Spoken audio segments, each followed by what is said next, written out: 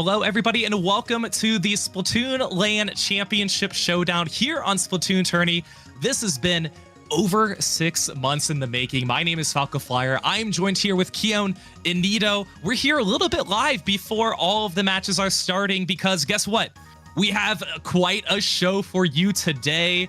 This is finally all coming together. We are so excited. Keon, how are you doing? I am doing well, just fresh off of a cast from earlier. Now I got all the energy in the role for this LAN Championship Showdown. Falco, I'm really excited to see what's ahead of us coming into this. All right, and Nito, we're super excited. This has been in the making for over 6 months now. We are going to be seeing the best of the best face off today.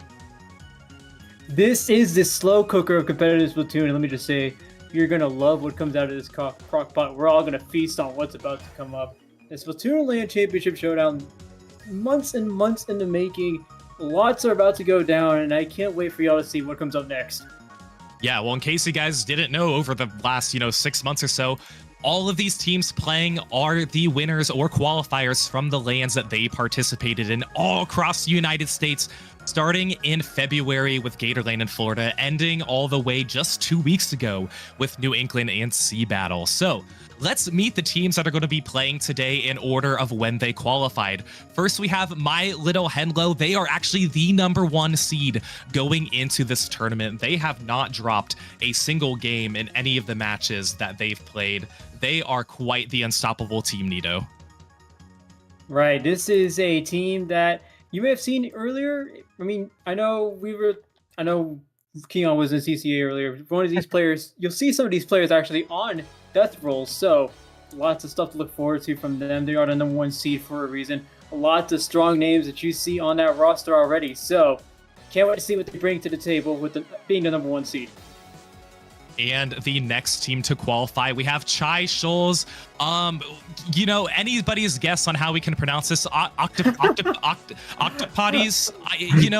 That's kind of what we're running with. Oh man, they're coming out of Chai Shoals, and by the way, Chai Shoals is one of the longest running Splatoon LANs in the scene. Shout out to Froppy for keeping it going. And they haven't really had many competitive.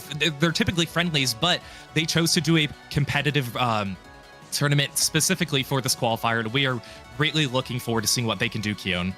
Yeah, I'm greatly excited to see what this team coming out of Chai Shoals is going to do. Definitely recognize a handful of members, especially Leonidas, which we've seen them before from Take Your Meds a while back. So want to see what this group has in store for us. And I feel like with this team, of course, coming in from the last seed, I'm excited to see how they perform in the big stage here, Falco.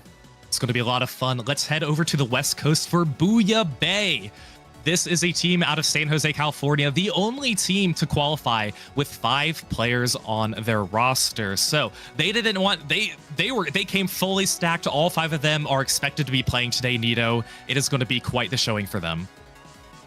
Right, and just same story that we saw with My Little Henlo. A few familiar names here. One of them that's sticking out to me is going to be Helix. You may have known them from Osmosis last year. But either way, this is going to be... It's funny enough, this is the only team with 5 players on their LCS roster. And they've been playing with each other for a very long time. So what better way to celebrate their LAN Championship, qualifying them by coming together one more time to see what they can do as a 4 seed.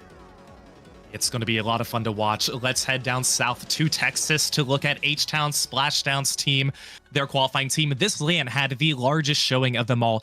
18 registered teams who showed up, a lot of them on the CCA side, Keon. But we have Tormy, Woof, Guapa, and Star Lullaby playing today.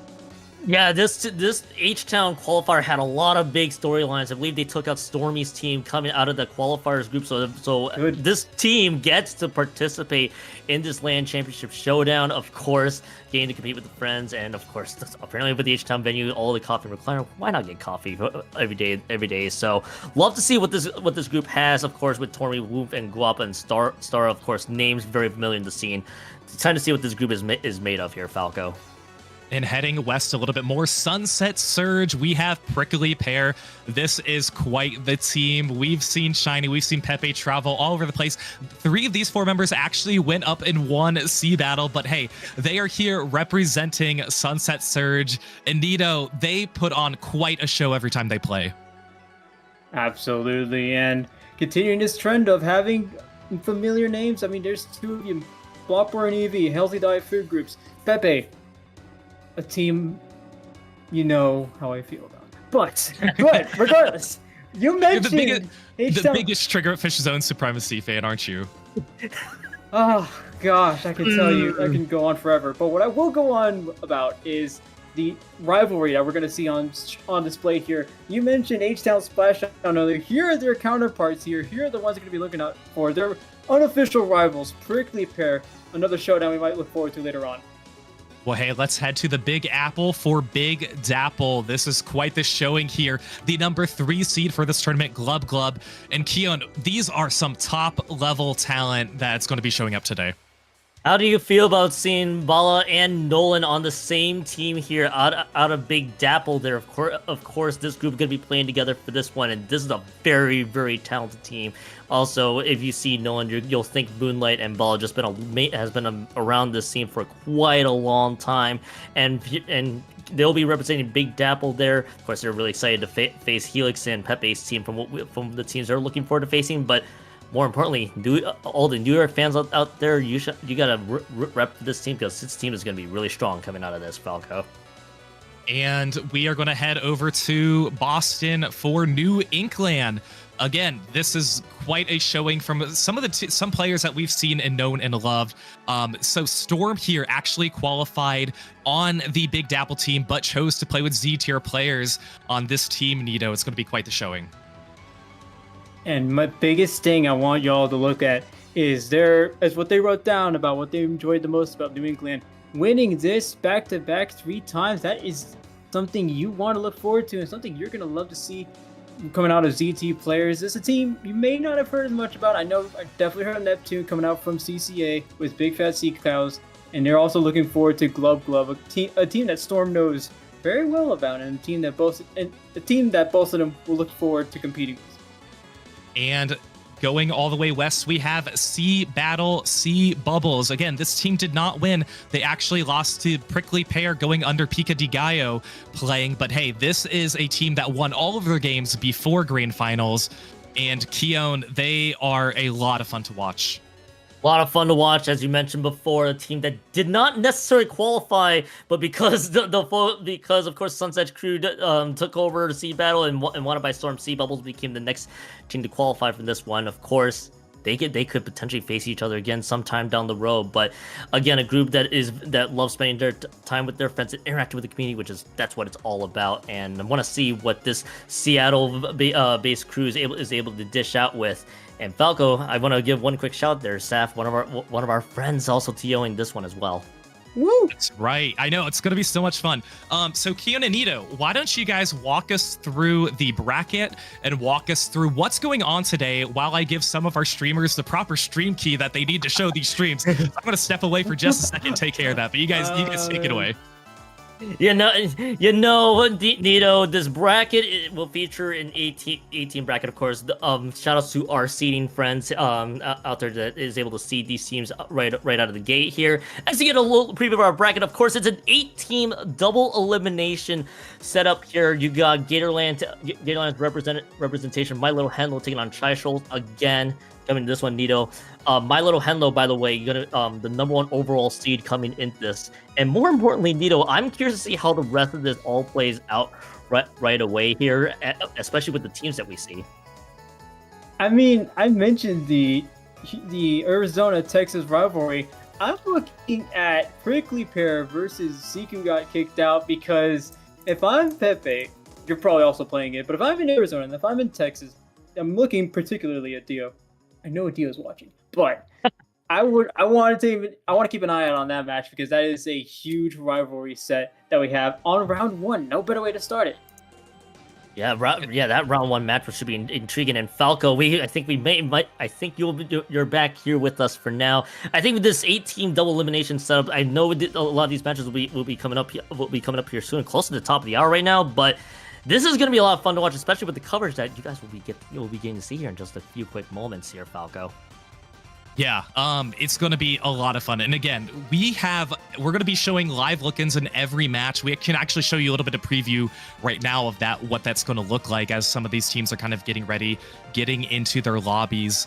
And this is what we're going to be showing, not just this scene, but we're going to be doing look-ins on individual matches all tournament long, just so you guys can catch all the action. Of course, we hope that you can have as many streams open as you possibly can, but hey, if you can't, this is the place to be to catch all the action. If you are an NFL person and watch NFL Red Zone with Scott Hansen, hey, this is kind of the style in the broadcast that we're going to be trying to run with. So it's going to be a lot of fun. Again, a lot of these teams still just trying to get into the lobbies and everything. But, let's talk about how this tournament actually started, too, because a lot of the tournaments will, we've been broadcasting a few of them on Splatoon Tourney, just a lot of the locals that happen.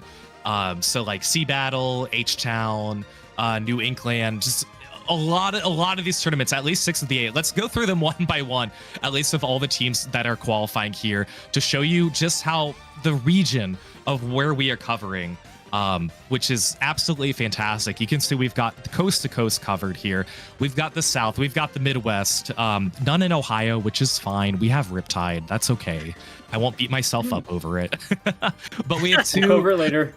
Yeah, not right now at least, but we have 2 in the New England area, and again, it's just so nice that we have all of these great local TOs who wanted to be a part of this broadcast too. When we were talking about it, when we were brainstorming it, everyone is like, yes, we want to do this. We want to be a part of it.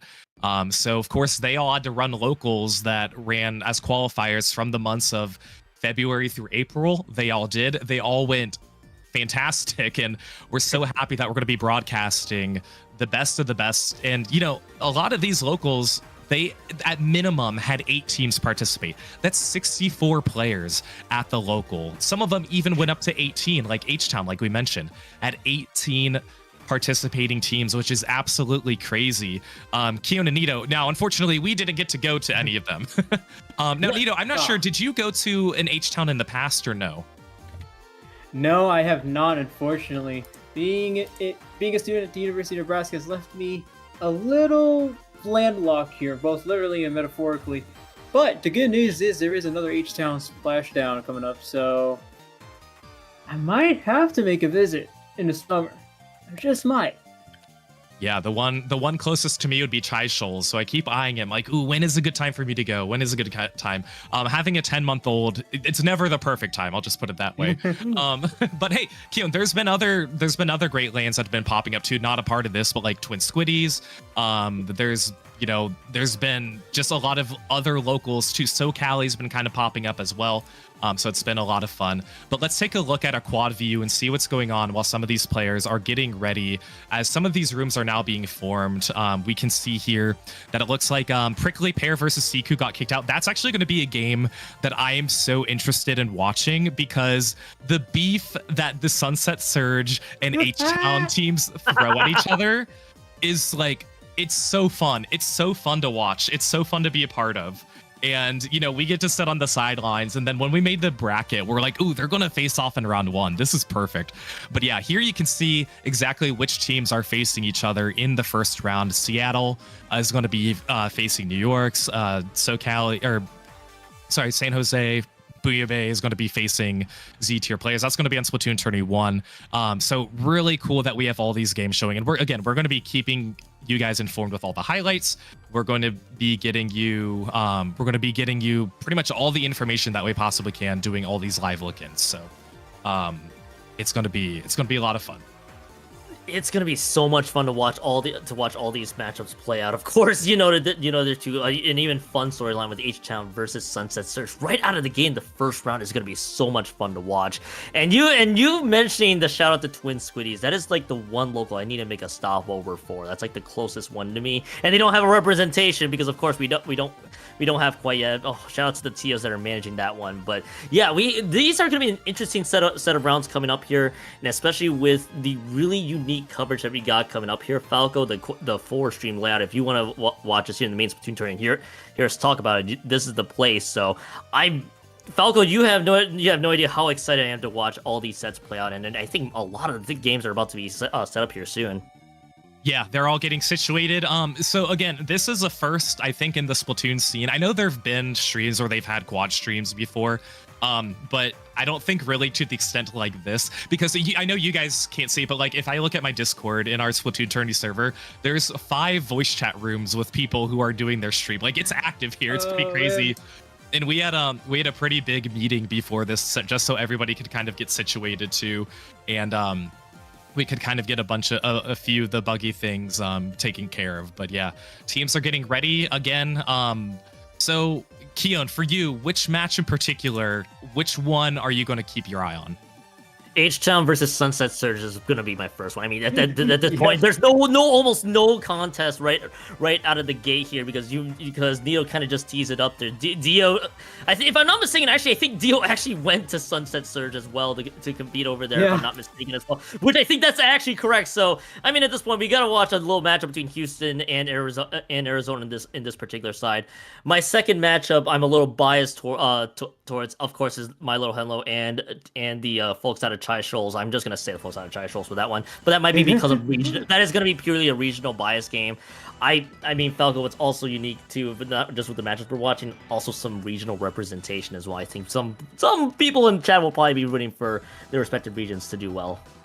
Yeah, and I think that's what's the most exciting part, because like, of course, all these teams are, on paper they are pickup teams, which is fine, and we know now is like, oh, pickup culture, yada yada yada. But there's so much more to root for now when you have a city, when you have a state that you're rooting for, because you want your local to win. Obviously you can have friends who are participating, maybe you do want them to win, that's fine, but you are rooting for your specific home team. So Nito, team that you are interested in. I feel like the easy answer here could be Prickly Pear versus Siku got kicked out, but we do have the 4 versus 5 seed here of Bouya Bay versus New England. That one again is happening shortly on Splatoon Tourney 1. That one on paper is going to be the closest game.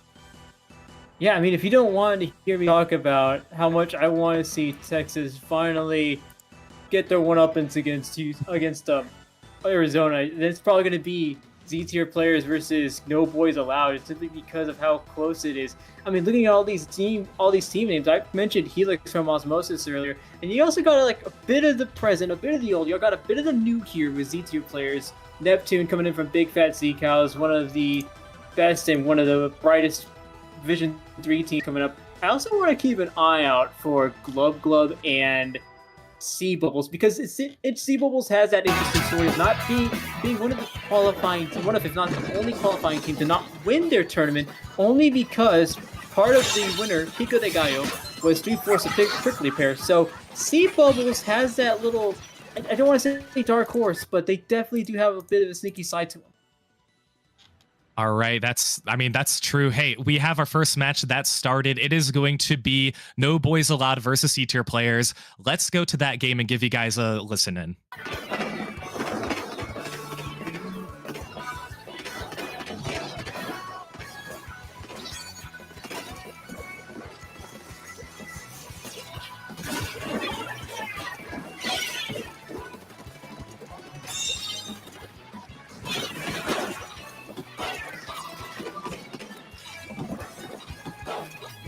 All right, so I guess we don't have the audio from the commentators for the specific game, but that's fine.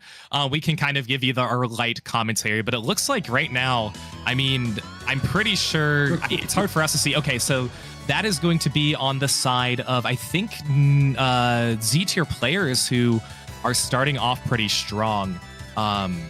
So if we could look in just to that game right now on Splatoon Tourney 1, we'll try and give you a closer look. Okay, so yeah, it is going to be No Boys Allowed, who finally do have the zone. Z-tier players, they did get it down to 9, so that's a very good push, but it looks like they are going to be locked out. A few of them trying to come back in, but this game in particular, Keon, started off very strong. Now, of course, they're starting on a very unconventional map and mode here for Hammerhead Bridge, but still a solid lockout start.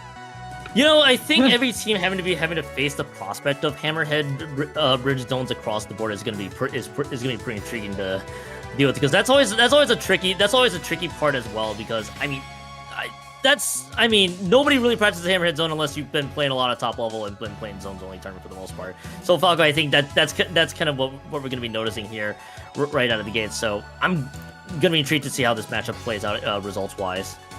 Yeah, let's take a look over on Splatoon Tourney 2 real quick. Prickly Pear versus Siku got kicked out. Again, that match is also underway right now too. So we can see here Pepe trying to push up. So they don't have the lead right now. H-Town has the lead. Again, H-Town, the 7 seed for this particular, for this tournament, really showing a strong start. Torb is going to be trying to come in, is going to be going down. Prickly Pear, they have the zone. I don't know how long they can really hold on to it, because H-Town, they seem to be coming in pretty strong, but a few of their 3 are going to be going down, Nito. Right, almost too strong there. They've already 3 players. That's going to be the lead swap for on the favor of Prickly Pear. A very scary situation for both of these players, Tormy and Stara, but they end up getting out of that just fine. It's worth noting that Siku got kicked out, made their way here because of a huge upset against their grand finals counterparts. So it's going to be interesting to see how they do the rest of the set, but as it is right now, Prickly Pear is going to get first dibs at the W as they take game 1. Prickly Pear taking game 1. Let's head back to Splatoon Tourney 1, where No Boys Allowed versus Z-tier players. We can see here that it looks like No Boys Allowed trying to hold on to keep the lead. I believe they're in the green. Unfortunately, we don't have the proper ink colors. It's a little trickier for us to read this as well, but they are going to be able to take the lead here. So yeah, it's going to be No Boys Allowed going to be getting the win there in game 1, so they're going to be taking that. Let's head over to Splatoon Tourney 3. Their first match is now underway as well, as we take a look at My Little Henlo versus Octopoddies here as they break in. Sorry if it's a little fuzzy for you guys, it's a little fuzzy for us too, but you know, we have a lot that's going on here. And we'll take a look too also at Splatoon Tourney 4 as Glub Glub versus Sea Battle. They are also underway right now, where I believe that is Glub Glub with the early lead, with that early cap, and in their lockout position now, Nito. Right, this is the team I was talking about. You do see a lot of notable names here. Balloon, you got Nolan, you got Keen says GM. Lots of good stuff here coming out from Glub Glub, but Sea Bubble finally gets their chance at the tower here. A few special coming out from the side of Glub Glub, but Sea Bubble rather, doing fairly well, holding on to zone here. 4 minutes left to go in that match, and the zone will swap again. Yeah, and right now, My Little Henlo still doing what they did best, proving why they're the #1 seed, just getting those picks as they're trying to run around, getting more picks. One of them is going to go down as well. It's going to be pretty hard for them to break back in if they're Octopoddies, as they're going to be going down. But again, this really is to no surprise just how strong My Little Henlo is. Again, their team, they've won weeklies. I think a few SOSs. You know, they've had, I'm sure, a few different players play as a part of different types of pickups and whatnot. But they're going to be showing a very dominant game here in their first game. Right now, the only game going on right now, while the others are queuing up, is on Splatoon Tourney 4, Glub Glub versus Sea Battle's Sea Bubbles, and this one is a more contested match now, Keon. Yeah, this suddenly got a lot more contested right away, while the other 3 matches are still weighing along. So I love the little back forth that we saw right away there with that wipeout that is showing on the score. So it kind of feels like it lends a credence here, Falco, with how closely contested the 2 teams that we're seeing here. Between the representative of Sea Battle, and more importantly, this is the representative from Big Dapple's Hand, which has a lot of heavy hitting players themselves. So it's intriguing to see that this is going as back and forth as we go right along. The more this game progresses, Wipeout is going to be there, so this could be a big surprise. Yeah, that is going to be huge, especially on a map like Hammerhead Bridge. That is going to be really big. So, I mean, not that this map ever really comes up in comp. Honestly, this map is only here because we most of the tournaments have a meme map of some sort. But if we used every meme map, we would have 8 for the lands. And we're not going to do that. So during our TO meeting, we're like, okay, we'll choose 1, and we did Hammerhead Zones, which, to be fair, was in Ludi at the very beginning of Splatoon 3. So if Does that give us any credit? I have no idea, but it is out of left field. But you know what's not out of left field here is Glub getting these good picks here, as Nilla and their teammates are doing a really good job on their lockout now. Nito, they seem to be holding this one down pretty well. Yeah, no kidding. I mean, we're looking at two players already going down, one on each side, but it doesn't really matter because Glub is that close. Oh, a little bit of a scare there at the beginning, but that is a game 1 going towards Glub.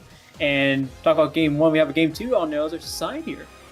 Yeah, Splatoon Tourney 2 here, Sunset Surge, H-Town, Sunset Surge getting that first win. They look to be in pretty decent control here on Rainmaker Humpback, pushing down to 41. Of course, turning that elbow is always going to be tricky, as Tormy is going to be trying to get some picks here. You know, the comps here, who's on Bamboo for Sunset Surge? I couldn't see who that was. Yeah, that's what I was wondering too. It's like who? Oh, that's is, probably who Shiny. Is That's probably Shiny, of course. Oh, it probably is. Looks like Blopwar. Yeah. It's Blopwar. Oh, it is. Oh, it is. Okay. Oh, it's okay on Siku. Okay, never mind then. Okay. Yeah, they're the one who's picking up the Rainmaker. Okay, interesting. Okay, so there's a Squiffer. Okay, so Shiny's probably on Squiffer then, for Prickly Pear. Well, okay. Yeah, but see, this is exactly what I was wondering about too. But there is, man, just seeing all this action, also just playing in front of us is really unique to see. Unique to see. As we got some great vanish shots. By the way, shout out to all of our streamers. By the way, Falco for being able to give us all the beats that we have, as well as we get that first push going right along. And actually, I'm also just trying to recognize like some of the other members here out of H-Town and Sunset Surge. It's also giving me a bit here, Falco.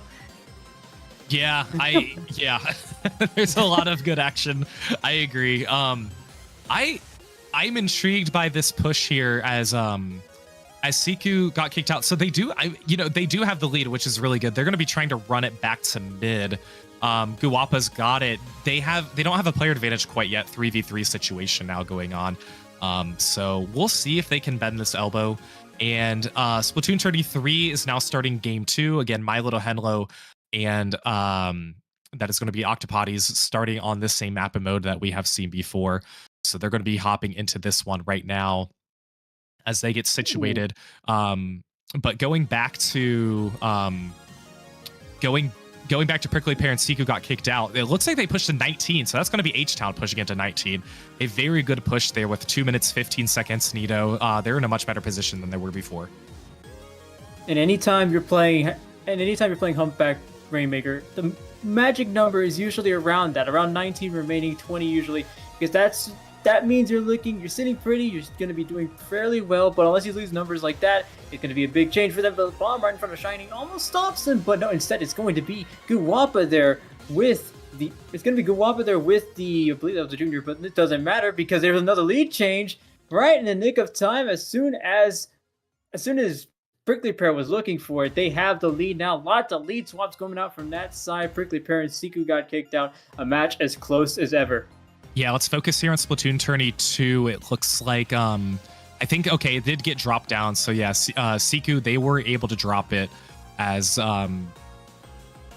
as Sunset Surge, they push it to 4, which is really good. Now 3 are going to go down. That's going to be really big for Prickly Pear as they're trying to push them out and lock them out. They can just hold on for, I think, the minute here remaining. And they should be in a pretty good position to do that. So,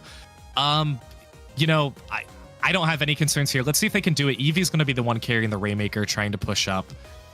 How far can they go? They're going to be trying to avoid some of these obstacles. I don't know if they'll quite get the knockout, but they're going to be keeping this pressure that's going on right now. So, H-Town, they really got to try and do something. And now's the perfect opportunity, Kyo, because 3 players on Prickly Pear were down. I was gonna say this is pretty much the prime opportunity for them to basically wrestle this one back, as we get to see that Prickly Pear lead. It's always the fun thing to deal with when you're watching Humpback Pump Track Rainmaker overall, even with the pick onto that Rainmaker. That's gonna be the thing. That's gonna be the thing I'm gonna be curious to see with this final push. Of course, 20 seconds left to go on the clock, and this is always where things get a little treacherous, really, for any team that plays this one through and through. Falco, this was the big opportunity for H-Town to see if they can get on the board. Yeah. Yeah, all right. And now we have 3 games started, or 3 games on Humpback Rainmaker going on right now. We can see My Little Henlo and Octopodes. This one is actually a close game, about 3 minutes in. So this is definitely a major change of pace from what we had seen before. As you can see, Henlo there on the wiper taking care of some business, as well as Clover is trying to take care of the Rainmaker. While they don't have a player advantage quite yet, now they do. So this could be Octopodes' opportunity to push. They don't have the lead quite yet, but look at that. As I can't really read the name who picked it up to try and take it, but it was a close one. Also, we can see here that Prickly Pear getting that game 2 win against Seek, who got kicked out. So they're going to be at match point here right now. Let's focus on the 2 games that are still going on here. Glub Glub versus Sea Bubble. This game just started right now. Look at that, pushing all the way to 12. Let's take a focus in on Splatoon Tourney 4 so we can get a closer look to see which team in particular scored and got that push. That is going to be Glub Glub, I believe, that got down to 17. That might be it where Glow got it down to 17. I think that definitely confirmed it for sure. So I believe we do need to grab a quick score on the board there as well, because that is the game 2 on that side of the fence. So want to see how this all plays out overall. It looked like one team pretty much had a full push on that Rainmaker all the way down to the 17-point marker, but obviously you and I both know Falco is it's a very volatile map overall still in this Humpback Pump Track Rainmaker map. Yeah, it can really be anybody's game whenever we're in situations like this too. So we'll see. That's going to be a nice pick there from Mar onto Nolan. That's really good. Okay, so now here is that's going to be Sea Bubble's opportunity to try and push it up again. They only got to 17 or 77, so they haven't gotten past that first checkpoint quite yet. But let's hop over to Splatoon Tourney 3, check in on Gatorland versus Chai Shoals, as it looks like, oh, that was, okay, so you can't see quite yet, but we can see it there. That's going to be, Octopodes actually has the lead right now with 34. They're going to be taking it. So now My Little Henlo on to overtime here. Okay, very interesting. I did not see them in this position. Let's test their game audio to see if we can get a live look in on the comms. We will mute ourselves for just a second.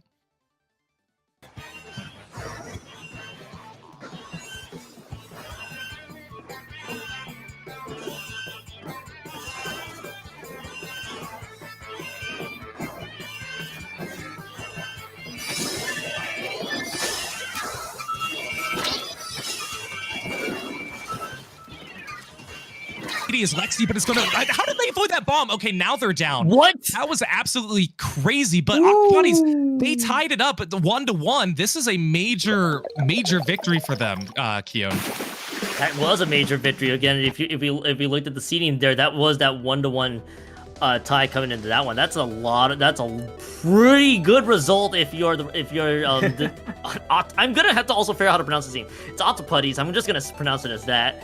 On 3, because I think we also got 2 games going on right now in 2 and 4 specifically, especially 4 right now, with Big Devil and Seabell still going on with about 1:10 left to go there, Falco. But I'm gonna be excited to see how this push can materialize right away. Yeah, that was an incredible push there. Focusing on this game right now, Sea Bubbles, they did have 3 specials at their ready, but really nothing quite yet, because last we checked they were at 77, still at 77 with just under a minute remaining right now. But you know, it's gonna be, I think it's just gonna be stalemate. Prickly Pear and Siku got kicked out. They are moving on to their 3rd game, Flame Blitz Scorch Gorge here, and it looks like I believe is H-Town, if we could go to that game on Splatoon Tourney 2. They have, I'm sorry, it's Umami Ruins. They have the lead to fit at 59. So yeah, that's going to be pretty big for Prickly Pear if they can get this knockout and get the, I'm sorry, it's Siku got kicked out who has the lead at 59, which they desperately need if they want to progress the set. So Nito, this could be a turning point, but not when there's 3 members down. No, absolutely not. That's a double Zuka popped at the same time. No staggering, no daisy chaining. It's just going to go straight towards that basket. That's what I love about these players, is that they like to go fast and loud, and fast and loud they've been doing so well. Now they need some more power plans to follow up with it, and they do. Eevee's going to come up with them. 38 remaining. It's not going to be a new number. 35 now, thanks to Blopper for Prickly Pear. H-Town does nothing to respond with, it seems like, for the rest of this set. And Eevee has actually come up with a few more, coming down to below 20 remaining, so that's even bigger. I mean, look at how far back Seek got kicked out, was getting pushed back, and then there's another wipeout as well. Prickly Pear doing everything to make sure they can close this short little rivalry quick. And if Pepe makes that, that is going to be a 3-0 sweep for Prickly Pear. This is going to be best of 5 all the way through, and this is the best way of showing it. Prickly Pear taking one against Seek, who got kicked out. Prickly Pear, the first team to win. While we were doing that, Glub got a win over Sea Bubble, so they are up 2-0. Let's check in on the game. The only game that's in action right now, My Little Henlo versus Octopotties, going into here, game 3, again tied 1-1. We apologize for the rendering. There's really nothing we can do about that. But of course, you guys can watch this game native on Splatoon Tourney 3 if you want to hear the audio from there. So I believe... you know, I'm still kind of again, I don't want to discredit Octopotties for that, but when you're facing a team like My Little Henlo, you just don't really expect them to go down like that. And of course, it's Remake or anything can happen. But Clan Blitz, things could be a little bit different. We never know. So let's take a look actually at the bracket right now, since one of our sets is finally ended, I believe. Yeah. So Prickly Pear is going to be moving on. They are going to be facing the winner of Glub versus Sea Bubble. Again, we've seen that Glub was in a position where they seem to be, you know, in a good position to move on. Siku got kicked out, the first team to move on to the losers bracket. So they'll be facing the loser of Glub versus Sea Bubble. And then we have a tied set. We have a tied set, Nito, which is always so fun. And it's the most, I don't want to say the most astonishing, it's definitely a reason both of these teams are here, but it's the most eye-popping set to me that's on the tie because of how close these two teams usually are, or how close these two teams don't seem to be on paper. I mean, you have My Little Henlo, a team with names that appear almost all the time in high-level competitive Splatoon, and the Octopotties, a team with lots of history on their own side, but when you look at the teams between both of them, or when you look at the history between both of them, it's almost no surprise that it's so close here. Yeah. And also we just got word now that I think Storm from Z tier players, their fire alarm went off. So that I think they might be in a dorm or something, but they're so that game will be a little bit delayed. I don't know if they found a sub or if they're back. I think they're back actually. I think they're back now. So again, that's why that one is a little bit delayed with no boys allowed. Only up 1-0 right now, but let's check over on the side of Sea Bubble versus Glub as it is, you know, just starting once again right now. And 3 are going to be going down pretty quickly. I think on the side of Sea Bubble, as Glub is going to be, that's 3 down on Glub as Sea Bubble is going to be trying an offensive push here with Cooler, with the bubble. We'll see what they can do here. They don't have any power clams formed at the right now. They do. They finally get the power clam in. So this, I think, will be a good push for Sea Bubble. Right, no kidding. It's a good push for Sea Bubble indeed. A good way to start things off on Game 3, especially when you have Glub, your opponents on match point.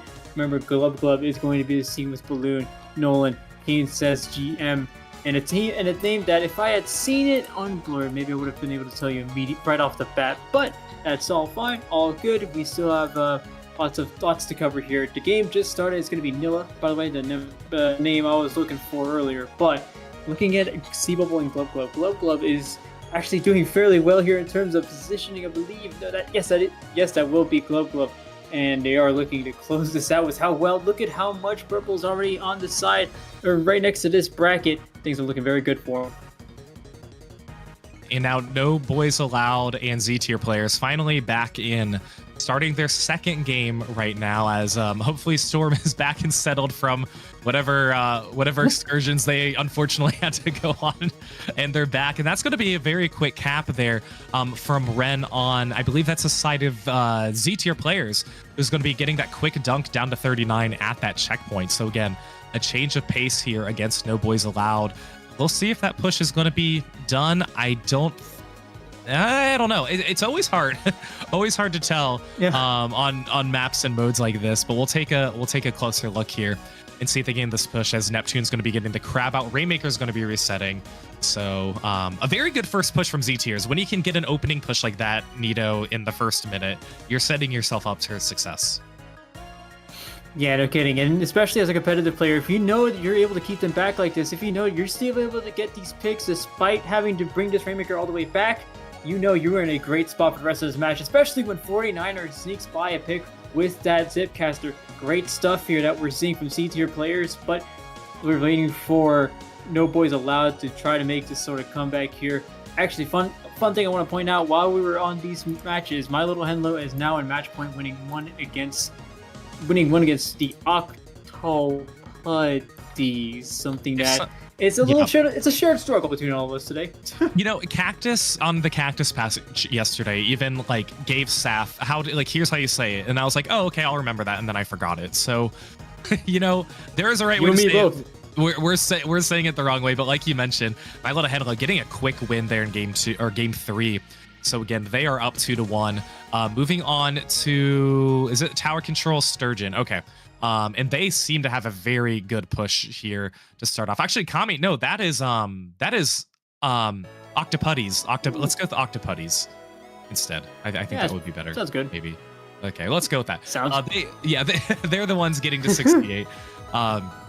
So very strong showing for them. Again, as we look into Sea Bubble and Glub Glub now, they're just under a minute remaining in their match on Splatoon 24.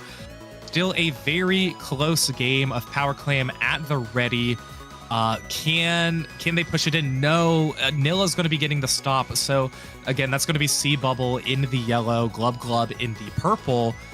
Glub Glub up 2-0 and has the lead, but 3 down. Oh, the delayed wipe. This could be Sea Bubble's opportunity, Nito. Yeah, no kidding, a wipeout, and now you've got people in position. I mean, you don't need to upgrade a surf quality here. It doesn't matter. You know exactly what's going on when you see wipeout like that, and it looks like we might be in for a lead change. Yes, we do. There's one player scurrying off on the side of Sea Bubble. They made their case, though. One more would have gotten him into overtime, but it doesn't matter as long as you have one player staying up like that. All you need to do is sit back, wait for Glub Glub to make the moves, and the moves they are making already. There's one Kraken coming in from Glub Glub. 3 players down, 4 players down. Wipeout right in the nick of time for him. That is going to be a win for Sea Bubble. All right, and Keon, a lot of great action going on. Pardon my voice. But we can see one. Okay, so Splatoon 24. So yeah, it just ended there. Like we mentioned, with the lead change and everything, this is going to be quite the set too. Oh, it's so close.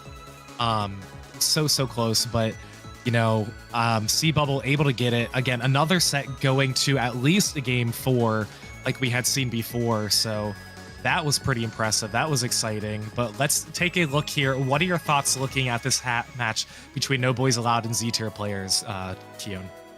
Yeah, right away, from what I see between No Boys Allowed and Z-tier players right away. I mean, it looks like so far very close matchup, obviously with the delay in mind right to start. But it looks like if the colors are to be believed right now, New England obviously getting that initially, that is going to help their cause with that 27 seconds left to go. Of course, when you're trying to win that second game, you want to put that in a 1-to-1 tie, especially in that best of 5 right away. So the folks representing Boston will need to root hard for this New England squad to take it home, but Bouillabaisse is going to definitely try to look for other answers. But I think dropping that one might be okay for now. So might be a nail biter finish on the way home. They just gotta get this Rainmaker pushed up just a little bit more to start. So let's see how that all plays, which it does not look like it won't be the case. So that's that for that particular matchup, and all matchups right now in intermission here, Falco.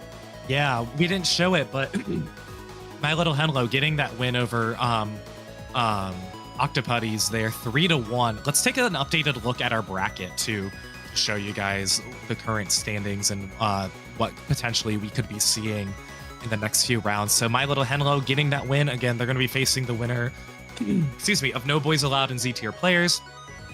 They just finished their second match. Scores yet to be reported. We will get that updated very soon. Glub Glub, Sea Bubble, this is going to be the one we want to look at. Match point here for Glub Glub, Nito. Are they going to be able to pull it off?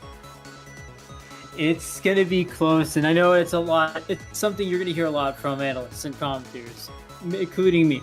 But Glove and Steve Bubble are going back and forth so much throughout these matches. I'm having to keep an eye on to the multicast myself just because I need to see, because it's so close to what these two are going for. It looks like something that on paper the Glove should be able to cruise by very quickly there. But I mean, Sea Battle, despite being the one team in this entire tournament that hasn't won the tournament itself, they're doing so well, and it's going to show why exactly they've been put in here, despite what their record may have shown. Game 4, or Splatoon Tourney 1 and Splatoon Tourney 4 going on to their next games 3 and 4 respectively. So again, we mentioned that Glub trying to get in a position where they can just knock this out. No Boys Allowed Z-tier players got a little bit delayed, but they are back in action here. Both of these games going on at the same time. The only 2 sets remaining, as we have 2 winners already from our other 2 matches. Keon, so Sea Bubble, they got the win there, a much needed win in game 3. Are they going to be in a good position here, do you think, to get this next one as well? They so far with the way they're playing, they should be in prime position, especially with this one being a very interesting tower control map here in Sturgeon Shipyard. So this one can get a little awkward to maneuver there, but with Sea Bubbles in play, this could be their chance to strike big. Again, especially against Big Devil, which is a very strong team, especially on paper. You have to put all of them together at that stage and see how you can deal with just a powerhouse hailing out a Big Dapple so far. So again, we'll have to see how this match plays out. But obviously, a very important matchup for Sea Bubble if they want to keep this one going. Yeah, this game is headed back to neutral. In the other match going on right now, No Boys Allowed as Z-tier plays also neutral. Look at that triple! Oh my goodness, that was they better clip. We want to show that on our intermissions scene. So let's hope who's the stream? Is this Splatoon Tourney? This is 4. Let's hope Saf clipped that. Saf is the one who's streaming on that channel, so let's hope she's got that for us, because we want to be able to watch that again. But let's take a look over on Splatoon Tourney 1 again. This set is tied 1-1. Ooh, this is going to be a very strong push. This is going to be for Bouillabaisse, who has the lead, getting down to 35. So that was a very strong push. I think that was all in one as well, so we'll be keeping an eye out for that. Of course, keeping you updated. Let's head back over to Splatoon Tourney 4 right now, where it looks like Big Dapple able to push down to 35. Yes, 35. They are still going as they are approaching this final checkpoint. So they're in a good position as well. Just about 2 minutes 30 seconds remaining. We're going to see how Sea Bubble counters this, Nito, but it doesn't look like it's going to be a very easy task.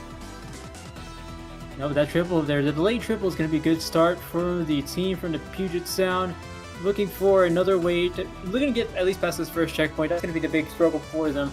I know watching this stream on one of the mini streams at that multi-viewer, it's been a struggle for them to get past this first checkpoint, especially with what Glub was bringing. But when you have an A-leader making plays like that, maybe it's not too difficult after all. They're already at 40, 30, 35, 35. Now they're getting past that lead before I can even say it. They've already gotten the lead now. This is looking very well here for a team that was struggling earlier. Yeah, they were struggling earlier, now have seemed to be picking it up again. Taking a look over here on Splatoon 21 again. So C-tier players had not really had any progress yet. They do have some power claims, but it's just so hard for them to break back in when you're facing a very tough team like No Boys Allowed, because they are just all over the place. And remember, No Boys Allowed, they have 5 players on their team. They're able to bench somebody, so that's definitely an advantage to them. No other team has 5 players. Every other team besides No Boys Allowed has 4, so they're able to be a little bit more picky on who they want to have, because I don't think there's anybody that's really a designated sub or anything. But let's take a closer look here, as Kuffa is going to be trying to push in with Muty as well. They're going to be getting that push in. Is there going to be any follow-up? I don't quite see any yet, as 49ers trying to just clean up, take care of some business, but they have about a minute left to try and do so, and also a minute left on our other game as well. But the tower is solely in Glub's on Glub's side, looking over on that match as well, so they're going to be in a very good position. we will focus on our split screen for the duration of these games, as both teams who have the lead seem to be in pretty solid command, as Glub Glub seems to be in a very good position to knock this out. Kion. Yeah, I was gonna say that with that lead change happening in the last handful of seconds there, with all the fights that are happening, I think that is gonna be the KO. Now I need to look closely here if that was Sea Bubbles on that side.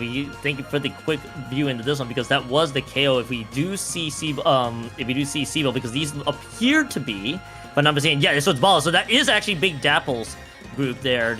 That actually won it all there and that was that 3-1 finish. So that set just entered final. Going over to Splatoon 21, which I believe is our only live set left to go here, Falco, in about the last 3 seconds. About the 35 points remaining. The overtime gonna be a tough assignment. So we're gonna end up having a winner here. I believe I looked very closely into this matchup. It might be Z tier players, if I am not mistaken, happening here soon. So this will give us some time to get your breath here, Falco. Yeah, and that was their opportunity to get that power claim in. Yep. It's not going to work. So Z-tier players, yeah, they are going to be up 2-1 for this this match. And like you mentioned, Kion, this is the only one that's happening right now. Let's take a look at the bracket currently to see which teams are moving on, which teams are going to the losers bracket. So right now, no upsets. We have the number 1, number 2, and number 3 seed moving on right now. As expected, the 4 and 5 going to a game 4. Again, they were a little bit delayed. But hey, all of that action is over on Splatoon. Splatoon Tourney. That one's on Splatoon Tourney 1. I believe. Yes. It's 1. 1. Okay, I have all of them pulled up, but I always forget which one is which. But yeah, you guys can watch that on Splatoon Tourney 1. Let's see. Do we have our highlights ready to show? Okay, so we've okay. Once they're ready, we can start rolling them, and we will show you some of the action that you may have missed from our live look and broadcast, because we want to see it. So let's take a look here. This is from Splatoon Tourney 2. Prickly Pear versus Siku got kicked out. A little bit laggy, but what are you gonna do? That's gonna be Funky Eevee getting a nice pick there. And then using their special. I mean, honestly, even through all the frames that were rendering, but again, there's a lot that's happening behind the scenes. That there, Falco, from what we see, I think that current roller just getting the claw would really helped out, and you guys can pretty much see where we're going with this one, with the lead obviously changing hands at the final and seconds of that, and it looks like just pause right there about that 19-11 difference, and still counting down. So that's kind of how that set played out for their on Sunset Surge's end. So love to see kind of all the action that's kind of condensed out here. Of course, we're still trying to iron out all the tech issues. It's fun figuring that stuff out, but it felt like that set between Sunset Surge and H-Town in that regard, that 3's kind of really illustrated how well that team played. As Falco, not to steal your thunder here, I think Splatoon 21 is actually about to get your game started here, because they're about to load in. I was thinking, yes, yeah. They are. Yep, they are loading in. So again, both of these games, or all these games for these teams, have been back and forth. There really hasn't been one dominant team either way.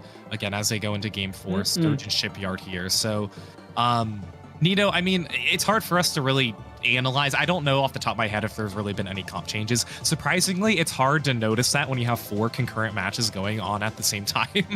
No kidding. Yeah, what are your thoughts initially? I mean, I'm looking at what No Boys Allowed has got out. They got the mini Splatling, which is interesting because it's not the semi, so they don't have that bubble yet, but they do have other specials at their disposal. You're going to see one of them come out. That is going to be the stamp, which is exactly why you want to pull it out if you're No Boys Allowed. That stamp is becoming very useful, especially after the buffs that came in a few months ago, and this is a huge opening actually for No Boys Allowed, the boys in the Bay Area, or rather the No Boys in the Bay Area. I think they've made their stance on boys very clear. But either way, they're going to do the second checkpoint. Look at how much splattage is going on our screens here. If splattage is the right word, and I'll find out very soon here, but no picks with that stamp.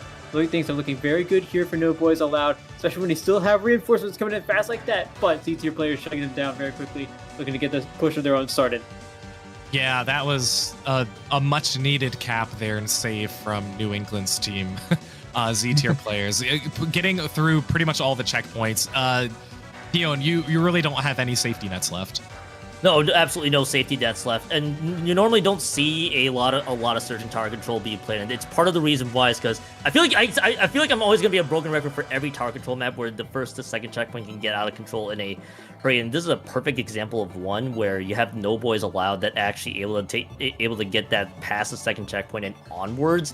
And now they can feel pretty comfortable with that lead, especially with the amount of time they actually had left on that clock. So far here, Falco, this is looking pretty decent here for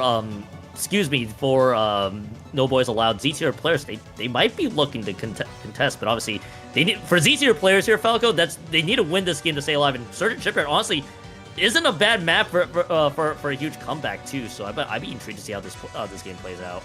Yeah, and like basically where Neptune was positioned with their crab, I'm like, yep, that is the crab spot where you want to have an offensive push. And they did get to 39, so like you mentioned, they had a strong push, but really couldn't do anything beyond that, and couldn't excel. But that's just it. Like Nito, it's so hard when your opponent's opening push gets all the way to 18.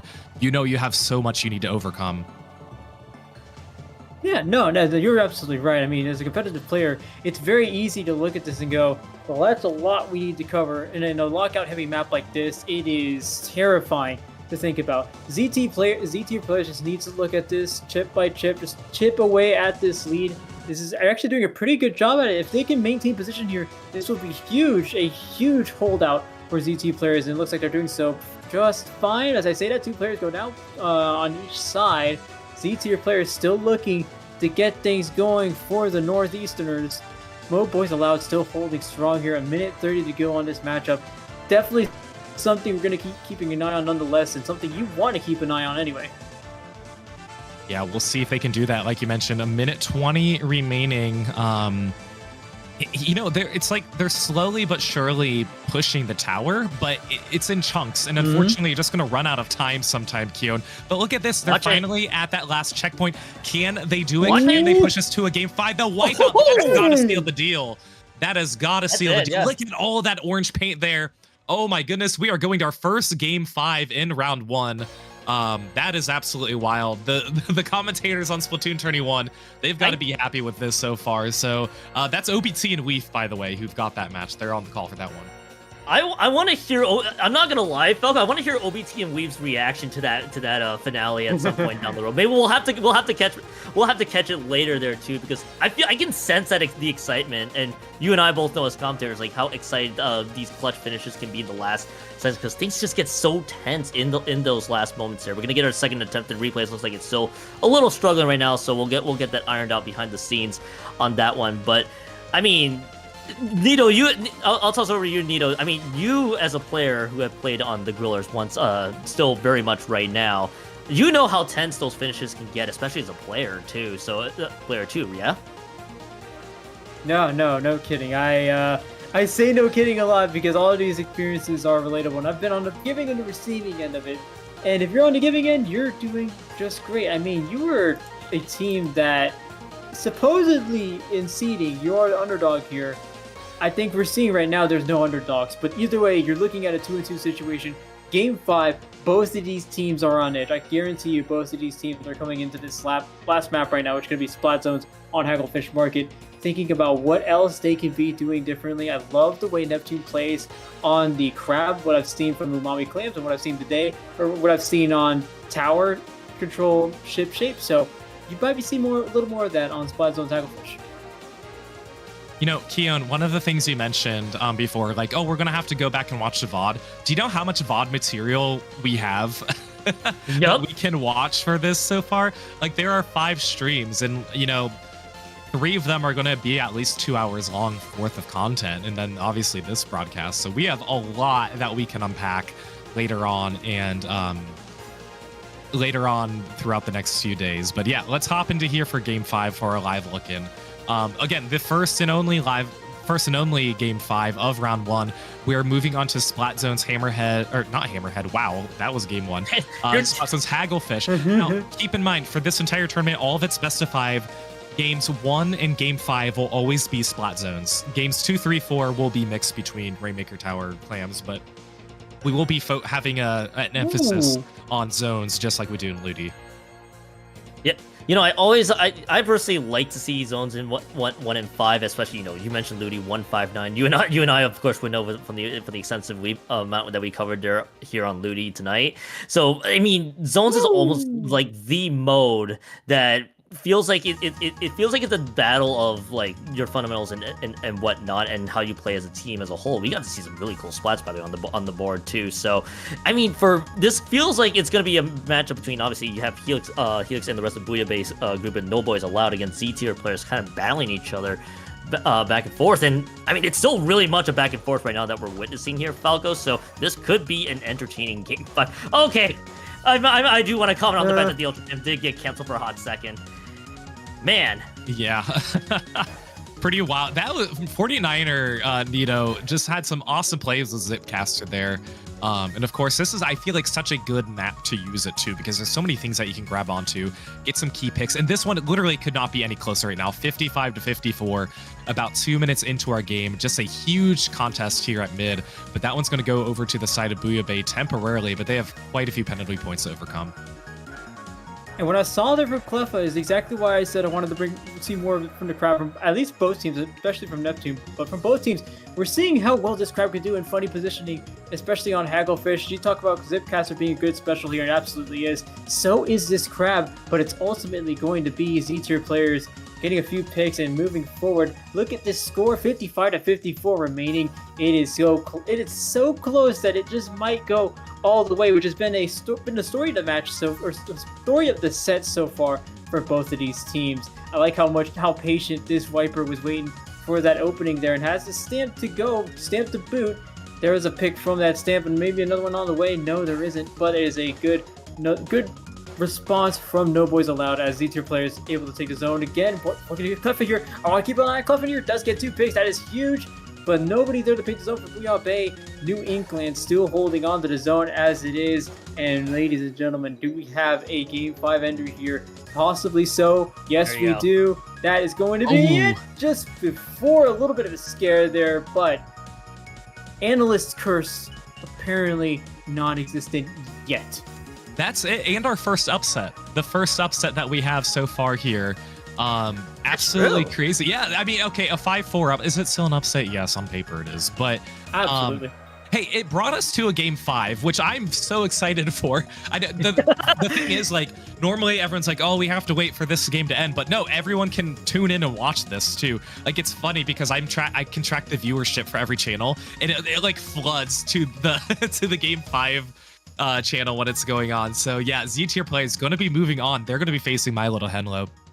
As you can see here on the bracket, Prickly Pear then is going to be facing Glub Glub. That is going to be quite a matchup as well. So again, for the next round, we still have our 4 streams. There's going to be 2 from the winners bracket, 2 from the losers bracket. Again, double elimination tournament, all best of 5. So unfortunately, after this round, there's going to be 2 teams that we will be saying goodbye to, Kiyo.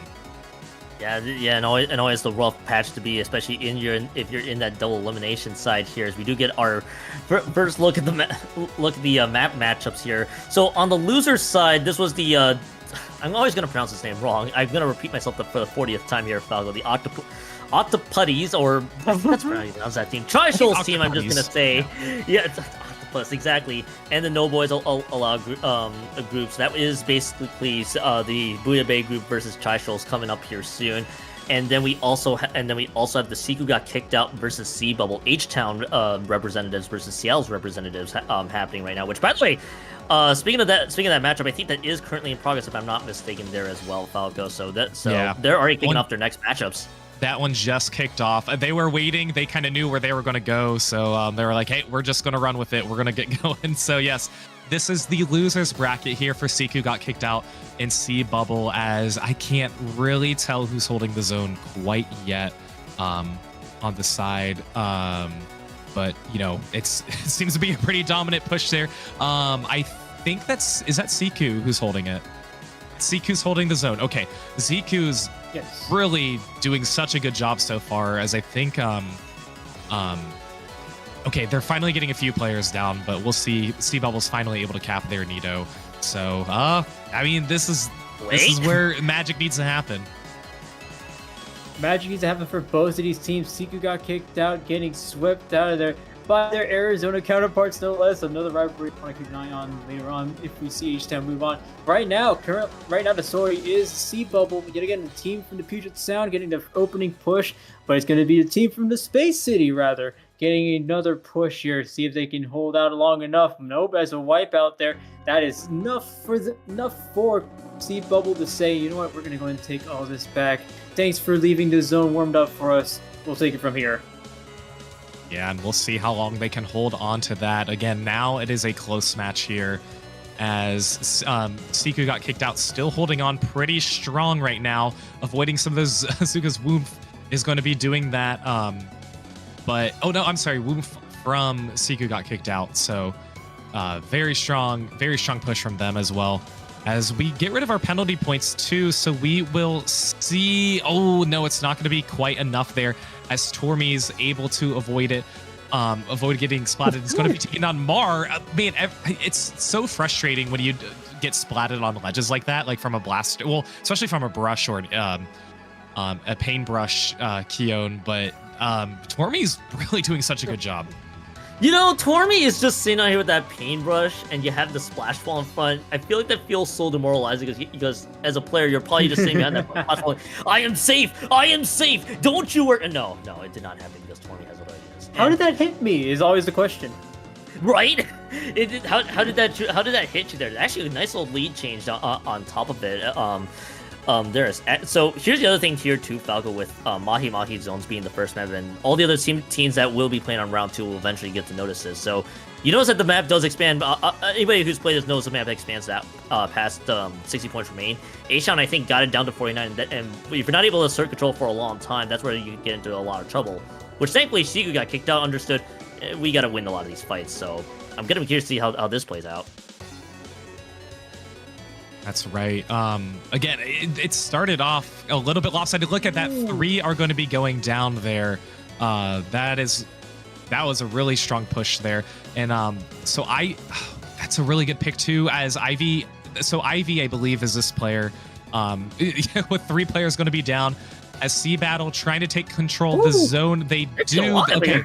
With 42 penalty points on the side of Siku got kicked out. Again, a lot of back and forth, and these teams, they hold the zone for quite some time, except for now they, lost it after like 4 seconds. But it's their lockouts are very strong. But I feel like as you approach later on into the game, you might panic a little more. You might have a little more gutsy plays where there's going to be a lot more flip-flopping. That's exactly that's kind of what we figure here throughout. And the more this game progresses here, I was about to know if it even gets to that point, because yeah, they get to the 3 down, and now C-Battle has a chance to cap, which they're able to. So I mean, Nito, for C-Bubble's end in this situation, I mean, what would be your ultimate goal, especially if you have a comp that has the heavy edit, the carbon roller, the decav, and that's a red pencil, I just realized. Yeah, and I love seeing it. But if you're a soccer fan, you know exactly what I mean when I say you're gonna have to park the bus right now. You have 30 seconds to go. You are this close to inking out your first win. Siku got kicked out, has this snowballing effect that if you don't keep track of it, you're going to lose this lead. But they're covering it so well. I mean, look at how well they've been able to cover their players. Only Tormy left where Siku got kicked out. Wow. All they have to do is paint his own. But look at that incredible coverage from C-Bubble, getting them the first win here. Yeah, that was that victory. And I saw pencil, and my brain immediately autopilot that to the cooler. And I'm like, I'm trying to figure out the last time I even had to call a red pencil ever in my life. There, Nito. I mean, you and I will be like, wait, what is that doing there? But I was gonna know, it's like we kind of saw that really cool back and forth between C-Bubble and H-Town overall. So that was really fun to see. And obviously, they're going to have to load up for this game, too. In all games, by the way, for those who are just tuning in on our main side, if I'm not mistaken, we're still waiting for the next matchups to go. So we got some time here to see how this matchups play out. And Falco, anything that kind of intrigues you at all with either regional with any of the matchups that you see right away, or you just be curious about to see which matchups close? Initially from round one, we had one upset on paper. Of course, that was Z tier players over No Boys Allowed. I don't want to say I'm surprised by that. I would say I'm more surprised that My Little Henlo did not 3-0 Octoputties, especially from what we saw. That's going to be a game, that game 2, that I want to go back and watch the VOD to really see what happened, to get a better look, to listen to our lovely commentators, to kind of get their take on it as well. So, the 3-0 from, I believe, Prickly Pear versus Siku got kicked out. I'm a little surprised by that, I think. Again, that's a 2 seed versus a 7 seed, but at this point, I feel like the seeds are all very close to each other. Again, I'm just very glad we saw a game 5 here in our round 1. I don't think No Boys Allowed was in particular very happy about that, but again, they're going to be facing Octoputties now as they are getting ready for their game 2. So we're still kind of waiting for them to join up. Prickly Pear versus Glub Glub, I think that's going to be another big one that we want to focus on. Again, the thing is, like, there's not a match that we're like, we don't care about that one. Like, we care about all of them. So yeah, of course you do. All of them are going to be very important. So it's going to be a lot of fun too. Nito, any surprises there from that game we just saw? Sea Bubbles versus Siku got kicked out. Not as much so far. I do like the fact that Tormy is using that brush as, like you mentioned, the same way I would use a blaster or a slosher. I like that Tormy realizes how much coverage she can have with that weapon, so it's incredible seeing something that looks unorthodox just on your screen. They're being used for something that it's totally more than capable of, and especially on Mahi zones, it is probably the best map to try that on. All right, we're taking a look at 2 games that are getting situated. Game 2, Sea Bubble versus Siku got kicked out, getting loaded up. My Little Henlo versus Z tier players about to start as well. So I'm going to be very curious to see how game 1 goes. For that winner semis, of course, you can watch that game on Splatoon Tourney 2. Splatoon Tourney 3 hosting Sea Bubble versus Siku got kicked out after Sea Bubble got that first win. But look at this breakaway. What? Oh, Keon, look at that. A very early start there. I think from Siku, if I'm not mistaken. Siku, I think. Yeah. Okay, from Siku. Yeah, that was crazy. Yeah, that was crazy. I mean, I feel like anybody will have to ask the question of when was the last time you've had to see a 30-second checkpoint clearing Crab Lake Rainmaker? Feels like it's been a while for the most part, but I feel like it also encapsulates like Siku got kicked out as a whole. Another one. But okay, so we're just gonna write all the checkpoints off in an email. It's just now both teams are realizing maybe we'd want to go back to Splatoon 2 at the end of the day. So that was a pretty cool breakaway though. All things Siku got kicked out overall. As we go over to Splatoon 32 because there's also the game this match that is playing out here, and it's and welcome to Mommy Ruined Zones for this one, and that's New England versus Gatorland, which is basically My Little Henlo and Z tier players. What we're seeing right now. Yeah, the battle of the East Coasts going on right here. You have Atlantic North versus Atlantic South, as these 2 teams are going at it with a pretty a soft early lead there from Z tier players, but now My Little Henlo's in a much better position. We have our 3rd game getting started too. Prickly Pear versus Glub Glub. They're going to be starting on game 1 here. Again, Zones Umami as they get situated too. So a lot of action still progressing here as we get our as we get round 2 started here. Waiting on our day's been started. Our day's been long started. You know what's funny, Falco? You know what's funny, Falco? I felt like that sounded like you mentioned the NFL red zone vibes. I almost felt like you wanted to say like the 7 hours of 7 hours. 7 hours there. And 7 hours of commercial free Splatoon. Yeah. Oh my gosh. I mean, essentially that's what it is. I mean, hopefully not 7 hours. You have like the 3 games that are all playing out right now. Which, by the way, Splatoon 32 is about to go final here in just a few quick moments because it's My Little Henlo that will get the cap to wrap up game 1. So that game enters into the intermission. Going over to I believe Splatoon 21. Actually, I think we're gonna have another game that's about to be. Nope, I lied. It is just the Splatoon 21 and Splatoon 23 that will have games available. But that was a great start by the way, for Gatorland to start right away. We're back here in this double setup. We joined in on the wipeout that had been in progress in Splatoon 33. I think that was Siku got kicked out that got the wipeout as well. Yeah, it was. And right now, okay. Or wait, or the receiving end of the wipeout. Sorry. Yeah, well, and also I'm looking at Splatoon 21, Sunset Surge finally getting that cap. Glub Glub got it all the way down to 36, having 49 penalties points left. So this will be Prickly Pear's first opportunity at a lockout, about a little over a minute in. So we will see how well they can hold on to this, as the bucket's going to go down. The heavy edit's going to go down too, but we see Nolan's Kraken come out. Can they try and contest? Probably not much, since they don't have much support from teammates. Not all their players are alive. Nito, a very tricky position to be in if you're the Big Dapple team, as you're going to lose the lead right now. Yeah, and especially with what Prickly Pear, or at least what we've seen from their gameplay, comp-wise and strategy-wise, they know how to. They already have double Zuka, so if you want to try something global, what Prickly Pear is saying is, go ahead and try it. Go ahead and try me. Let's see what happens. And you know the famous phrase, well, guess what? Glub Glub seems to have found out. Prickly Pear gets game 1. It's very hard to play against a team like Prickly Pear, especially with how much they can poke at you from afar. That double Zuka comp they have is no joke. No, it's really hard, especially when they use those specials in tandem. Of course, we see their matching emotes there. Let's hop over to Splatoon Tourney 3, where Sea Bubbles facing Siku got kicked out. 40 seconds remaining right now, as Woomph from H-Town going to be trying to push and take the lead here. They need to get down to 14, but they have 2 players down. They are just going to have 1 player. Guapa is going to be there to support them. Tormy is going to be jumping back in as well. Can Woomph make the jump? No, that's going to be a huge setback for them, unfortunately, as they're running out of time. And here comes the roller. That's going to be the wipeout. That is likely going to seal the deal, in Sea Bubble in a much better position now, as they are going to be getting, presumably, this win here on game 2, going up 2-0.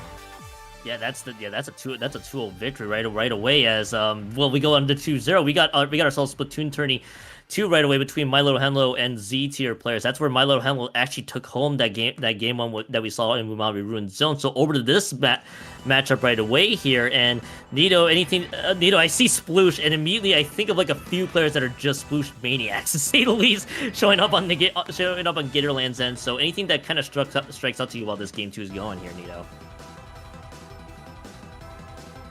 If right, Nito's well, there, Nito, maybe not. Well, excuse me, that's fine. I see a Sploosh. Morning. I think that's the big thing. That's really catching my eye. Who is using that Sploosh? Is that? That's going to be Choppa from My Little Henlo, and I am back. Okay. We got you. Nito, give us your 2 cents here. I love the Sploosh pick. It used to be at some point that it was a meme pick, but now, no. I think it is very much getting lots of attention in a serious manner in competitive Splatoon. That combined with the Zipcaster we see from from Z tier players is going to be interesting to note. I want to see that paired up with the crab that Neptune has been known to use here, but when you have a flop around like this, sorry, it's actually Gatorland that gets their first dibs at the tower. And that's going to be this pencil that, if you look at it, kinda, it's going to be with the basket barely stays open. Wow, okay, My Little Henlo. Another match to look forward to there. As we have 3 other matches we could be looking forward to here. Yeah, 2 matches now starting at the same times. That's Prickly Pear and Glub Glub on Splatoon 21. And then on Splatoon 24, No Boys Allowed versus Octoputties going on as well. So we will see how this starts. Again, game 1 for No Boys Allowed versus Octoputties, as they are getting situated here.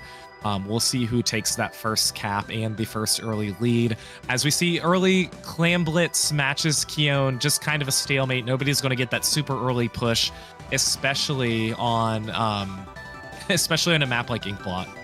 Yeah, Inkblot Clam Blitz, especially in anyone who has to deal with this map, is like, okay, how do you get to the ramp and take this one up front? And basically what we're seeing between Splatoon 21 and Splatoon 22, the winner semifinals matchup, they're gonna have to solve this riddle as soon as possible. Obviously, one has already solved it there, My Little Henlo on that side, and then you got the folks representing Sunset Surge and Big Dapple on that group. They're having to figure out the exact same method. I do see from right away from our feed, one side, that's the Glub Glub that has the excuse me, the Slosher and the Heavy-Headed, so they have a lot of aggression. They also have, I believe that's Nolan, of course, no surprise, Nolan on the 96 scale Deco as well.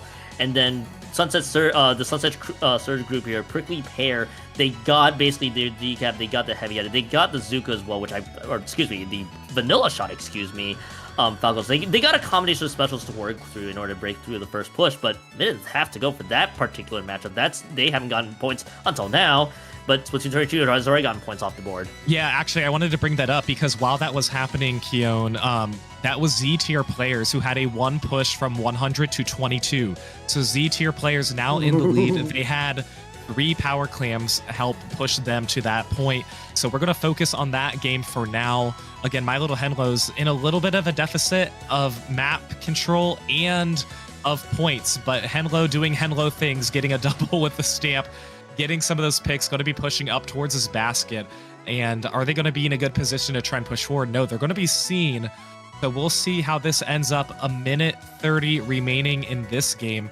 We'll see if they can get that push in.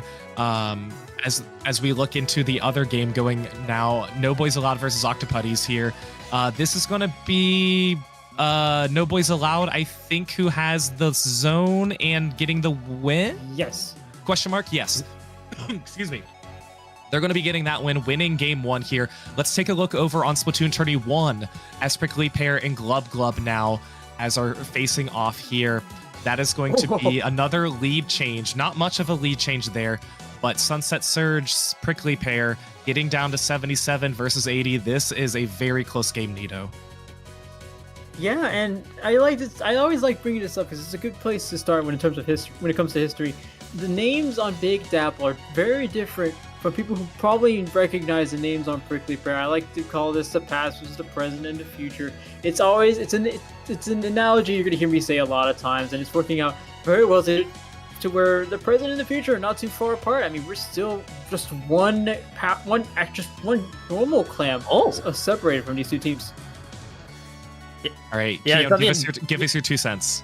Yeah, quick 2 cents there because I was actually about to jump in on a different matchup there because that My Little Henlo matchup basically when final in that game 2, you saw the lead change kind of playing out, and that led to the immediate knockout. So that was basically the only hope that Z tier players had to basically be on the board. So now we going over to that Prickly Pear matchup, Glub Glub matchup where Prickly Pear is able to get that one through to the 39 points remain. This is going to be a little bit intriguing to see how that all plays out, especially with Prickly Pear getting the initial lead to start with about a minute 3 to go. Indeed. So 2 games going on right now. You guys can see here that C Bubble up 2-0 versus Siku got kicked out, and they that is going to be okay. That's actually H-Town. Siku got kicked out. Who has the tower now and is pushing again? They are down 0-2. Look at this lockout. A nice push there on Ivy as Woomph is going to be on the tower uncontested. This might be a 1-push KO for H-Town's team, and it absolutely is with the support of the bubble. So quickly on the board, Nito, your home state, they've got a point. There we go. Love to see it. And one thing I'd like to mention there too, Guwapa, that push up with the junior, that was very gutsy. You don't see that from juniors, especially because those weapons aren't necessarily the best for taking 1v1 fights. But as we move on towards Splatoon 31, Prickly Pear and Glub Glub, 2 teams that are not afraid of taking fights. Here's Prickly Pear, already 1 shot all the way to the side. That's Pepe for Prickly Pear. They know Glub Glub's going to have to make a lot of moves here in order to get themselves close to the checkpoint with the decap looking straight away. Maybe it's not too difficult. After all, Glub Glub is looking very close here. Nilla staring straight down to that basket. Does get one in. 2 players down, though, for Glub Glub. Glub Glub's still looking for a few more. They've got more picks on the board. Nolan's holding some jumps in for Prickly Pear. Glub Glub still holding it down. They've still got players up there, too. No power clams to follow it up with, though. They do get one in. Is it enough to keep it going? Keep overtime going? No, it is not. Prickly Pear, a stunning showing here, winner semifinals. Prickly Pear up 2-0 over Glub Glub on Splatoon 24. No Boys Allowed versus Octoputty is now going on to game 2, as it is going to be Bouillabaisse, No Boys Allowed, who are going to be getting this first checkpoint. I think, no, I am incorrect. That is Octoputties who is going to be getting it with the early dunk here on everybody's favorite map and mode, Crab Lake Capital Rainmaker, Keone. So they're gonna be trying to extend this push. My Little Henlo versus Z tier players now kicking off once again on Splatoon Tourney 2. Again, My Little Henlo up 2-0 over Z tier players as they go to game 3. My eyes are kind of glued to this matchup between Octoputties and No Boys Allowed right now because I'm seeing this push start to materialize right away for Octoputties. They might actually try to slam that one home. They don't do that quite yet. As the power of Crab Lake Capital, especially with that first checkpoint being cleared, always going to be intriguing one to watch. Actually, are they even able to get the slam home right away? It doesn't look like they're there quite yet. They're still pretty much invading the base there for No Boys Allowed, and it looks like that might get stalled. So that ends the focus on that. And also looking at Splatoon Tourney 2, kind of a neutral, where you see My Little Henlo and Z tier players kind of battling, kind of see the same neutral game that is playing. What? Did I see that ultra stamp toss on the other side? Oh, there's a quad. There it is. Oh, my God, that's a quad. Okay, Helix. I'm glad we caught that, Falco. Helix doing Helix things. Can they get that checkpoint? Yes, they can. Much needed because again, they are down as Chaishol's Octoputties got that first checkpoint initially early on. Is it going to be enough for them to take the lead? Yes, it is, barely before going down. So they needed that to try and get this win. Octoputties now have a 3-player advantage. We'll see how they come back to it, but let's go back to Splatoon Tourney 2 right now to see Gatorland versus New England as they're trying to push as Z-tier players on the tower right now, approaching this first checkpoint. And Nito, this might be enough for them to take the lead. It will, and it's interesting to note that this is the one team. This is the one set where you look at the score and it just doesn't tell that entire story. I mean, this is My Little Henlo. We're talking about a #1 seeded team going up against C-tier players, maybe still highly skilled, maybe not something you consider off the bat to be at the same level as My Little Henlo. But I mean, look at this. If there is any doubt, maybe there's no doubt right now, as New England able to get through to the second checkpoint here. Good stuff here from Z-tier players using that. Again, I love the way they use their specials and I love the way they position them because they're always helping each other out. You have to keep helping each other out, having an understanding of how those specials can coordinate with one another and how they can play to each other's strengths is huge. And I love that I'm seeing more of it from Z-tier players. And all 4 games finally in progress at the same time. Once again, from the very start of the tournament. We love to see it. We know you guys can't read or see anything on the maps. We just like to show this scene that it actually exists. Let's focus on the game that is closest to ending. I believe that's Splatoon Tourney 4 with about 1:30 remaining on the clock there for No Boys Allowed and Octoputties. Again, this is a 1-point game here with the Rainmaker near mid. So Octoputties in the driver, no, they're not in the driver's seat. They are the ones who are down right now, and they don't have the Rainmaker, so a lot that they need to overcome here in this last minute. They're going to want to try and coordinate some of these specials wisely and push them as well. Let's take a look at Splatoon Tourney 2 as it looks like My Little Henlo's in near knockout position. Can they do it? Getting to 11? No, not quite enough yet. Neptune's trying to take some of the players down, not able to do so. Let's take a look at the 2 games who are going to be ending most closest, Keone, and focusing on No Boys Allowed versus Octoputties. This is going to be a lot for Octoputties to try and take over. A lot of things to keep an eye on if you're on Octoputty side. If you're looking at that matchup between Octoputties and No Boys Allowed, is how do they get this push started right away? It looks like they do have some weapons that they could try to leverage, but they are going to get snuffed out. So No Boys Allowed looking for that defensive hold on that side of that Rainmaker there. So then wondering to see how this all works out. I think they're getting completely stalled out right now, especially with the 3 members that have drops. That looks like that is going to be the done deal here for No Boys Allowed. But they should be on the way to getting the second game home if they're able to protect that one. Which, yeah, all the players respawning, that should likely be it there for that particular matchup, Falco. Yeah, so, okay, No Boys Allowed going to get the win here for game 2. Octoputty's going to be getting that one. So that one's going to be ending soon. Let's take a look at Splatoon 31, Prickly Pear versus Glub Glub. As right now, Prickly Pear, I think, is in a better position now with the tower, with some of the player advantages as well. As Glub Glub is trying to overcome this hill. Again, Prickly Pear is up 2-0. They have control of the tower and they've gotten past 1 checkpoint, approaching the second checkpoint. Not going to be quite enough here. And we're going to take a look at the 2 games here. Nito, Splatoon 22, Splatoon 23. The one nearest the ending here is My Little Henlo versus Z-tier players. Take us away for these next 10 seconds. 10 seconds left on the clock for both of these teams. Z-tier players need to get 1% on the tower, and they do. Well, how long will they have it on for? Remember the number 1 rule of overtime is to keep 1% on the tower. Can they keep 1% on the tower for the time being? The answer is yes. It's going to be very difficult. Look at how much power Henlo has. It's enough power to get them to win. They will be moving on to winners finals. Good stuff here from the team with the highest seed. Some expected, but some still very satisfying to watch as I look over at Splatoon 33. Z-Bubble and Siku got kicked out.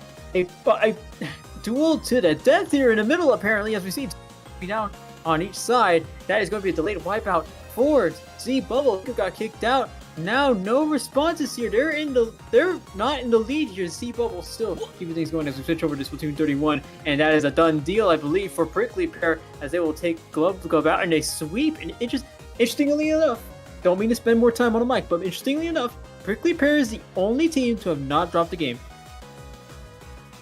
All right, and finally on Splatoon 23, the 1 game going on now, 40 seconds remaining here. We're going to see Woomp from Siku trying to push towards a basket. No, going to get denied. 1v1 situation, 30 seconds left, Keon. Siku, they need to get this win if they want to push it to Game 5. They will need to get this win if they want to push it to a Game 5. They're actually pretty close to being equipped for it. They just need to win out a few fights against a very zany comp, which they actually might be able to. And with 8, and right now, Siku got kicked out.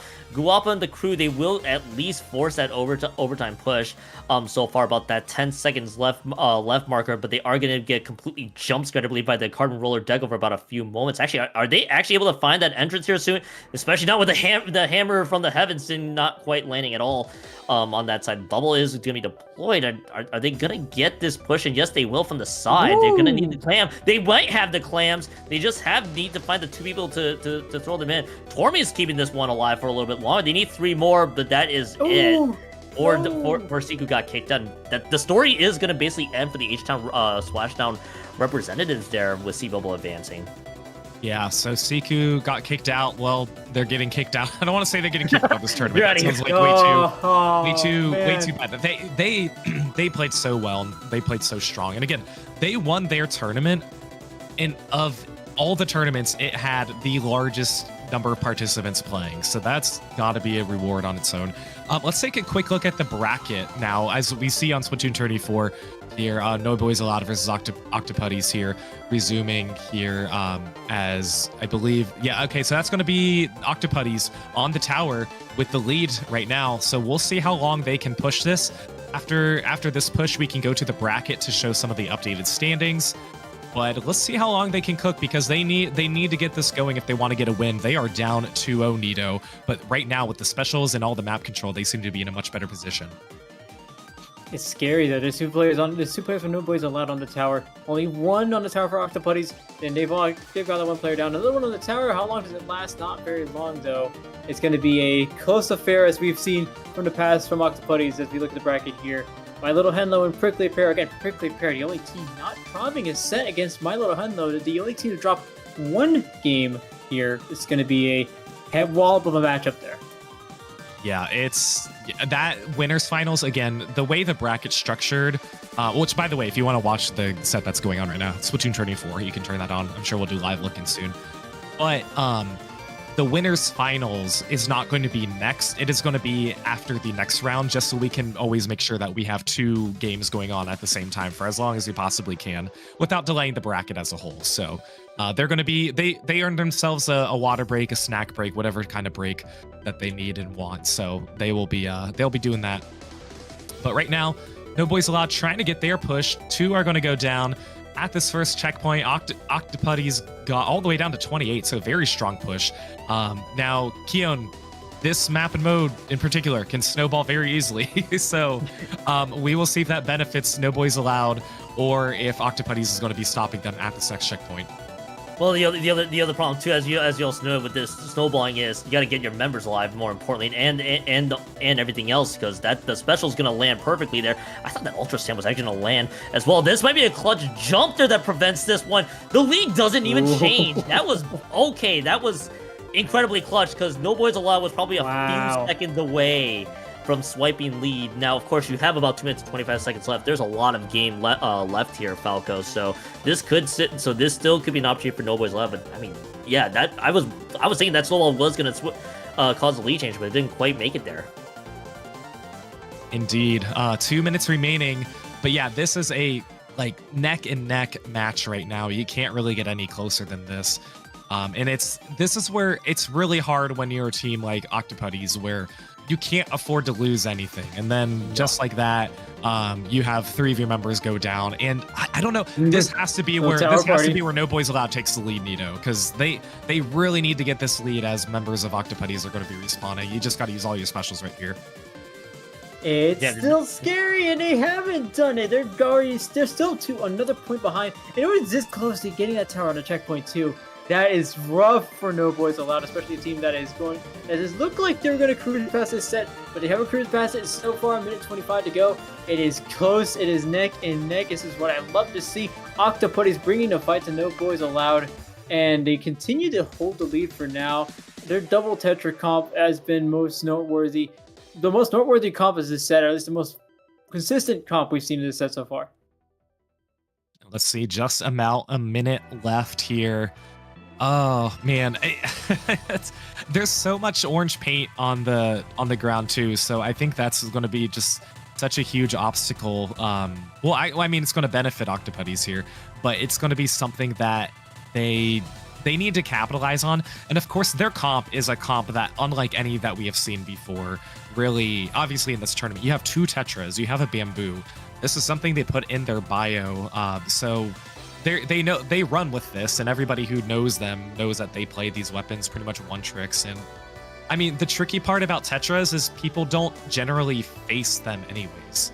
So it's hard to figure out the best way to counter it when you don't encounter it yourself, and especially when you're facing 2 of them. Keon, it's really tricky, but 10 seconds left. They don't seem to have a solid hold. 2 down. This might be the push, Keon. Yeah. Yeah, I was gonna say maybe this might be their chance. Maybe this is gonna be it there for Octoputties, and they could extend the set a little bit longer. Actually, they 100% are going to extend that set for just as long, and this actually will get this losers round a little extended here. And if I'm not mistaken, Falco, I think you mentioned we're still gonna wait for, I think, the set to wrap up, if I heard that correctly. So that is actually Octoputties basically staying alive here. And hey, we got more Splatoon action happening on Splatoon 24. More there. Yeah, we're gonna try. Okay, so taking updated look at the bracket here as we move on to our next game. So like we mentioned, My Little Hello Prickly Pear moving on to the winners finals there. Z tier players, C Bubble is going to be facing off, and again, just waiting on the winners between No Boys Allowed and Octoputties here. So if No Boys Allowed, if they get the win, trying to look at the bracket. Okay, no, they wouldn't have been facing a team that they already faced. Okay, just the way the bracket's structured. So, but a good win. Let's take a look at the replays. Can we? Okay, still a little soon. Nah, it's having its day. It's having its day. So that's okay though. Of course, it's on Stoppa, the only player that has a name appropriate for what these replays are currently doing. Stopping. This is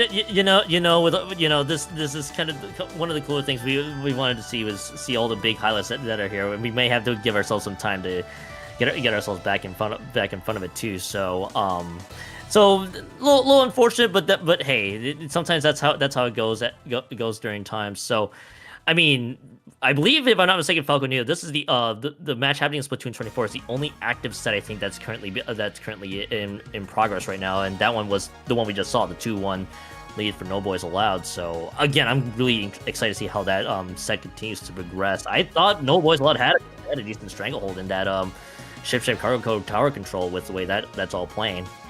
Yeah, taking a look here at the matches remaining. Like we said, we only have the one here on Splatoon 24 between No Boys Allowed and Octoputties here. So coming up next on Splatoon 21 and 2 will be the losers bracket side of things. So whoever wins this match between Chai Shoals will be playing. So what you see here is technically incorrect right now, but we have to just wait to put it. You know, we have to wait for this match to end before we broadcast it. So let's hop back into here for game 4. Again, Octoputties getting that much needed win there. Any comp changes off the top of our heads? I don't really think so. Did No Boys Allowed, did they play Glugas before? I think they did. I think Nico did. They may have, actually. So I'm excited to see. So here's what I was wondering too: is Octoputties actually? So this is one I had to figure out was if they were running double Tetris the entire way through, and it looked like they sure as heck did there. So I'm gonna be excited to see how that all plays out. It's both variations too. You have the one with the Reef Slider and the Zipcaster. They got a bunch of skirmishing weapons that they have at the ready there. That Ultrasound, of course, being stamped out. As well. And again, if you guys do want to tune in with the commentators that are calling this matchup, it is on Splatoon 24. We just give you guys what we see right here.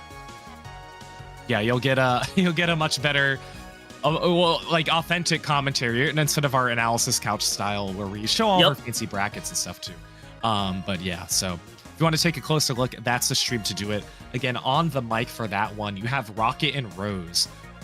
Who are kicking it off. Actually, both of them did go to a LAN, which is really cool. Rocket went to H-Town. Rose went to Big Dapple. And Rose is the only person of our commentary crew who in round 1 commentated a team where that team won the LAN. So that's really cool. Everyone else was just like mixed in with wherever. So you know, good for Rose. I know she was very excited. I was talking to her a little bit before this. She was really excited. She was able to commentate glove. But yeah, a lot of back and forth here, which I honestly feel like, Nito, the back and forth like this, okay, is really going to benefit Octoputties because the longer this match goes when it's tied, I think is going to benefit them. Right. This is a team that has kept it fairly close against No Boys Allowed.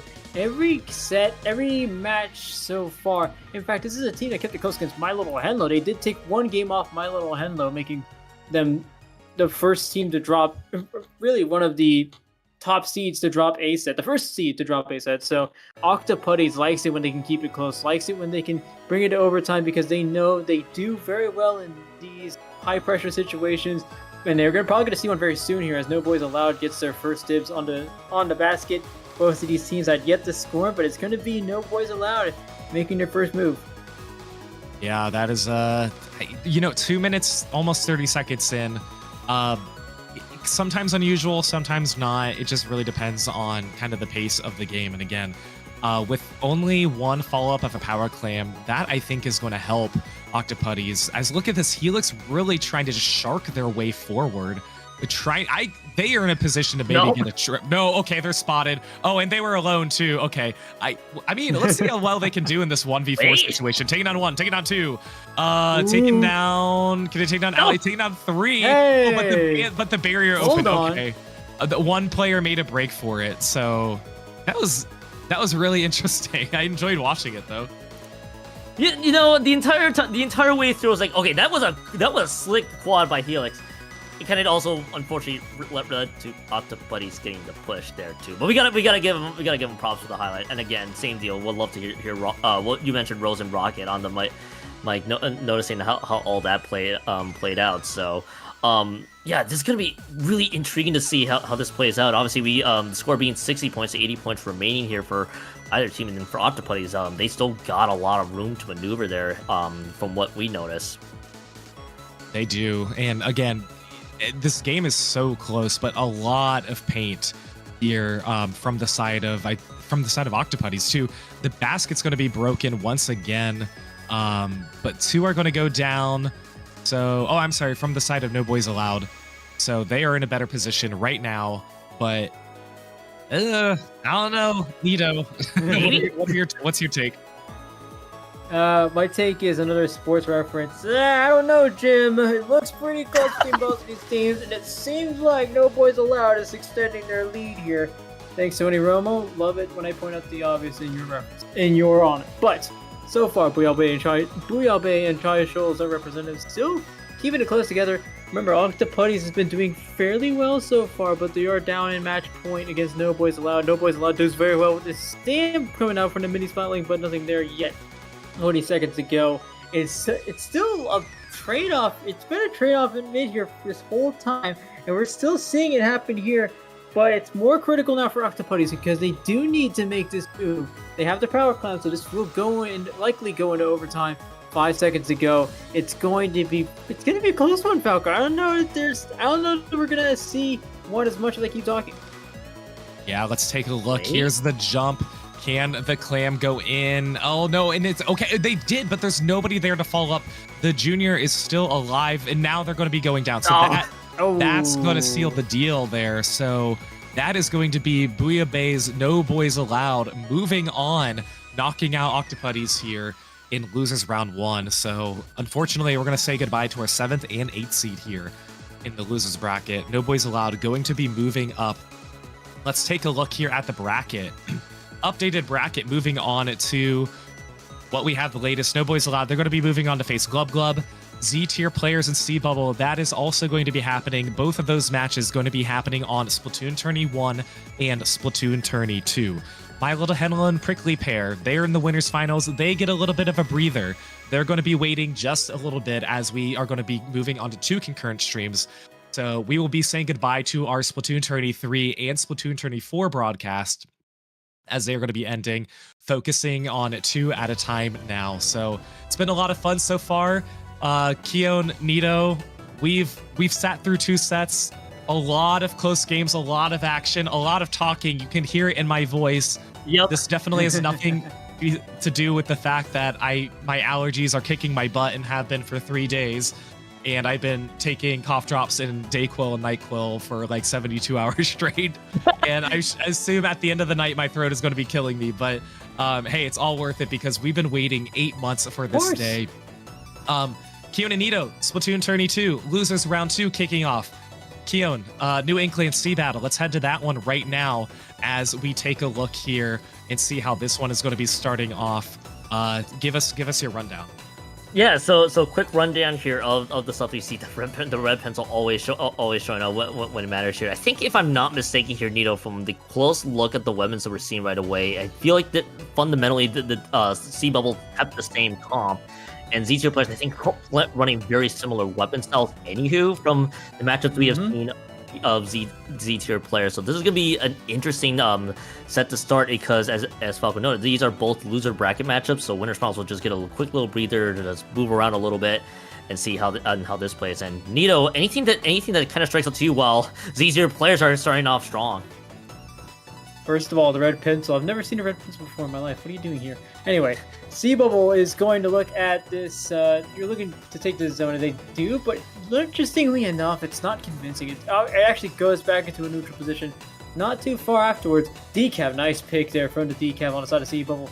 And still a few more picks coming out from both teams here. Remember that C Bubble is this one team that hasn't won their respective tournaments. They did not win C Battle. Instead, 3/4 of the winning team were on Prickly Pear, so they essentially gave up this position to move on, or to keep it as Prickly Pear. But C Bubble so far proving to be the best so far of the lower seeds at this tournament, as we see C tier players as well struggling. Actually, this is a team that in a few sets ago, Keon, this team didn't struggle as well on Hammerhead. They actually did fairly well here, but with C Bubble, things are a lot different. Yeah, C Bubble looking really strong so far, and especially when you're able to eliminate a couple of members from what we saw from New Inkling earlier. I was gonna say, Nito, in about a few seconds, this could be the KO. Oh. I spoke too soon. I had to speak too soon there, Nito. That was the unfortunate part, and then this gives Z tier players some life right away. That's our job as commentators. I know, right? That's usually how it plays out.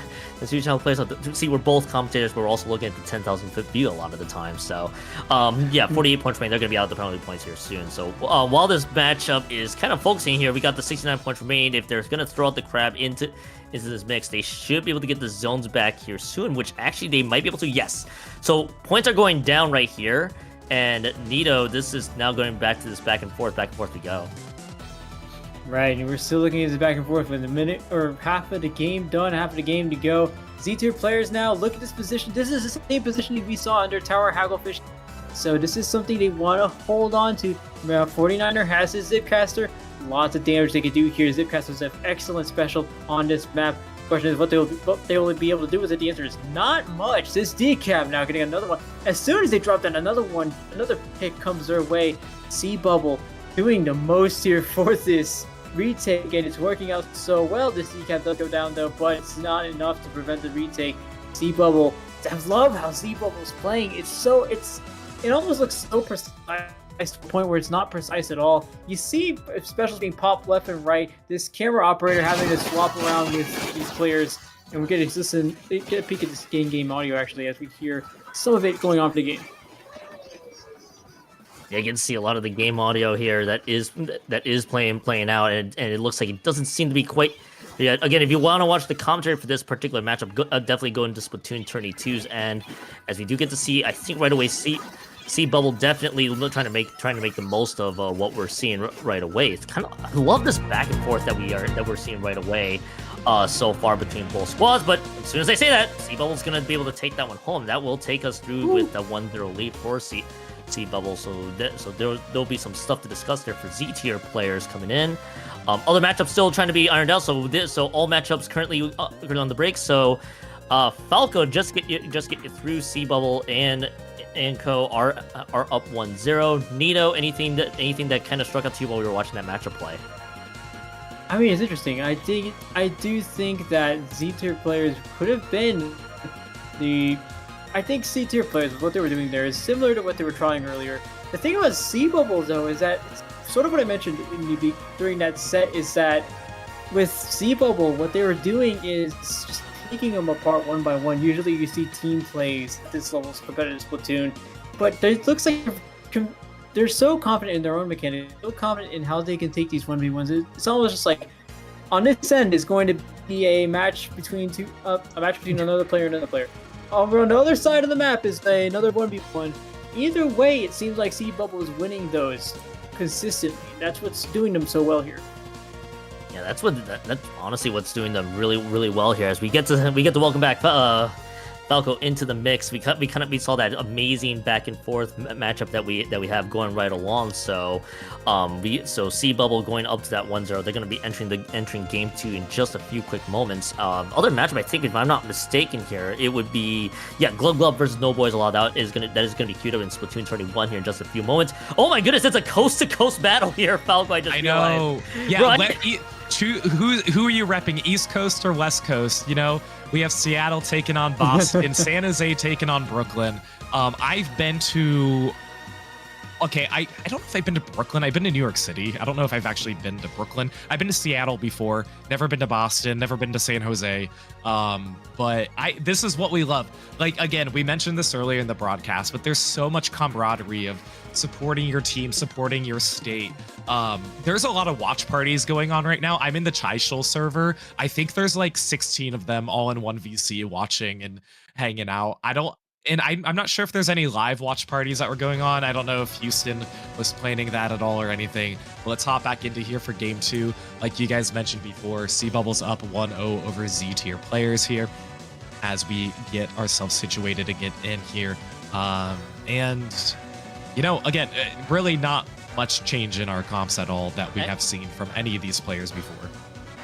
It's actually funny. It's actually funny because this actually may be the one game where I thought where we see major comp changes, and I see the only reason why that got drilled in my head there, Falco, was the red pencil kind of made an appearance. And I'm like, okay, no, they're going to the E-leader, and I know a lot of friends who are E-leader apologists for the most part, which I'll have to hold on to that thought later here because Falco, both streams now active because we got games happening on both sides.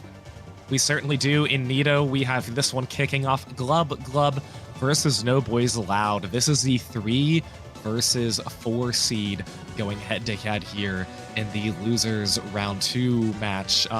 This is kind of where they expected to be, kind of where they expected to face each other right now. So this is going to be a very tight matchup. Yeah, no kidding. This is a great matchup that we're seeing from both of these sides here, and from what we see coming out, from both teams, it looks like it's still going to be a close one match on that one. But if we go over to Splatoon 32, this is looking just slightly less close. However, there's one player going down on each side here. Neptune popping the crab here. This is what worked out so well for C-tier players.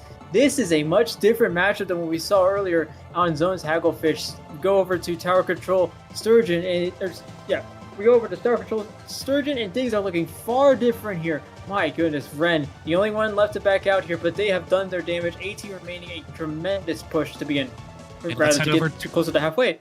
Let's head over to Splatoon Tourney 1, where Glub Glub and No Boys Allowed facing off, as we have No Boys Allowed trying to push in, holding on to their zone down to 23. No penalty points quite yet.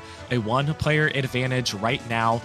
I don't think there's going to be enough time for No Boys Allowed to break in. Just two of them are alive. We see Booyah come in to try and counter it, but no, the bubble in the way.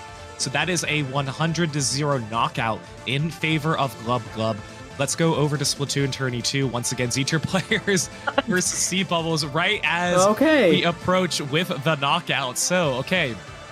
Well, you know, really nothing else to show there for that game. And that one was a pretty dominant win there on the side of that was on the side of Z-tier players.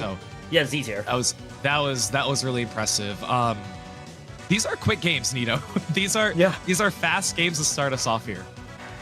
Yeah, no, you talk about quick games. I did not expect. It's almost like that one look in we had before switching over to the next match was it's those subtle foreshadowing memes, because all of a sudden we swap back and it's like, okay, here's another KO. You just came back from a KO. Well, guess what? Here's another one. It's fine. I think it's interesting though. That's an interesting thing to look at from both sides. Glub Glub and No Boys Allowed. No Boys Allowed is a team that has been struggling so far, especially against C-tier players already. And now they're going up against Glub Glub, a team with so much experience, so much history behind them, and so much synergy that those teams, the names on that Glub Glub roster are almost synonymous with one another. So it's no surprise that we're seeing that from Glub Glub, but Z-tier players and Z-Bubble it's starting to look like the match to watch here. Yeah, it really is. I mean, you had a knockout one way, a knockout the other way, like back to back. You're like, how we need time to digest, and for these teams to actually for us to see how well they're going to face each other, Keone. It's so crazy. Let's hop over to Splatoon 31 as this match is going to be underway for Game 2. Glub Glub 1-0 up against No Boys Allowed. We'll see if there's any contest here, because that 100-0 knockout victory for them was pretty impressive, Keone.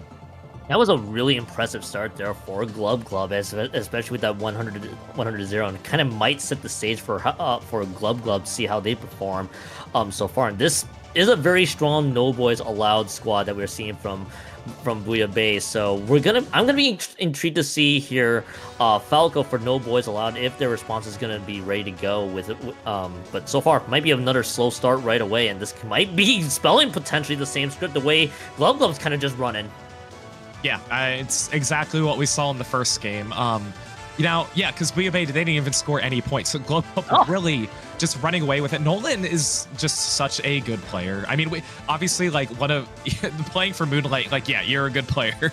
But just the finesse in their mechanics are unmatched, it seems like, as they're just really dominating this Booyah Bay team. Nico's going to be trying to go for that Booyah Bomb from the team of Booyah Bay. Can they get on the tower? No. 3v3, but this is the strikes. That's another impressive win there for Glub Glub. Wow. Okay, well, right as this one's ending, we're going to go over to Splatoon Tourney 2. They're going to be hopping into Game 3 against Z-tier players versus Sea Bubbles, tied 1-1 on this set. They're going to be moving over into Clam Blitz Scorch Gorge, I believe. Clam Blitz Scorch Gorge. As they get themselves situated here. We'll see if this is going to be an early push or one of those stalemate starts, Keone. Yeah, so we hop in from one end, and now we go to the other match that's currently in progress, the game 3 now coming up. And this is, so for either team, there's that red pencil again from Sea Bubbles end. They both have dueling pencils, but for either team, now you're in this game 3 in a best of 5 situation. It's almost a very important game. 3. If you guys watch your sports and you know how the best of 5s work, it's like you look at game 3 and then statistically it's like, okay, it's gonna be tougher to win the next 2 each go around unless we play our best. And so far, it looks like Sea Bubble's definitely playing their best right now with about that minute left. Maybe get your first initial question. In Scorch Gorge Clam, especially, getting a lot of points on the board definitely is gonna help your cause, especially with how the map is so laid out and the way we have the weapons for ZPF, especially the Crab and the Cliff Bubble. That's the thing we gotta keep eyes on here. Yeah, Falco, that's a great start for Bubble so far. Yeah, that was a pretty good start there for Z-tier players, for Sea Bubbles. as they're trying to push in. But Z tier players, they have they have more control right now, which is good. But it's about how they're going to execute and how they're going to push up from this point. And it's really hard because they're just going to be going down one by one. But we'll see. Storm's going to be getting a nice pick there too. The game on Splatoon Tourney 1 is now underway. Game 3, Big Dapples, Glub Glub versus Booyah Bays, No Boys Allowed. Let's go to our dual stream as we can kind of see what's going on. And again, Glub Glub has had the dominant pushes in Game 1 and in Game 2, not allowing No Boys Allowed to get any points at all. We're going to see if that's going to be the case here on this Clan Blitz game. Both of these games in Clan Blitz right now. So let's take a moment to take a look at this on the side of Splatoon Tourney 1 and on the side of Splatoon Tourney 2 at that. A power claim is going to go in. That is going to be on the side of Sea Bubbles, as they already have the lead, trying to extend this lead down to 24. A few more clams at their disposal. Can they get these in? No, but there's going to be a jump. They're probably going to be taken down right as they land, and they do, getting down to 21. That push is going to be over 2 minutes and 30 seconds remaining on that. Over on Splatoon Tourney 1, we don't have any scores quite yet, but we do see a crack. I can see a Kraken come out on the side of them as we go into our dual screens right now. Glub Glub trying to make a push here, but nothing is going to be pushing in quite yet for them as they don't have a power claim. Yeah, and I think, can you hear me, Falco? As my mic decided to explode. We can. So you know what's funny there, Falco? You know what's funny there, Falco? I put my mic like 7 feet away from me. That did to put some emphasis, and apparently I thought I was going to come through just fine. But now I'm back. I am no longer muffled anymore. And yeah, I'm actually going to be curious to see how both teams how especially on Glub Glub and No Boys Allowed, how they tackled that particular push, which, by the way, first push on the board for Glub Glub, and we saw earlier the two 100-0s here. They're trying to make it their best, but it's always tricky in this Clan Blitz as well to see that 100-0 unless your coordination is literally on point, and maybe Glub Glub could be a candidate for the third straight 100-0 on the board. Yeah, it's looking like that, as they do have some more clams trying to push in right now. Getting down to 32. Do they have any more? The Gal has one. I don't know if they're going to make it in time. Okay, they are. They're going to be getting that into 26. Oh, and here comes Keen with a few more clams, getting those into 17. You know, this would be really impressive if they get 3 100-0 pushes, and it looks they do. Oh my goodness, the most dominant set so far happening in losers round 2, with Glub Glub getting that 3-0. They're going to be moving on, knocking out No Boys Allowed for the tournament. Moving over to Splatoon Tourney 2, we have Sea Bubbles able to get that push. They are holding on to this basket. 13, 10. Can they get some more in? And they just need 3 more claims if they want to get this win, and they want to push this to Game 4 with a 2-1 lead. They're going to be in a position to do it. Wow, that is really impressive there on the side of Sea Bubbles. So really, really good. Let's take a look here. Okay, at us, I guess. Let's take a look at us. So, Nito, reaction to the Glub Glub versus No Boys Allowed match. We saw those 3 straight 100-0 KOs. I mean, it's almost rare. I don't want to say it's almost rare, but you almost, in my time of competitive Splatoon, it's not too often that you see a older team lose out against a newer team, but it's Glub Glub that takes the 3-0 sweep this time, and that's really intriguing because of where Glub Glub came from. They lost to Prickly Pear, another team that we're going to hear about a lot, especially as we head on further towards the night. But Glub Glub beating No Boys Allowed in such quick fashion, it was, I almost say dramatic out of habit, but it's not really dramatic. It's something that they were able to cleanly get past to move on to semifinals, loser semifinals. And Keon, Sea Bubble right now playing, taking a look at the bracket. Glub Glub going to be moving on, going to be facing the winner of either Sea Bubble or Z tier players. Again, we have our lovely East Coast versus West Coast lineup that is going on, with West Coast up or down 1-0 as Glub Glub is going to be getting the win against No Boys Allowed. But we have quite the match here on Splatoon Tourney 2, quite the set at least, with Sea Bubbles up 2-1 over New England's Z tier players. So, you know, C Bubbles, this is a team, they didn't technically win their tournament. You know who won it?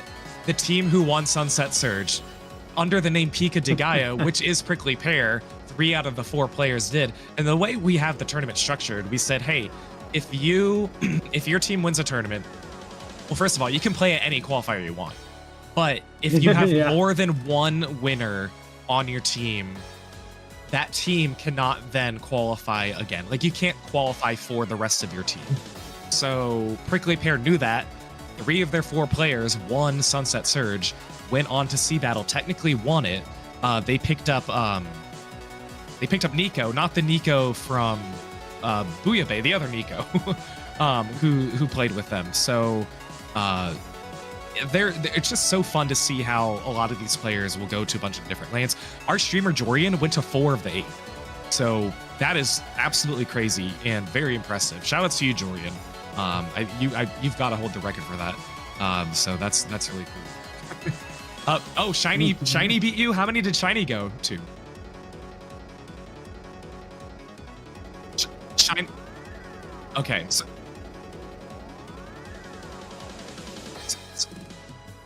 Okay, so Shiny went to 3, but Jorian went to 4, I believe. So, okay, pretty crazy stuff. Let's hop over to Splatoon 22. While I cough, I'm gonna toss it to Nito. All right, Splatoon 22 is gonna bring us New England's very own Sea Battle's very own Sea Bubble. So, the thing I'm gonna look towards most is that this is Rainmaker on Undertook Spillway. Sea Bubble has been doing notably well on just being being faster here. Sea Bubble is this sort of upfront and personal, up close and personal team that, with how Z tier players plays, with their coordination and how well they were able to help each other, especially Neptune with the grab. I'm going to mention it a lot, but with how well they play, I want to see where this goes for them as we head into the 1 minute remaining mark with Z tier players covering the first checkpoint. Yeah, and with things being the way they are with the first checkpoint, as that's going to be the stop for this one. Now, Sea Bubble going to have to be able to respond in kind if they want to take this home to that 3-1 side, and maybe the Zuka is going to help their cause as they get a nice little pick there onto one of the members that I just completely blanked on. So, wanting to see what Sea Bubble's response is so far right away here, Nito, as this kind of just continues to progress further, as Decap's still striking big, and a whole lot more is happening. And now both teams clearing out the checkpoint. How does this factor to where the game plays out? Maybe not much longer here, Nito. Up close and personal. That's what I was looking for. And that's what I said. And I'm going to give you an explanation, but there's 21 points remaining on this game now. Only 1 decap left to pop this Rainmaker for Sea Bubble, as both teams see one player go down. I mean, it's already this close to the last pedestal. I mean, my goodness, this is not what I expected for Sea Bubble, and they still get a few more points on the board too. I still owe you an explanation, but I've spoken so much on the game to the point where I forgot what I was supposed to talk about. You're good here. So with Rainmaker being capped, they got Sea Bubble already got that first push rolling right along. So, I mean, for the most part, here with the weapons we see from Z tier players, they pretty much stuck to what they know. Same thing with Sea Bubble, of course, the red pencil being the big surprise here. E-Leader was being dished out earlier, so wanting to see how that all particularly plays, as it looks like so far it might be an opportunity for Z tier players here as they're trying to break through. It's just coming down to Sea Bubble's ability to defend, and they have that special that is available. That is the Zuka that is available right now. I think they were playing that one patiently. I love the patience that they showed there, and Falco right now with the set kind of playing its way out with about 2 minutes and 2 seconds left to go on the clock. Might be a possible back and forth here in Game 4. Yeah, this is a position where even if you don't have the player advantage or the specials, you just have to try to keep pushing the Rainmaker. You have about 2 minutes, but every inch counts. You know, every time you can kind of stall the Rainmaker, push it, because it's a little trickier to... I mean, you could jump off the ledge to reset the Rainmaker, but you just want to keep up that pressure because those points will add up.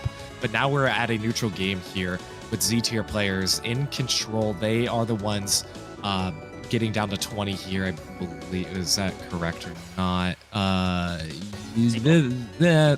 Yes. Yes. Okay. The answer is yes. The answer is yes. Thank you guys. Yes. As they're able to try and continue to push this, but yeah, this is where Z tier players, they just want to get the stop right away. Really just take control of mid, but it's going to be really hard when your two players down like this. Can they take out the crab? That's going to be a big question. I mean, ultimately, that is going to ultimately be the big question, especially with the way this is all progressing right then and there with a handful of members dropping. Where are you? Now, wait a minute. Hold on. They're all the way over here. This could be the exclamation mark. 7 points remaining here, Nito, with 45 seconds plus. I was about to ask if this was going to be hard to come back. And C-Bubble's like, nope, forget it. Take two, forget it. C-Bubble advancing 3-1, and we get to, and I believe, yeah, this is a loser round, so we get to say goodbye to Z-tier players representing New England for this tournament here, Falco. Yeah. Let's take a look here. Let's take a look at the bracket now, because this was another upset on paper. C-Bubbles was a 6 seed, where Z-tiers were the 5 seed. So we're going to be seeing that C-Bubbles move on. They're going to be facing Glub Glub, the number 3 seed. That match will be coming up next on Splatoon Tourney 2. Coming up next on Splatoon Tourney 1 will be My Little Henlo versus Prickly Pear. That one is going to be coming up very shortly. Again, we're going to take a look. Here are the teams that are remaining. We still have our coast to coast lineup. Oh man. We're just going to be moving up north a little bit for our losers finals, and then head down south for the winner, or not our losers finals, but losers round 2, and then down south for the winners finals. That's going to be broadcasting pretty soon. So, this is so much fun. I mean, the round 2 winners matches, Keon and Nito, 3-0s, a very, very quick 3-0, really, for both of the teams, to be honest. I mean, it's been a minute since we had seen them, and they've been waiting. They've been waiting to play. They were very patient. They were very, very patient for us, that they were just able to wait. We can see them kind of queuing up and getting ready now, but that winners finals match, that is going to set the tone to see who's going to be the team who's unstoppable. Of course, the loser of that is not out quite yet, because they're going to face the winner of losers round 2. So still a lot of action coming our way, but we're down to the final 4. Technically, this is so much fun. You know, Nito, you and I both love our sports here. Final 4, I feel like, has a good ring to it, but of course we have to eliminate one team out of that losers bracket right away. And this was a matchup, if I'm not mistaken, yes, C-Bubble versus Glub Glub, which we saw Glub Glub's total dominance in their respective losers round matchup earlier. So this is gonna be a matchup that I think everybody will need to entertain here. And what I'm wondering here, Nito, I guess for your take on winners finals, and then of course losers round, whatever loser side, whatever you want to pick. What do you think for, in this case, for loser side, Glub Glub and C-Bubble? What does C-Bubble need to do, especially now especially now they have to face off of a very hot Glub Glub team? Keep going fast. You need to keep going fast. I mean, you're playing against a team that just came off a sweep. You're playing against a team that knows that you're probably going to be playing fast, but the thing about C-Bubble, and this is something I mentioned in their previous set against Z-tier players, is that they're so precise with how they were picking off their players one by one. It's almost like there's always a 2v1 they were looking for. They are setting it up with one player, and as long as you keep your eye on that one player, I think Glub Glub is going to be fine. But for Glub Glub, all they need to do is make sure they are not finding themselves too staggered. They cannot find themselves being isolated. They cannot find themselves making the same mistakes. And this is a very historic team, a very experienced team. I want to see that, and I know that they can do it. But I mean, C-Bubble from C-Battle is starting to become the dark horse, I think. This is my dark horse. I don't know. I like C-Bubble. You talk about Final 4, there's always a Cinderella story. C-Bubble's not that big of a surprise, but C-Bubble has to be the Cinderella story. Yeah, and now we switching over to winners finals, which will be happening here on Splatoon Tourney 1, and then of course if you want to watch that C-Bubble and Glub Glub matchup, that'll be in Splatoon Tourney 2. We take a look at the brackets here. Nito, again, same question posed to you with My Little Henlo and Prickly Pear. Your thoughts coming into this basically on paper 1 versus 2 matchup? it is going to be the biggest matchup, and we might honestly just be having the grand final preview here, but I don't know. It's another I don't know Jim moment because of how close My Little Henlo and Prickly Pear are. Prickly Pear is so scary, I think, to My Little Henlo, and that is the team ideally that My Little Henlo has to be watching out for. Prickly Pear has dispatched all of their opponents with ease, and he dispatched Glove Glove, a team that has been rocking the losers bracket for as long as they've been in there. My Little Henlo doing the same, but in the winner's side. So, and I want to say that with the winner's bracket, they have swept Z-tier players, and Z-tier players have had a respective run of their own. So, I don't know. Winners finals is going to be very scary for both teams. Yeah, and I think too, what's hard again. Well, what's nice, these teams did get a rest. Now both teams got a rest. It's not like one team was resting and the other was playing, immediately rushing to this match. They all knew that they had like, 25, 30 minutes that they could kill and obviously get a snack what they need. That's going to put them not in a better position for this game, but maybe down the road. If they're going to be facing one of the losers finals teams, they're going to be able to just kind of take a little bit of a breather. They know that they're in a better position, maybe mentally too. But of course, I'm thinking of a team like Sea Battle Sea Bubbles, the 6th seed. They're competing against the number 1, 2, and 3 seed here in their final push here. A lot that they can really overcome. Again, didn't win their tournament. Very strong players in their own. And their total points going into this, they were undefeated in their bracket in Sea Battle, 15-0. And then when they faced Pico de Gallo, which is Prickly Pear, they lost in winners finals in a game 5. So it was very close. Let's take a look at Splatoon 21 winners finals now kicking off. It is Gatorland's My Little Henlo versus Sunset Surge's Prickly Pear. No surprises on the comps. They're going to be starting off on Zone's Barnacle, spelled with an I. Oh, lovely Barniso is mainstay of Splatoon 20 streams that start with Ludi tonight. But for now, it's still here in spirit, and it's going to continue to be here for the rest of this game here. My Little Henlo currently swapping the zone caps here. Pepe here on the splatter shot has the Zuka there for a second. Remember, this is the matchup I wanted to look forward to. Both of these teams can be very scary against one another, but it's My Little Henlo that is looking to lock things down out really quickly here. They're doing fairly well here. Everyone's on the zone here. I like the fact that notice how they're all basically trying to stay away from the zone here. If they find themselves in a dangerous situation, they at least have this basic understanding that we do not let ourselves get picked off on a tower here. Who knows how much Prickly Pear can get?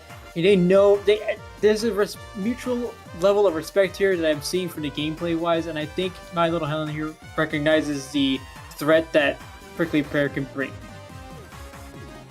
That's right, and the zone is now flipped in favor of Prickly Pear. They're going to be the ones taking the lead here, as they're going to be trying to contest. 2 players are down on My Little Henlo. Blooper is going to be going down too. As we can see, Katie, that's Alexi, going to be trying to push in. 37 now, though, with 1 down. Prickly Pear still in a better position against My Little Henlo, is trying to get that, but Pepe is going to be going down. You're taking down one of the shot players, one of the players using the Zuka, which is going to be huge. So this has to be where My Little Henlo is going to be pushing in Keone, and they do, giving 66 penalties to Sunset Surge. Yeah, a lot of penalty points there coming against Sunset Surge here as well. So wanting to see how this all currently plays out with the 2-member down situation. So for My Little Henlo, this is an opening that they can try to take advantage of. With about 4 basically members up here on Gatorland's end, they are in very decent position to do so. Now, they have a hammer and a Zuka at the ready. So that's going to be the big thing, is who will get value out of this. First, seems that My Little Henlo seems to understand the assignment right away. And in a situation like this, with the zones being kept in your favor, you're able to take members out. So, I mean, My Little Henlo's in perfect position for the lead change and possibly the KO now. Yeah, Nito, they do get that lead change, but 2 are going to be down. But nobody's really on the zone for Prickly Pear. Nobody's near it. It's going to be the Wipers trying to push in. I believe that's Eevee is going to be trying to push in. And it is contested 66 penalty points now for My Little Henlo. So, Nito, that was a much-needed cap. Yeah, no kidding. This is some breathing room for Prickly Pear at least. But the problem here is that My Little Henlo holding things down so well here that when Sunset Surge had that retake, it almost, not almost, it definitely seemed like there wasn't anything coherent there. They had two players jumping to one another. It was Pepe and Shiny over at this little over to the side of the zone. They didn't have anything there, and it looks like this is kind of the case here. They're looking for something to happen, looking to make something happen. Unfortunately, with a team like My Little Henlo, you can't make something happen just as easy. You have to wait for this opportunity to come to you. My Little Henlo just does so well locking things down, as we're seeing here, as we're going to see the end of that match. My Little Henlo, first game of Winners Finals.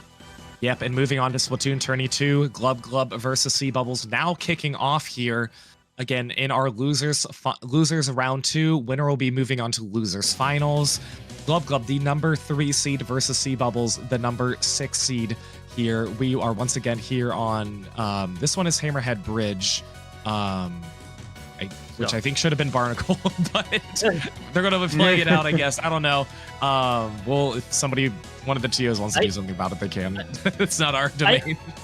I can confirm to you, Falco, right away, that is actually Hammerhead Zones that is actually for this particular matchup. That is actually 100% confirmed. So we actually have different map lists across the board, by the way, for the loser side and the winner side, just to give you... okay. I didn't know that. Okay. I thought it would just like round 4 was it? Okay, never mind. No. Okay. No, I got you caught up now. I know how my tournament works. Don't worry about it. I totally understand. Totally. Totally there. I mean, 35 points remain, and now Glub Glub is repeating the same script that they did a couple moments ago with the dominating push. Actually, could very much be on their way to taking this one all the way home. Maybe not the 2 down, maybe not with the 2 down, but hey, Glub Glub running with it right now.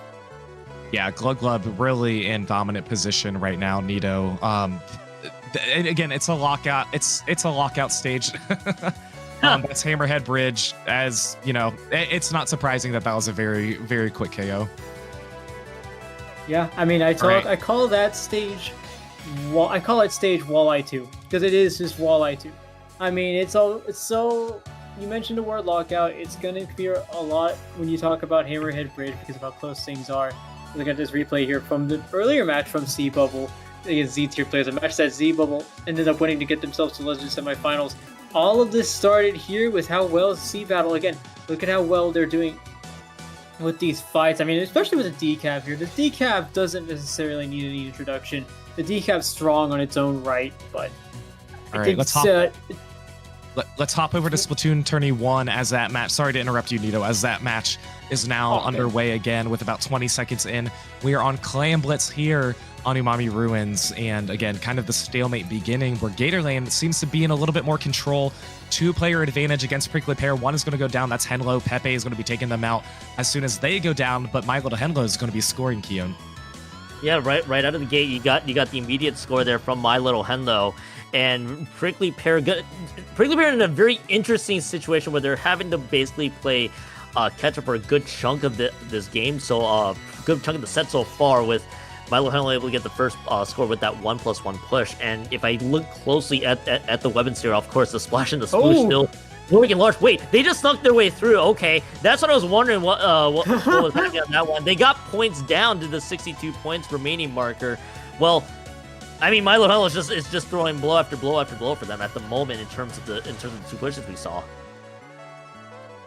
Yeah, the 2 pushes were very strong, kept us on our toes. Nito, as we can see now that Sunset Surge trying to get a push of their own, but they're going to be stopped by My Little Henlo's players. That's Flop Stoppa, which I think is that kid or Splat? It's one of those 2. I don't know which one. But 2 are going to be going down there on the side of Gatorland. So Funky Eevee is going to be trying to push forward. One of the best and sneakiest carbons in the game. They're going to be getting that score. Can they push past this 60 mark, Nito? I don't think they're in a good position. No, one of the players is going to be jumping out. So it's still going to be a lead there for Sunset Surge, but it's not one that you want to really boast about. And we're going to be looking in on Splatoon Tourney 2 as they're going to be hopping into Game 2. Yeah, looking into Prickly Pear, is a notable difference between how Eevee and Pepe are playing on the front lines here. Pepe playing brash, it works out to some end, and sometimes it ends up being a little too greedy, and that ends up creating a numbers disadvantage for Prickly Pear. Eevee, of course, having to play more sneaky, more passive, waiting for that opportunity because of the nature of that weapon. But looking into Splatoon 31, it's still the same story here. Not able to get past this 60 remaining mark is going to be Prickly Pear. My Little Henlo still able to at least, this is the thing about My Little Henlo, they're able to find something every time they pop a special, every time they pop a bomb. There's always something there for them that they're able to take advantage of. And that is, it's the awareness that it takes to find those advantages out of something seemingly small that's getting them ahead. Yeah, and that's going to be another nice pick there from Pepe. Look at that. Woo! Pepe doing Pepe things. This Wow. is what he does best. Let's take a look. They're going to be scoring. Let's take a look and see what's going on over on Splatoon Tourney 2 with that match that is happening. Big Dapples, Glub Glub versus Sea Bubbles. One of the teams down to 44. That is going to be Sea Bubble, who has the lead now with 44, about a minute in. So they had a very strong push there, Keon, to start off the game. And that is something you got to be really happy about if you're the 6th seed coming into this tournament. Yeah, Seba will be very happy with the push, but obviously look at the time left on that clock from what we see, 3:37. That's still plenty of time. And Glub Glub, as all of us know here so far, has been riding a very good hot streak. So I'm gonna be intrigued to see if Seba can keep that momentum up and going right then and there. On the left hand side, Henlo, I just saw that was a Ultra Stamp that gets that double there with the two members that did drop. So all it is that it was breaking the barrier apparently. As that push is starting on the other side though, Seba was still trying to also lurk large with their own possible push. So Falco, a lot of things all happening all at once in both matches. Yep, this is the chaos we love. We don't have 4 games anymore. We have 2, but still plenty of action. 1 minute remaining over on Splatoon Tourney 1, where Sunset Surge's team still is holding on to that lead, 25-55. On the other side, Sea Bubbles still has a lead, but let's take a look. The last 30 seconds here is My Little Henlo. They need to try and get a push here. They're going to need 2 power claims if they want to try and take this lead. 20 seconds left. They have a lot of claims at their disposal. 11 that they're holding on to as Henlo is trying to get a push going their way. Katie Lexi is going to be trying to push in. They have the power claim, going to be trying to push forward with the pencil. We might see overtime, but there's going to be 2 power claims at the ready. Will this be enough for them to try and push in and score? Stamp is going to be coming in overtime. Here we go. Here comes one more. Oh, I don't know if it's going to be enough. Can they get there in time? Yes, they can. Yes. My Little Henlo gets that win. They go up, and they are up 2-0 right now on that set. Let's hop over to Splatoon Tourney 2, see where that match is. Just about 2 minutes remaining right now. Keon, and yeah, still the same story that we saw before. Yeah, exactly the same story. What we saw earlier was the push that was attempting to materialize, but Sea Bubble just never found that opening that we saw. So this is the only game that we have currently in action. With Glub Glub, they did lose their Zap earlier. So with the comp that they have, which I think has been pretty much as similar, especially with the decap duel, you have to keep an eye on the special usage, especially the bubbles that are available, especially with Glub Glub having the trip strikes that are around that can basically open the door. Same with Nolan, of course, on their 96L Deca with the Kraken. So Sea Bubble, they have to hold on defense for as long as they can. Wipeout, though, might be the opening for Glub Glub. They're gonna get this push started, and Nito, this is kind of the danger zone now for Sea Bubble as they had that lead initially, and things just started to fall apart really quick. That was dangerous for Glub Glub too. That was one member of Sea Bubble. That power clam from Sea Bubble was near Glub Glub's baskets. That was a near disaster. Unfortunately for Glub Glub though, this push means they will not be able to get the lead. Surprisingly enough, because they look fairly solid throughout this lead. But note that they still have these numbers up far. They have Keen now coming with the jump in. They have Nolan there on the wall. They have these numbers, but they're quickly going down here. As we see, Nolan starts to back up against with a fight from what appears to be the Carbon Roller Deco. Mara now looking for some more assistance here, knows that there might be something coming in. As we see Balloon trying to take this right stack here. 25 seconds to go. Nothing, doesn't look like there's a clear winner, but that's what's making these matches so great. Nobody knows what's about to happen until we find out.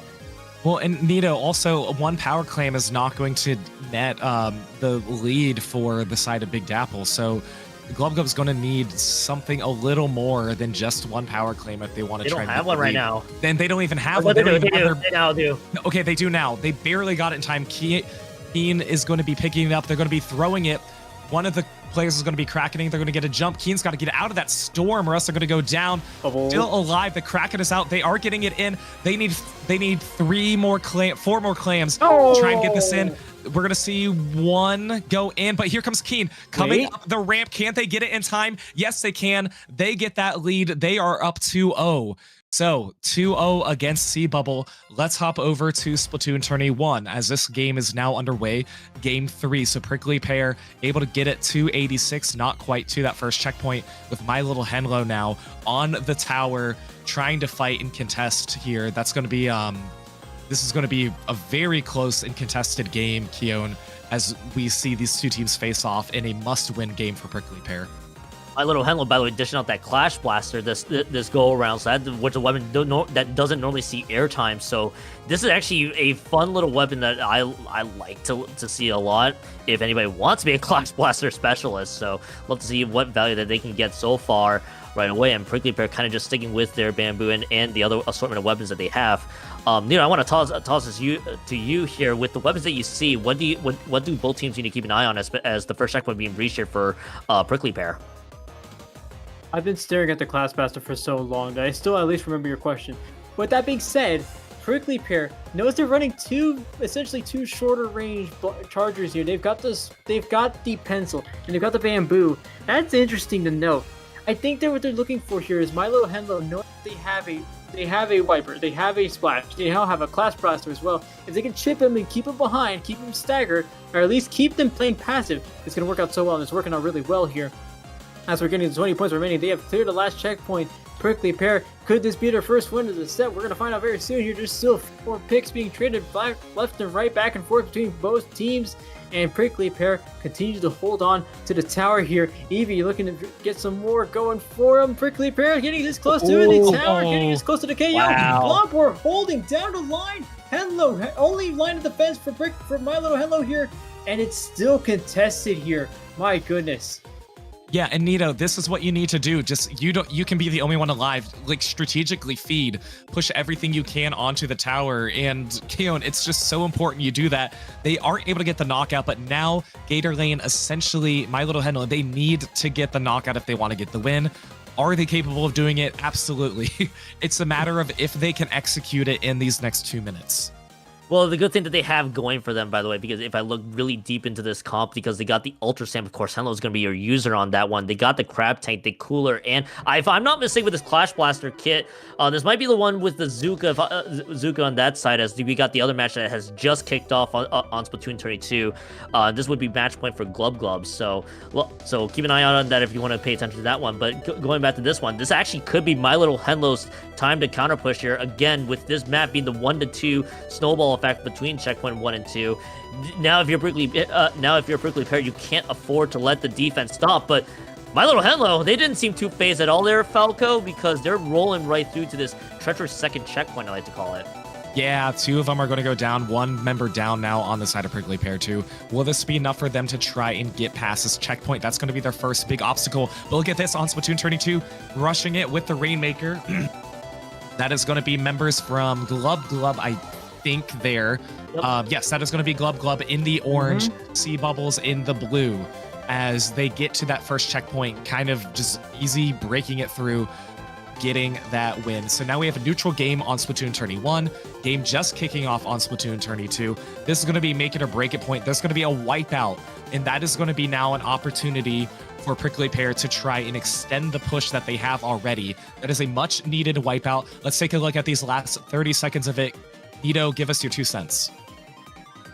It's going to be so closer to the end, but with how well Prickly Pear finds these 3 down situations, 4 down, doesn't matter. Prickly Pear does so well in extending this lead here, especially when you have 2 players like Pepe and Evie who are so scary on the front lines here. Evie has this tactical now, huge enabling for Prickly Pear, but nothing there. Notice that is going to be something to look forward to if you're a My Little Henlo fan, but Prickly Pear doesn't have anybody on the tower yet. 2 players going down. That might change very quickly. We do have a Crab here. Crab staying up so far. Henlo goes down. Another one goes down. Wipeout happens as quickly as I mentioned it. And that is going to be the first game going to Prickly Pear. Yeah, Prickly Pear keeping themselves on the board, keeping them alive here in the winner's bracket. Let's head over to Splatoon Tourney 2 right now as Glub Glub able to try and push this a little bit more with that Nilla with the help of the Vac. Can they get this knockout? No. Getting down to 5, Keon. Right here, they just got to try and get it in. That is going to be Balloon, I believe, who's just the only one alive there on the right side. We can see Nolan. Nolan could also go up the ramp and maybe cheese this. Are they going to get some picks? No, they're going to be going down, but strikes are going to be coming out. And let's see if Stella's going to be resetting this or letting it reset. They gotta maybe do it. Oh, not quite yet, Keon. Yeah, not quite yet. So this is kind of like the worst position to be in if you're C-Bubble and the rest of Glub Glub still playing as aggressive as they are, because you saw like the number of people that were diving deep into that Rainmaker push was just phenomenal. And now C-Bubble, now this is a lot of clock here, but they both cleared a checkpoint. So definitely fights going on C-Bubble's end will definitely help their cause. Now, they may not have the timers to do so because I saw from earlier about the 40-second difference for that Rainmaker. It's something to just really keep an eye on with the way this progresses. So, I mean, the game state right now there, Falco is that C-Bubble has cleared the checkpoint. They still have a big opportunity to strike back. I think this Rainmaker is destined to explode there, so nope, they're just going to drop it instead. Yeah, they're going to be dropping it there. Oh, and that's going to be a nice trade there. Really just going to be benefiting Glub Glub at this point. Especially with how much of a lead that they do have. Nolan's going to be trying to pop it with Balloon. And again, this is a spot that they were in before Nito, where they were just like, you know what? We're going to have one of our players flank. We're going to try and push up on the grates, and we're going to make this a slow and easy strategic push. And the thing about Crab-like is that it's so hard to get this Rainmaker anywhere near the pedestal, let alone 1 or 2 players. So Keen being able to go up to this top right side and just waltz around with this tent is so huge for Glub Glub, because they know they have what it takes to keep this Rainmaker on this side of the map, and if they can keep it that much longer, they might have been able to get a KO there, but it won't manifest that quickly. But as I'm saying here, here's Keen. Keen's still on the top of this zone here. Is actually able to jump out, which I was surprised about. Glub Glub just knows that they can keep forward pressure up so far that it's very difficult for C-Bubble to find any way out of it. In the game on Splatoon Tourney 1, kicking off now. Again, Prickly Pear got that win in Game 3. Let's take a look at that one as it's going on right now. So they're going to be, My Little Handler is going to be the one picking up the Rainmaker as they're going to be trying to push it. Can they get to that first checkpoint? It looks like they might be in a good position to, as they do have a player advantage. Let's take a look at both games going on as well as we're approaching the last 30 seconds on Splatoon Tourney 2 with the losers round 2 match. Again, C-Bubbles needing to try and push the C-Bubbles on the right side, have the Rainmaker. Is it going to be enough for them to push forward? No, they're going to lose it right now and lose some players, Keon. This is where they have to do it, and it's just going to be a wipe on. It's not, unfortunately, not going to be enough. I mean, all credit there to C-Bubble. At least able to go as far as they did, but Glub Glub was just a bit much for them. How about the reps, by the way, from C-Bubble, from out of C-Battle, excuse me, as I'm going to try to get words here. Again, the team that only made it in because Pico de Gallo happened to be the group that qualified for Sunset Surge. They had a fantastic showing all the way here in this losers semifinals matchup, making it as far as they did. So that's been a great run for them. So hey, hats off to y'all. They're in C-Bubble. You have represented C-Battle very well. So but that said, of course, going final with the 3-0 sweep. So Glub Glub awaits the loser of the match that we're seeing right now here on Splatoon 21, and this looks really close from what I'm seeing so far here, Falco. Yeah, this is a very, very close match between these two teams, which is something we always love to see. And like you mentioned, Glub Glub awaiting the loser of this match. And remember, earlier on, Prickly Pear beat Glub Glub 3-0 in the winner semis. So will it be a rematch? Prickly Pear is hoping it won't. They're hoping that they can win this one and push it to Game 5 and potentially win that one as well. 2:40 remaining now. Very neutral game, a very close game, very different than what we've saw from any Rainmaker Humpback game, Nito. Yeah, no, I mean, this is, and funny thing about Prickly Pear is that this is a team, this is a map where they can do so well on, especially considering what they have on the front lines, and they're still doing pretty well in it here too. I mean, none of these, the only team to clear the pedestal is My Little Henlo, and even then it's not by much, so Prickly Pear very much still has a horse in this race. But I mean, Prickly Pear still struggling mightily against My Little Henlo until you get a triple like that. The only thing about Prickly Pear is that they do need to get this over to that, and the only people preventing that is My Little Henlo, a team that is doing so well and taking these fights. Look at Blockboard and that brush on the top. Blockboard being forced to back off there. Yeah, they're going to be forced to back off. Again, not much movement here in the 2 minutes of that happened. So, excuse me. As My Little Henlo is going to be picking up the Rainmaker. They have the lead. They're finally able to extend this lead just a little bit. They're going to be trying to push in with the Stamp as well. Not really go. Oh, it is going to work. They're going to get down to 33, so that is a much better push. And players down on all angles right now. So My Little Henlo really needs to capitalize on this. Pick up the Rainmaker and push forward. But Prickly Pear, they're going to really need to try and scramble to make sure that this Rainmaker gets stopped and potentially dropped. Oh. Yeah, this is where things can get a little treacherous here now. The volatility of this game is generally that this is a very small and condensed map. The problem is that for Prickly Pear's end, they haven't even broken through that checkpoint quite yet, which they should be able to do so now. So you give yourself a window of opportunity. But I look closer at the weapons. They have aggression. They got double Zuka. They got a cooler that's available. There's no special being available. It kind of makes it a very they have to figure out which one they got to build up first and how to find the picks that they need, because My Little Henlo can just continue to just dive into Prickly Pear's end and see how this push all plays out. And that's kind of what they're doing right now, especially when they deploy the Octobrush the way they are here, Falco.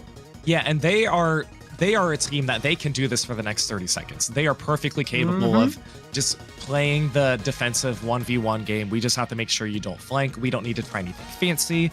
We just need to make sure that you're not going to really, catch us off guard at all. And they're going to be trying to do that. But look at this. Nito, this will be Prickly Pear's one last chance. They did have a player advantage, and Eevee's going to be getting one of them. Eevee's going to be holding the Rainmaker. This might be the last push. 10 seconds remaining. They have this. Oh, no, it's going to go down. They need to get this pop really quick, or else this is going to be it for them.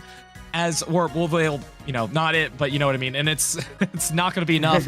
As My Little Henlo, they're going to be moving on to grand finals here. Prickly Pear moving on to the losers final is going to be having a rematch versus Glub Glub, a team that they defeated earlier on in the winners semifinals.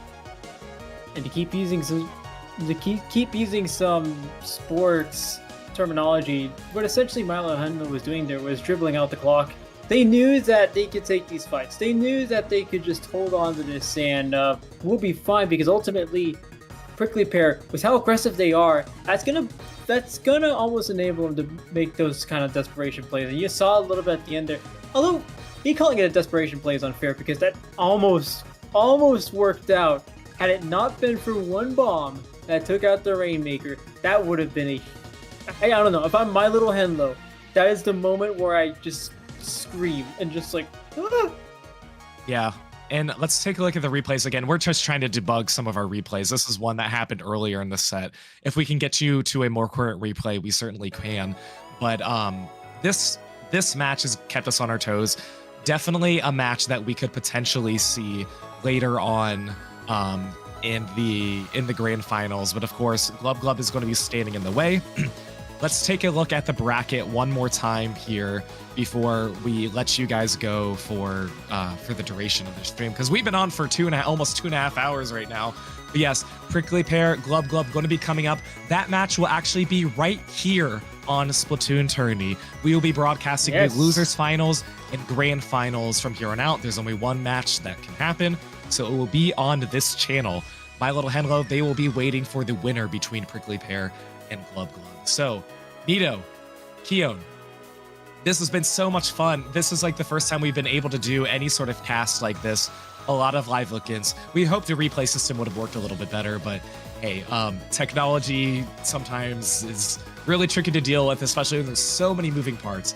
We were so fortunate to have all the lovely talent behind the scenes to make this happen. So Keon and Nito, thank you both very much for being on the mic. Keon, where can we find you?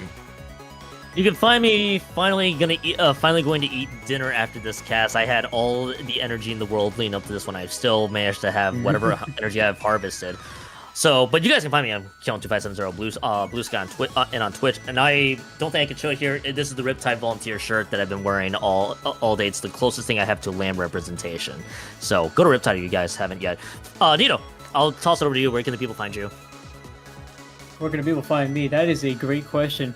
I'm at NitoAndUsed at .bluesky.social, NitoAndUsed on Twitch. On a rare occasion that I do stream, and if you can find me, I'll also be finding food because, wow, 1, I'm hungry.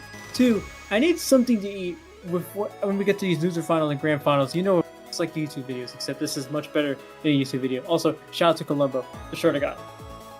All right. Thank you both. All right, I will be back here with Saf and Pop Gun to kick you guys off for our losers finals. But you guys don't go anywhere.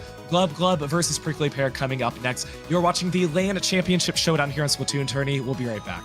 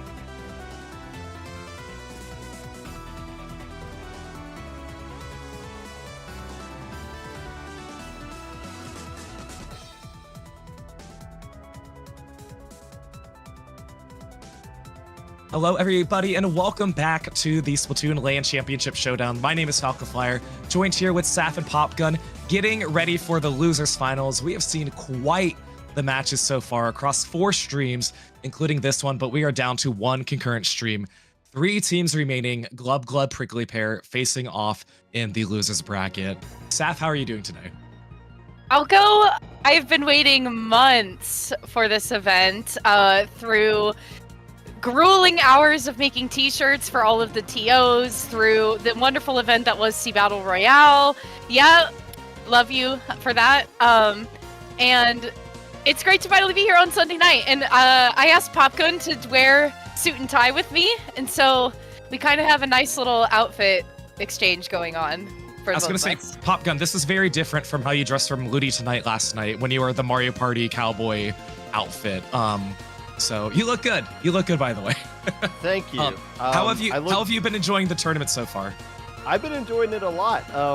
Obviously, you have too. I think you've been 0-3 versus your voice right now. And you might need to be attacking a bottle of honey and some hot tea while we get set up for this next set. But I'm doing good. Yeah, I'll have a lot to say tomorrow. Let's say that. But obviously, we got a lot to say tonight.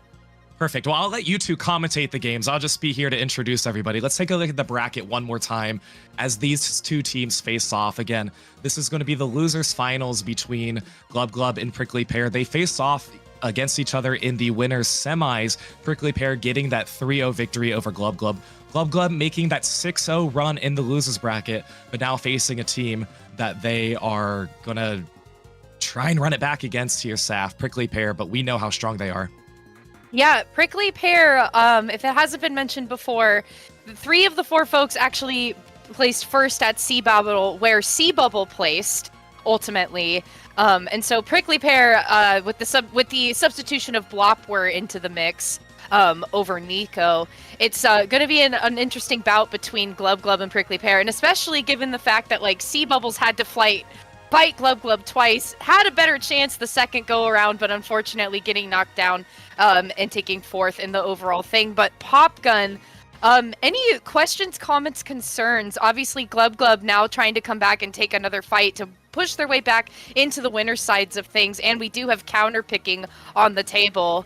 Yeah, curious to know thoughts, questions, comments, concerns, compliments even. I don't have any compliments. I do have some concerns for the idiots in chat that are being a little too excited about the fact that I'm wearing a suit. I'm married, by the way. You missed the boat on this by about 20 years or so. Sucks to suck. The other thing I do want to say is give a shout out to Boston 2. I guess they call themselves New York 1 for what they've been accomplishing so far, and Glub Glub representing Big Dapple. They haven't found a way to get a win against this team yet. They got swept out by Prickly Pear 3-0 earlier in this tournament. I believe that was on Splatoon Tourney 4 or 5 or something like that. I don't know, but you can go back and watch the VOD actually. Of that. Were you the one streaming it? Is that yes, on Splatoon Tourney 4. Represent. Shout out Rose and Rocket. So give us the shout. It's a 3-0 sweep. And it was a close 3-0. Was it a close 3-0, or was this like a little brother getting noogied kind of moment? I think little brother getting noogied kind of moment. Still could put up a fight, but not quite. I guess walk the walk, if you will. Well, these are players who aren't used to being little brothered. Keen says, "Good morning, good morning." Complimented with Moonlight's own Nolan, who is not going to be using Kraken this time around as we get into game 1. They've already have been using Kraken throughout the day, so I honestly, on the first go-around, they're taking a little bit of a break, pulling out the S-Blast, though, but you do have Funky Eevee on the consistent pick of the Carbon Roller, which constantly I see them choosing whenever they come into Sea Battle. And so I'm wondering, actually, Popgun, I have never seen Prickly Pear play. I've always been really familiar with the playstyle of Pico de Gallo with the addition of Nico. And so having Blopwer into the mix here, I'm wondering how Sunset Surge folks are going to fare. But as it seems, taking check right now. Well, it makes them extra prickly. Look at that. They got 2 chargers, if you want to consider a bamboozler a charger. I guess technically it is. But none of that really matters. This is Eevee's bread and butter. Mako Mart with carbon roller seems almost like cheating, especially in the hands of a player who's been using this weapon for a long time. Pepe also on the splatter shot because somebody's got to be on the splatter shot right now. Things looking really good for Prickly Pear. They got a huge control of the zone. They're about to lose it though. Yes, but do Glup Glup realize that Pepe is sharking back there? I'm gonna go ahead and say no, because now that Pepe's made his presence known, immediately the members of Glub Glub are trying to collapse in and get him out of there, which they do successfully. Even though there's a little bit of blue on the zone, Big Dapple is still holding pretty strong here. And especially I want to say shout out to Keen as they go down right in front of me there. Shout out to their bubble for continuing this hold from a little bit earlier now. But it seems to me that Prickly Pear is kind of keen onto what's going on. However, no pain on the zone by them, as Big Dapple is still going to maintain control. Well, here we go. 2 players get glupped somehow. New York, are you okay? Can we check in on that? I'm assuming, I mean, like any rule, any tournament would typically say if you get under 50, that's a KO right there. But I'm pretty sure I don't know, maybe they'll get a replay out of that. But that was awkward. 2 players leaving at the same time. First off, let's check the weather in New York. Everything going on good there. No, like, I know. Pull out your weather app. Pull out your weather app. Let's see. We'll check that first off, and then the second thing we'll do is make sure everybody's okay, and then whoever the TOs are for this event can realize or can make a call on what happened right there, because both teams were technically below 50, so no clue how that's going to play out. Right, below 50 in terms of points, but still within the 2-minute mark, I guess, before games, as some disconnect rules are played out. So it's like you said, only time will tell what the TOs kind of want to do with a disconnection rule, whether they want to go by game time or they want to go by actual timer standards. I guess we'll find out, but it still was a close match nonetheless. It was literally 1 point away, and just a little bit of a penalty keeping the folks of of Prickly Pear at bay to try to flip the lead. So kind of an interesting time for a DC to happen, kind of a new start on life, if you will. We're looking at a clear night over New York, a wonderful, brisk 56 degrees. That is Fahrenheit. They had a high of 60, a low of 49 today. Feels like 48 though, but nothing that should be affecting anybody's routers as we're going into this. Keep in mind, I'm hearing rumors that the next LCS is actually going to take place at Falco's house. He's secretly building a LAN facility without his family can confirm. I realizing checked. it. So the next one is actually going to be like a Splatoon summit that's going to be taking place. But for now, we're stuck playing online. We're replaying game 1, by the way. Everybody appears back into the lobby for now. Hopefully, it stays that way going forward. I would really like to know who is on the council for the Splatoon summit. I would assume you would be there, but you wouldn't be like one of the main chairs in the middle of the summit. You would be like off to the side. You know what I mean? No. That's fine. You don't have to understand. But from what I'm understanding right now, we're kind of 15 seconds into the game here. Cooler has been popped by the folks of Glub Glub, and Control being taken first. Oh, the tactical DC. Look at them coming back out here, taking the lead early in game 1, and they're getting control of the zone. I see you, Glub Glub. Nice work. Bend every rule to your favor, and it's working out for them right now. But here come the chumps that are going to do something, I'm assuming. But it is going to push everybody else back, so the Sunset Surge, Prickly Pear team. Balloon says, nah, I'm going to hold on to these ink strikes. I'm going to join my friends back at spawn. I'm not going to get splattered like the rest of them did. Prickly Pear getting back into control of this thing. They'll take the lead as well. Well, Trump certainly did something, because not only is Sunset Surge taking the lead, but they have a firm hold on mid and allowing safe passage for Pepe and Blopper to kind of push forward and see what they can try to get on the ledge. But unfortunate for Pepe going down right below the ledge. That's going to make an opening for Keen and Nilla to come in, especially with the bubbler as collateral. And now finally, that's Big Dapple putting their foot back down on the zone here. But with 2 members going down and double Trizuka, that's a wipeout for Prickly Pear. Well, we are not allowed to get excited about Trizuka plays, but that was a quad. going against Glub Glub here. And what's the play to go with right here? How about Nolan getting a nice double that's going to work out into their favor? Keen's going to start attacking Shiny, but Shiny says, nah, I'm not a damsel in distress with the pencil. I'm going to get the splat, even though I'm going to lose control of the zone. Taking up residence on the left side of the map right there. So nicely done. You know, Glub Glub might be the lower seeded team. They might be the team that's kind of struggling to get into this one, but they got some real monsters on this roster, including Nolan, who can take over a game if they just start heating up in the right way. Totally. And I think, though, the folks on Sunset Surge have been really cooking with the, like, this whole LCS tour run, if you will, Popgun, because I mean, Shiny and Pepe have been working together for a very long time. Shiny being the one who's won most of the locals on the West Coast, has won almost every single, actually has won every single local on the West Coast. Now trying to come and stake their claim onto the LCS Showdown with a lot of their same friends that they've been doing it with. And with Pickerly Pear now dwindling away their penalty, they have 3 members up in mid. A lot of subs being thrown out too. Nolan sure is feeling the heat from that as they're kind of suspended in this left-hand side, but with the cooler coming out, hopefully that's going to be Big Dapple breaking out, but I'm not sure, Popgun. Now that penalty is gone, it's looking to me like Prickly Pear's feeling pretty comfortable in the midsection. And they got a Zuka to work with as well, wrestling the zone back and forth. The Zuka gets shut down.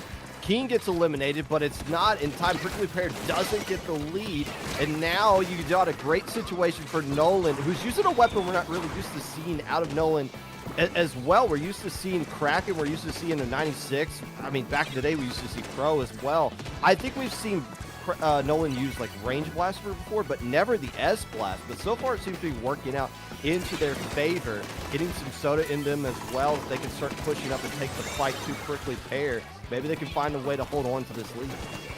Yeah, and with Pepe kind of coming in to try to pinch Nolan away from the middle section. They do give up the chase, though, but that Keen coming in on the center stage and taking out Funky Eevee, and also looking in to try to take the stack as well, but with Shiny being in a good position to try to cover Pepe, that is Keen going down in the fight. But still, a decent penalty on the folks at Prickly Pear, and no end in sight for the push from Big Dapple. They got to start pushing up. They got to find ways to start activating their players in the upper side there. How do you not get that splat?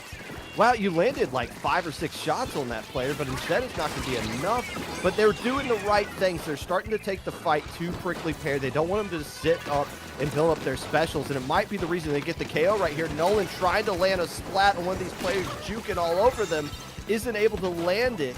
Maybe if they get that splat, this game is over, but it's still Prickly Pear staying alive in this one at least a little bit longer. Nolan not able to escape that trade. Yeah, an unfortunate trade coming out for the folks of Big Dapple, but this is a moment where they can afford the trade to happen, but also you don't want to be caught on the back foot by the folks of Prickly Pear. That's Eevee going down on the right stack there. There's Balloon trying to follow up and take Pepe, but Pepe is successful in that fight. That's 2 members of Big Dapple going down, with Nolan being successful in taking out the onslaught from Pepe. That's only 3 members of Prickly Pear to hold on as we enter overtime here. The Booyah Bomb, though, is not going to really cover much in the back zone, so Keen has to launch that bubble with the tri-strikes. That's Glub Glub holding it down in the last second, taking us into game 2. They got swept out in the winner's side this time around, able to take game 1. Doing a very nice job weathering the storm right there. Just had a huge lead and was able to do just enough to hold on to it. So for a team that's been, how long has Glub Glub been in the loser side? Their 3rd match, and they have yet to drop a single game. They're now 7-0 in the loser side of things, so they're basically in home court advantage right now, taking on Prickly Pear, who is just coming off a 3-1 loss to My Little Hinlow. So this could be a case of snowball going down the hill or whatever and building up steam, a lot of momentum at their backs. But this is counterpick. So Prickly Pear can just be like, hey, you know that one map we kicked their butts at earlier? Let's just pick that again and see how well they do. Yeah, and I feel like this is the moment for Prickly Pear to really experiment with the counterpick that they want to choose. And like you said, trying to go into something that they feel is tried and true and that they won on before. Maybe we can try to find a counterbalance to what's going on the side of Glub Glub. I do want to say though, I'm glad to see that my little Henlo was not given being the #1 seed in the tournament, being given the free ride to just try to make their way into grand finals. Like Prickly Pear did take one game off of them. I don't want to see any perfect records, okay? Like, that's not what I'm here for. Okay, well, you don't have to see that anymore because everybody has taken AL. And by the way, everybody did win at least one game, which is impressive, including the 8th seed taking a game off the #1 seed, My Little Henlo. The counter pick is in. It is Mahi Mahi Resorts, Splat Zones edition. Shiny is probably super thrilled that they are able to use, that they're able to go to this map. Now the question is, are they going to stick with this chump kind of comp that they've been using so far? For some reason, I've been seeing chump a lot on the Splatoon tourney channel at a higher level of play. I'm not going to read too much into that, but who knows? It is still Splat Zones we're seeing in Game 2 as well with the counter pick.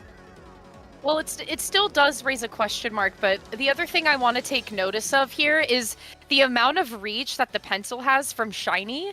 Kind of in that first replay, you could see all 3 members of Prickly Pear that were not Shiny, like up and in the zone, not even painting the zone, but Shiny's shots were literally going right over top of them, just in a line.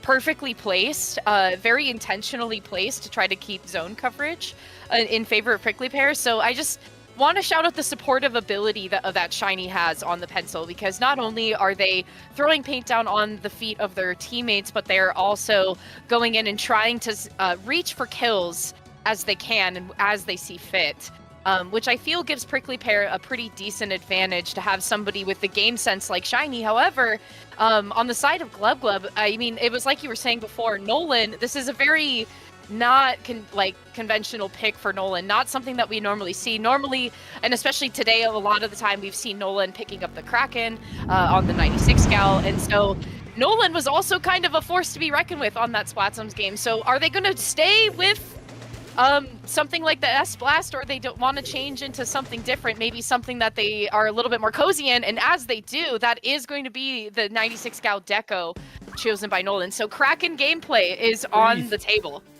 Breathe, Sap. Take a breath right there, because we did just see a vanilla bamboozler coming in as well with Killer Whale. So the chumps have been chumped. They didn't make it into Game 2, but really the reason that we see Prickly Pear counterpicking this, they can get Pencil into a great position on this map. They can find ways to get Eevee activated, who is using the fighting toothbrush. So we got a decab versus TCab situation going on here, but that is Nolan, who is able to use their tried and true 96 Deco, getting the Kraken out here. And when that map starts lowering, when somebody gets enough points for it to lower, that Kraken's got a ton of room to work with, and that's going to work out even better into Glub Glub's favor. Yeah, and I like to see that Glub Glub already has taken the lead very early in the game, though. We still have so much time left to spare here. Nolan trying to follow up on the left-hand side. That's Pepe going in, not only taking Nolan, but a trade into Nilla, but it's going to open enough space for Sunset Surge to come back into the fray and actually cancel out 3 different people from getting their cooler. Are you seeing that? There it goes. No, I wasn't seeing it. What happened? Somebody got a cooler out? No, 3 people didn't get any juice. They actually got robbed of their money. Sometimes you just shake the vending machine, something will come out of it. It might not be what you ordered, but right now it's exactly what Prickly Pear is trying to order right here, holding on to control of the zone. The map does lower though, and if you're Prickly Pear, this is whoa, wow, okay.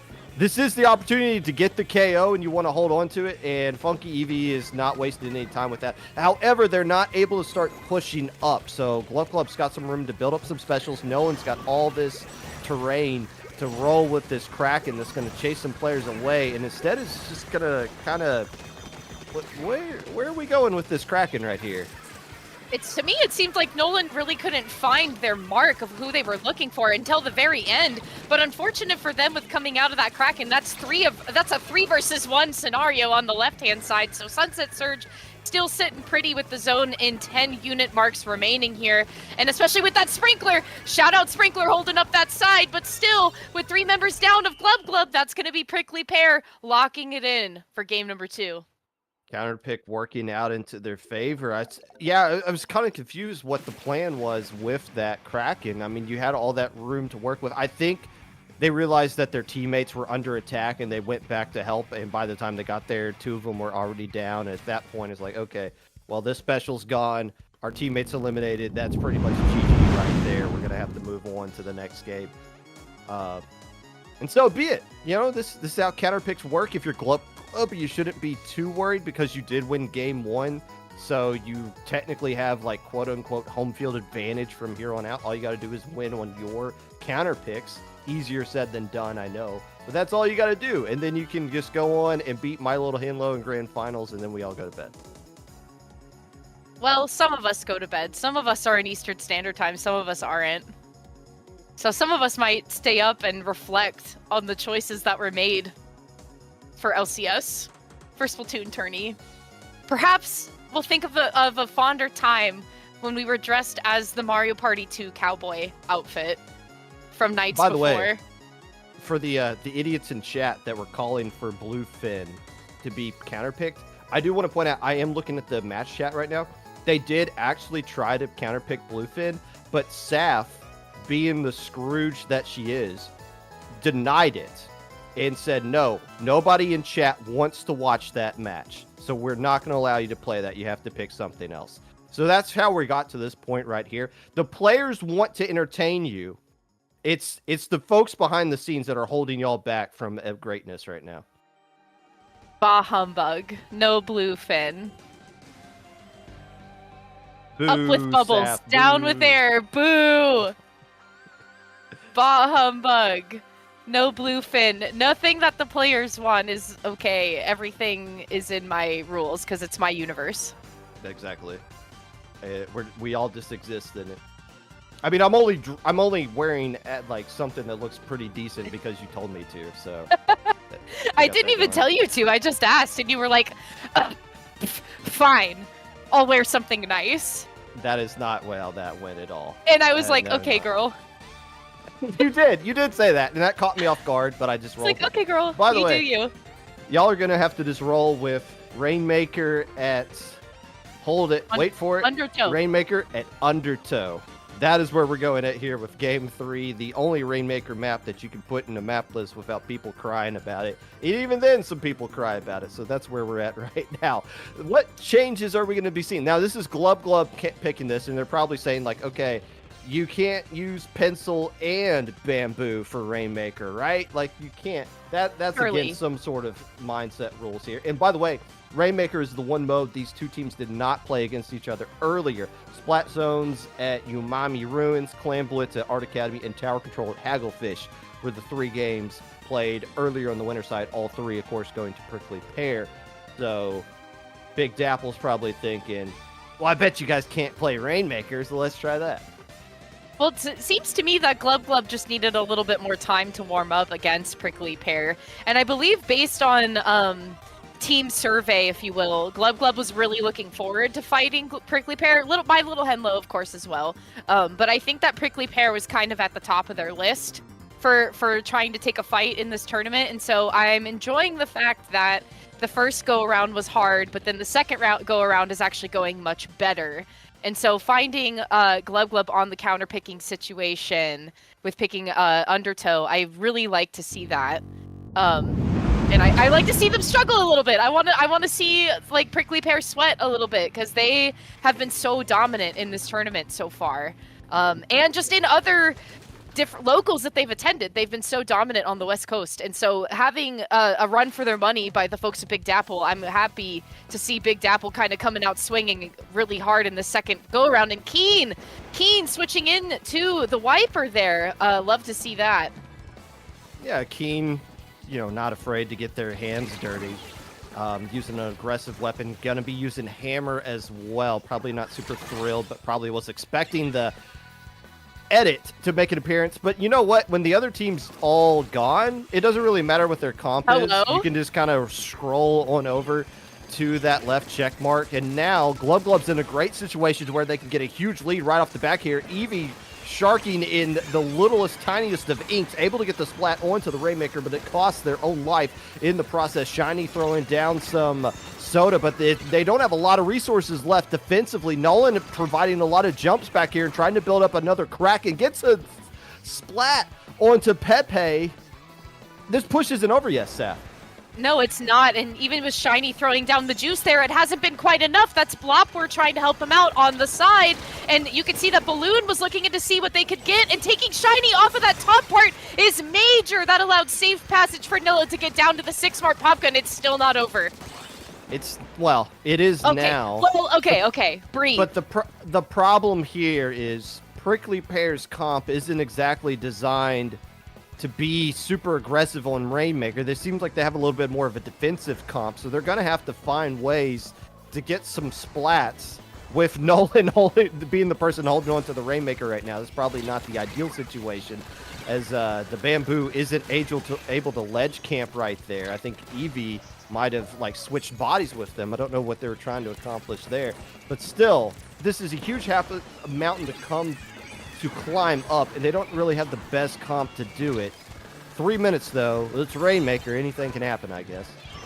I think if Prickly Pear is to play a little bit more patiently and try to just actually pigeonhole people off into one-on-one fights, this could be the start of a story where we could see Prickly Pear try to get in and break that first checkpoint. But I think you're right. They don't really quite have the tools to take in a team fight unless they were able to get people into one-on-one versus one scenarios. But how can you do that when you have 2 members down? That's Nilla holding on to the Rainmaker, but luckily Eevee is here to respond. Well, you do have double Zuka to work with, which is frustrating, but if you can find ways to kind of get those splats, it'll work out into your favor. Like that, what the heck was that? Okay, Pepe shooting a Zuka shot straight up to God, and it came back down and took care of that player right there, and they're going to attacking this left side.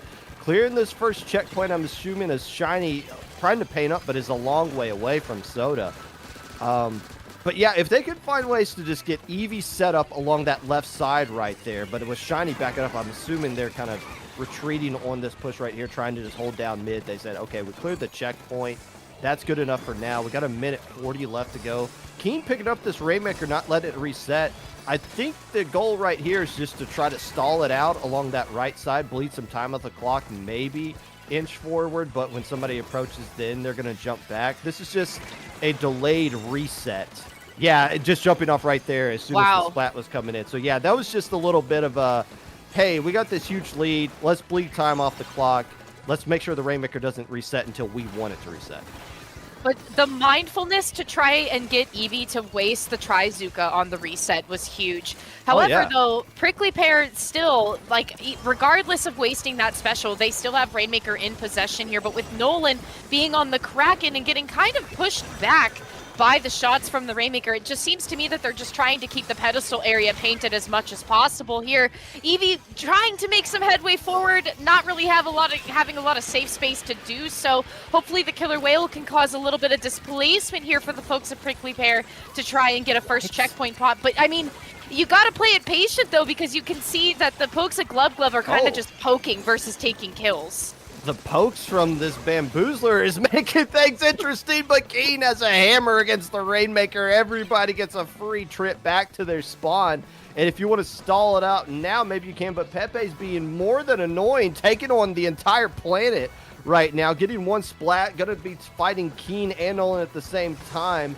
The Rainmaker just trying to make sure if I get splatted, I splat somewhere in mid. But Eevee, this is actually kind of a winning situation. If Eevee can find a way to get around that left side and start going off, the Rainmaker's going to have to be real patient, though. They got Ink Strikes, they got Kraken they're going to have to dodge. There's a whole lot of nonsense that could be thrown their way. The Rainmaker trying to stay alive. There goes Eevee. That was kind of their winning ticket. Here come the Ink Strikes. They're going to jump everybody else back for a little bit here as that Rainmaker ticks down. Here comes the Kraken that's going to force something to start moving. They're going to dodge the Kraken for now. No, they're not. They're going to Squid Surge right into it. GG 2-1 Big time, Apple. though. that was a long time to dodge Nolan, someone who's really skilled and kind of like homing missile when it comes to using the Kraken onto their opposer. So, I mean, I don't know. Blopper kind of lasted a long time with that, but yeah, that is Big Dapple taking game number 2 or number 3, I guess, now putting themselves into a match point scenario. That's Prickly Pear on the counter pick. Nicely done with the counter picks right here. Like I said, you win game 1, all you gotta do is win on your counter picks. You pick Rainmaker, you get a huge lead early on, maybe a little bit of a misplay by Prickly Pear to go all in to try to get that pop. Instead, there was a quick pop by Glup Glup. They were able to just clean up everybody else and get a good wipe, and then it was just steamroll. And I love the counter push as well. It wasn't the fact that they just got to the checkpoint on the opening push. They were able to keep enough players alive and enough players back to where players could take chances. You saw Keen just dive in there, grab the Rainmaker, get a few 10, 15 extra points on top of it. You saw other players just keep jumping right back in. It was death by paper cuts on that opening push, getting the 6 remaining. It doesn't really matter. Rainmaker's so hard when you have to get all the way to 5. You basically have to touch the pedestal to get back into it. Glub Glub won that one in the opening minute and then just kind of danced around for the next 4. Nicely played by them. Well, I guess I'm wondering, because it seems to me like the hook, line, and sinker really is getting Eevee into the proper positioning. So I guess with playing with something with like a pencil, I mean, Shiny did switch on to the heavy edit, which definitely gave a lot more paint, I guess, for Eevee to work with. But I guess would there be an additional weapon choice you'd want to throw out there? Because it seems to me that Blopper is very comfortable on the Bamboozler. We're not really going to be changing off of that.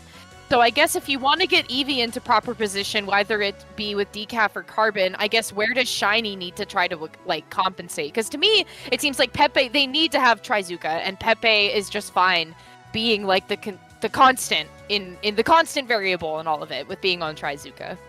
Well, I think what you do is you pick a map that really favors your Carbon player, who I think I saw on Blue Sky earlier today, where this map and mode, Clan Blitz at Umami Ruin, someone was like, why do we play this in competitive? The answer is because we don't have many maps we can play. If we start getting rid of everything, we're just going to play best of 7 Tower Control Art Academy over and over again. But I believe it was Eevee who responded to that thread I was saying, I personally like playing there.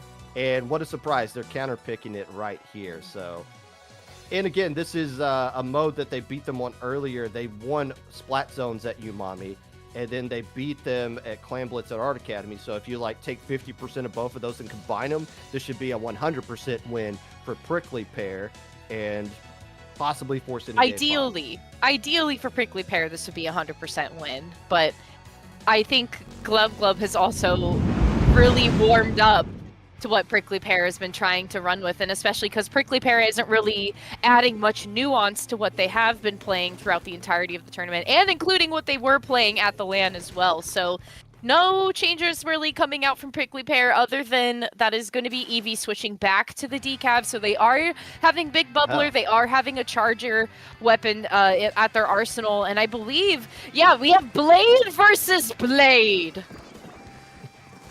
We do. It might not be the cool sword fight you were looking for, though. One is a car wiper, and the other one is a toothbrush.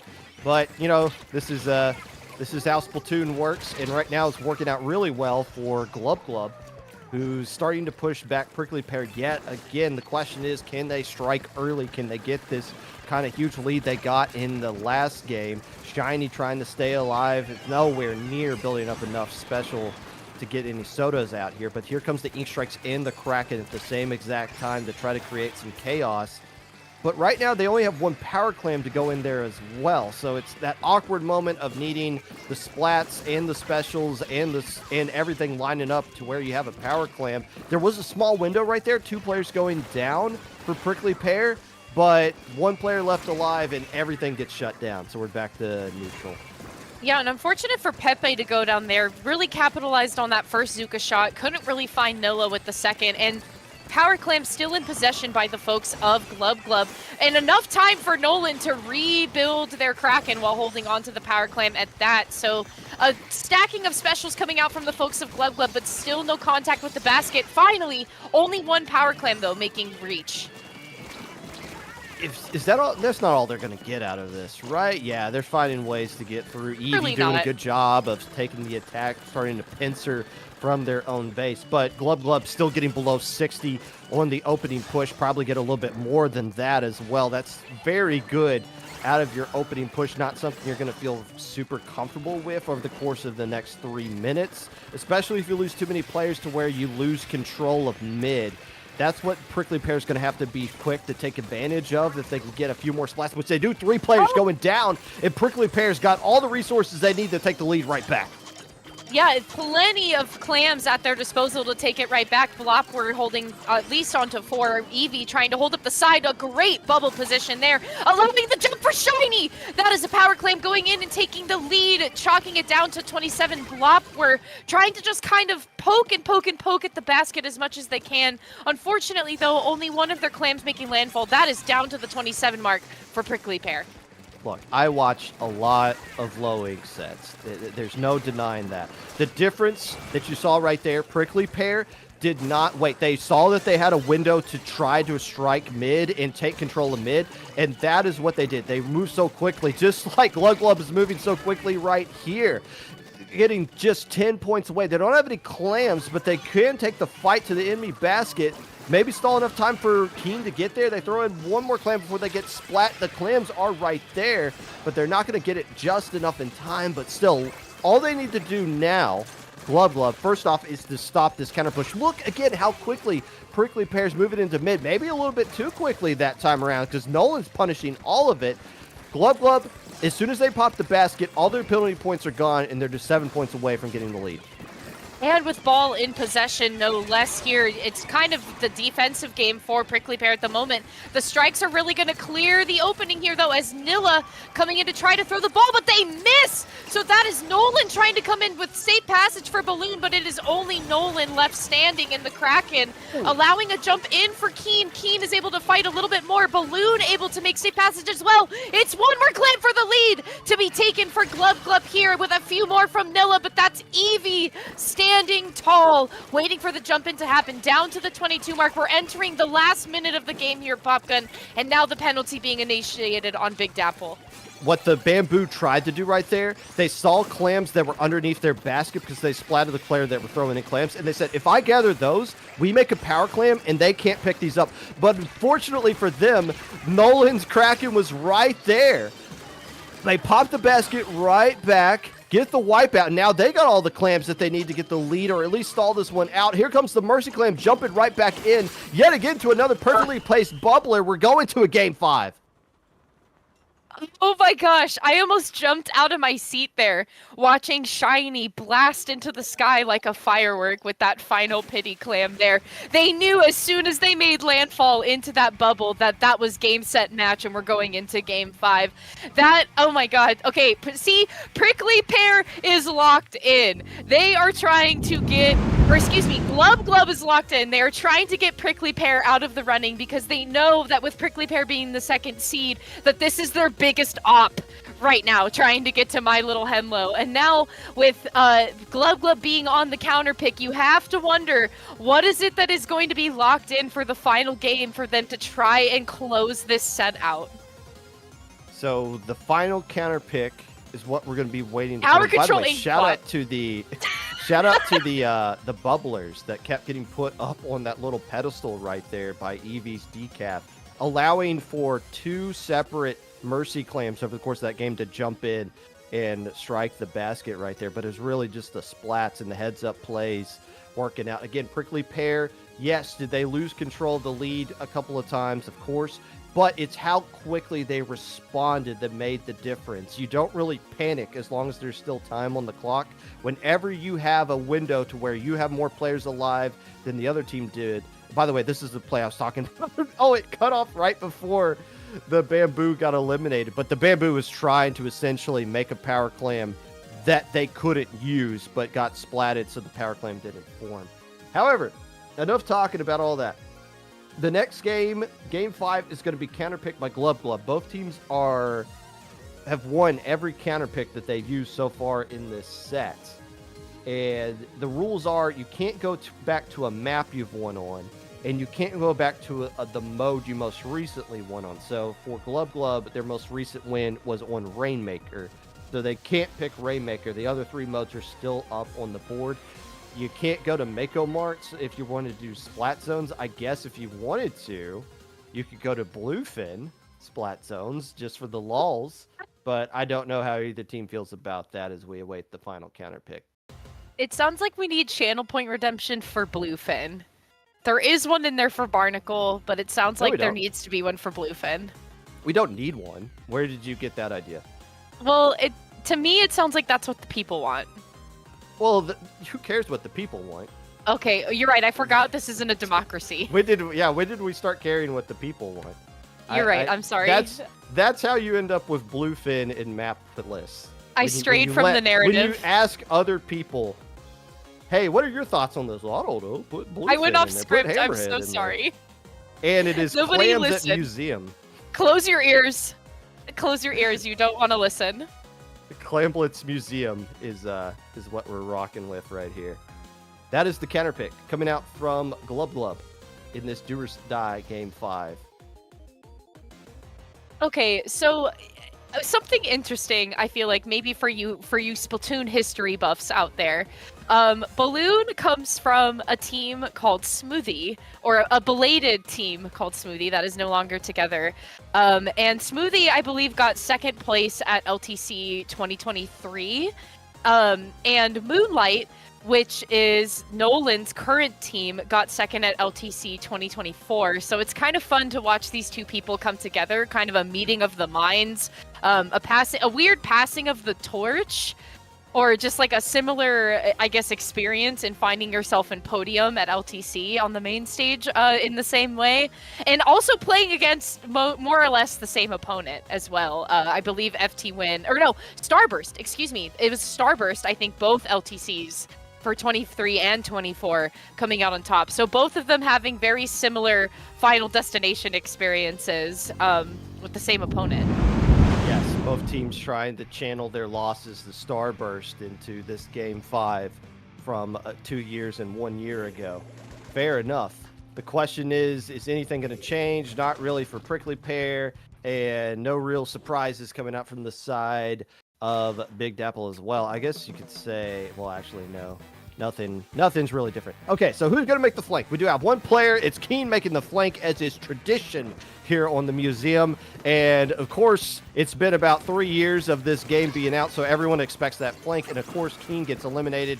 So now Gulp's in a bit of a disadvantage of 4v1 until Keen comes back into the action. Gulp.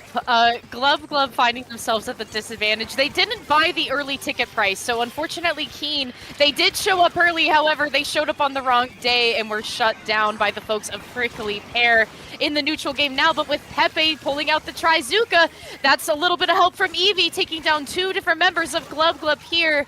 Prickly Pear in a great advantage to try to get some clams and pushing up. Yeah, I don't know what Gloop's going to do in this situation right now, especially with Shiny starting to push up so they can... And Keen's really dedicated to making that flank work out. It's not going to work out, Keen. Give it up. Everybody else is starting to push up along the right side. Pepe's got a clam built up.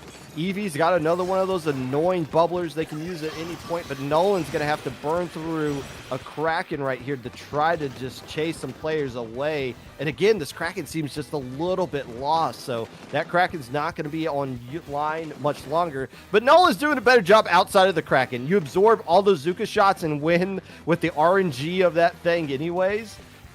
Just a little bit different there. Yeah, and you could see Nolan was trying to take up a fight with Blop, where Blop only landed 1 hit before Nolan was eventually the successor in that fight. But it didn't really matter because Prickly Pear is kind of doing their own thing on the backside of things here, down to the 54 marker. No other clams really to follow up. You can see Shiny has some in their pocket, but they can't really get close enough before that penalty reinitiates. However, 2 members of Glub are still down. This is still very much Prickly Pear's game. 3 minutes left to go. It's so frustrating when the enemy team scores on you and the push ends with them still in your base. Like, you don't even get the advantage of them getting mostly wiped and get control of mid. No, they're just going to pop the basket yet again. However, this basket being popped is probably going to work against them here. You're just giving it another mercy claim. You don't give it any penalty points. So now Gloop Gloop's got even more resources to start working with right here. 2 players down for Prickly Pear. This is starting to look pretty good for New York as they try to slip through right here. And the Kraken can, if Nolan can score, and then use the Kraken to create some space for their teammates. Look out, this will be lead. And like you said, so it is written. Gleep Glorp taking the lead down to the 51, and Nolan popping the Kraken to hold it down and try to keep it open as much as possible. With Keen almost making a 3rd ball into the basket. Unfortunate shutdown by Gloob Gloob. Still a couple more points to go for Sunset Surge. They do have a power clam at the ready, though, and economy is high. But even if you do score right there, that's an extremely risky play by Keen, because now you get wiped out during the push, which is the worst thing you can do. And look at the response from that. You get Prickly Pear in control of mid. You get them all these resources. They got 2 power clams ready to go. That was a very risky play, even if it worked out for them, which it didn't. Now, all you got to do is pop the basket and get the lead. Look how few penalty points they have right here. And that's what they're going to do here. Lead. With an additional jump. Another power clam thrown in. And look at this. Prickly Pear staying alive. So, yeah, they're able to set up defense things. They're absorbing the ink strikes that are being thrown out right there. They're weathering the storm. I like how Prickly Pear ended that push, keeping their players left alive. Big Dapple just put too many eggs into that basket. It might be too much for them to overcome right now with a minute left to go. Well, it seems like, too, now that they're all kind of back at the basket, they can't really allow any more room, especially they can't let Eevee get set up right there, Popgun, because as we saw in the last push, there was 2 power clam jumps back-to-back getting set up there, and Nolan is quick to shut it down with the Kraken there, and with the bubble finally breaking right as the power clam is formed. An unfortunate little blunder for Prickly Pear, but still, Glub Glub is finding themselves on the back foot. However, with 30 seconds left to go, and if they maintain the power clam, they will take us into overtime. So they do have a power clam back there, so we will, as long as they hold on to it for the next 20 seconds, we will go into overtime. The problem is, are they going to hold on to it, because Eevee is just going off and calling game right here, and now it's going to be the game ending with Prickly Pear might even be popping the enemy basket on them right now. So can they find a way to slip right through? I don't see a path to victory right here for Glup Glup. A good run for them, but Prickly Pear's just too prickly. They end up winning game 5, and they're going back to grand finals. Yeah, too pokey to handle for the folks of New York City. New York getting knocked out of the race for the LAN Champion Showdown. That is Prickly Pear of Sunset Surge in Arizona, following themselves back up into the winner's side of things to once again take on My Little Henlo, who previously, remember, when they played My Little Henlo before, were able to take at least 1 game off of them, found themselves in a 3-1 scenario, but now able to take the chance to run it back. We have the East versus the West here on Splatoon Tourney.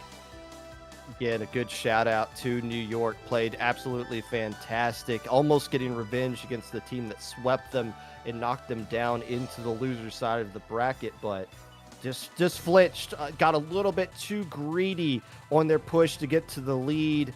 Ultimately just completely surrendered control of mid and all the clams that were there as well, and Prickly Pear being so fast that they are with this comp that you don't traditionally think of with speed, able to move, get some picks, and just overwhelm Glub Glub into that victory right there. And don't worry, New York, I think I saw a screenshot that there's some of you in a group chat right now. Don't worry, you still get to go outside. It's still 56 degrees and clear where you are. Unfortunately, though, in Phoenix, Arizona, it's a very perfect 70 degrees and clear there as well. So weather a bit better on the West Coast, unless a little weather. Florida has something to say about it in grand finals. Yeah, can you get us a weather report on Florida? Sure. What can we narrow it down? Where do you want me to go? The Keys, let's go, the Panhandle? Let's go where Gatorland was, which I believe was in Gainesville, Florida. Gainesville, Florida. That would make sense considering it is Gators. Let's see. the current well, actually no, maybe we'll tease it. Type 1 in chat if you want to know what the current weather in Gainesville, Florida is. Type 2 if you're one of those weirdos in chat who keeps asking what kind of shorts I'm wearing. So that our mods can get you out of this channel forever. Are you wearing shorts with your suit and tie? No, I'm wearing pants. I thought maybe you would Over want to my wear shorts and my capris. Yes, put me on camera right now. Just put me, just me. That works out perfectly. Thank you. All right. So funny. Anyways, there's mostly ones in chat. It is 76 and clear. High of 92. My goodness. How do people live there? It's still April, correct? It's been a warm year. April. It's been a really mild winter, warm year for pretty much everybody. If we want to talk about weather. Now here's my question. I'm assuming we're getting right into this one. Do we, because it is going to be Gatorland taking on. Now, My Little Henlo being a little bit of a break right there. Actually, no, that wasn't much of a break. That was just that one set that they had to wait out, and they'll get the rematch against Prickly Pear, the team that they beat 3-1 earlier. My Little Henlo, being the Gatorland champions, has dropped 2 games so far this entire tournament. One to the number 8 seed, representing Shy Shoals, and the other to the team you're about to see them play against. Daff, what is the keys to victory for Prickly Pear if they want to pull off the upset here? I mean, quite honestly, based on Prickly Pear's performance that I've seen, if it ain't broke, don't fix it. Keeping Eevee on the more aggressive stance is great. Having Pepe kind of fluctuate between the skirmisher and somebody that uses Zuka in the prime positions. Shiny as your backline and supportive role, I mean, to say less about that. I really think in some ways it comes down to some mechanical skill. Considering, too, the folks of My Little Henlo have not only played together for a very long time, but they also did not drop any games during Gatorland. They had a perfect game in Gatorland, and Prickly Pear, I believe, also had a perfect game at their land. So it's kind of interesting to see the cross-pollination of folks losing and dropping games to people that are not from their land, but there are other people that are also in the competitive scene that they may have seen before in online tournaments. So it's really is like the perfect bridge gapping the LAN experience and the online experience. Yeah, I'm sure Gatorland folks were just tickled to death whenever they had to play this team. I mean, this is a team that isn't likely to drop games to anybody, LAN, online, anywhere. Right. Half of their team is in +1, the other half is in +2. So this is a star-studded lineup. It's almost a crime that all these players live close enough to each other that they can go to a LAN and just dominate it the way that they did. But they're not going up against any slouches here. Basically half of Cherry Limeade and half of Healthy Diet food groups, which I don't really know where Cherry Limeade would fall into a Healthy Diet food With group. a sprinkle of Triggerfish zones. Just a sprinkle. Well, yes, a sprinkle. Just a sprinkle. And Just not a sprinkle. more than that, because we can't really handle much more than just a sprinkle on that on this channel. But we are going to be hopping into that set. Momentarily. We're just waiting for players to join the lobby, I believe, and then we'll be bringing you that. Keep in mind, this is double elimination, so if Prickly Pear wants to win this tournament, which I get the sense that they do, they have to win this set and then win a bracket reset. And if you don't know what a bracket reset is, we'll cover it when we get there. The odds are telling you that it's not likely to happen. It just comes down to how prepared is My Little Henlo coming out of that break? What did Prickly Pear learn from the last time they played them that they'll make an adjustment on?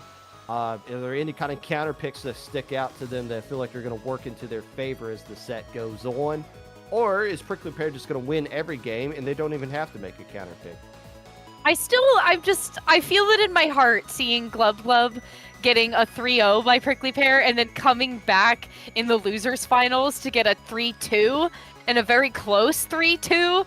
So I love that Glub Glub just like given another chance, they were warmed up and like it came down to the wire for them to even try to knock Prickly Pear out of the running. So like I guess all in all, my notes are close competition. Very close. it just all comes down to who wants it more, really. I mean, that's all any of these tournaments ever come down to. And that's the one factor you can't measure as an analyst. Want. You know, we can measure need, we can measure heart, we can't measure want. And that's what we're going to be seeing on display as these teams get into the set here. Game 1 is going to be Hagglefish Zones. And let me look up what happened the last. I mean, I know what happened, but I want to look up like the exact maps that these two teams played against each other on the last time that they played.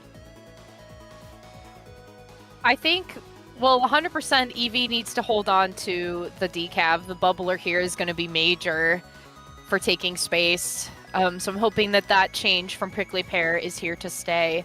For the folks of My Little Henlo, I mean, you have Lexi there, which makes me nervous. Lexi's a very, very strong player, so that does make me a little nervous. I do like how in the chat right now we kind of have a very clear camp of like East Coast versus West Coast. And honestly, what a more fitting way for the LCS to kind of come down to the wire is coast to coast.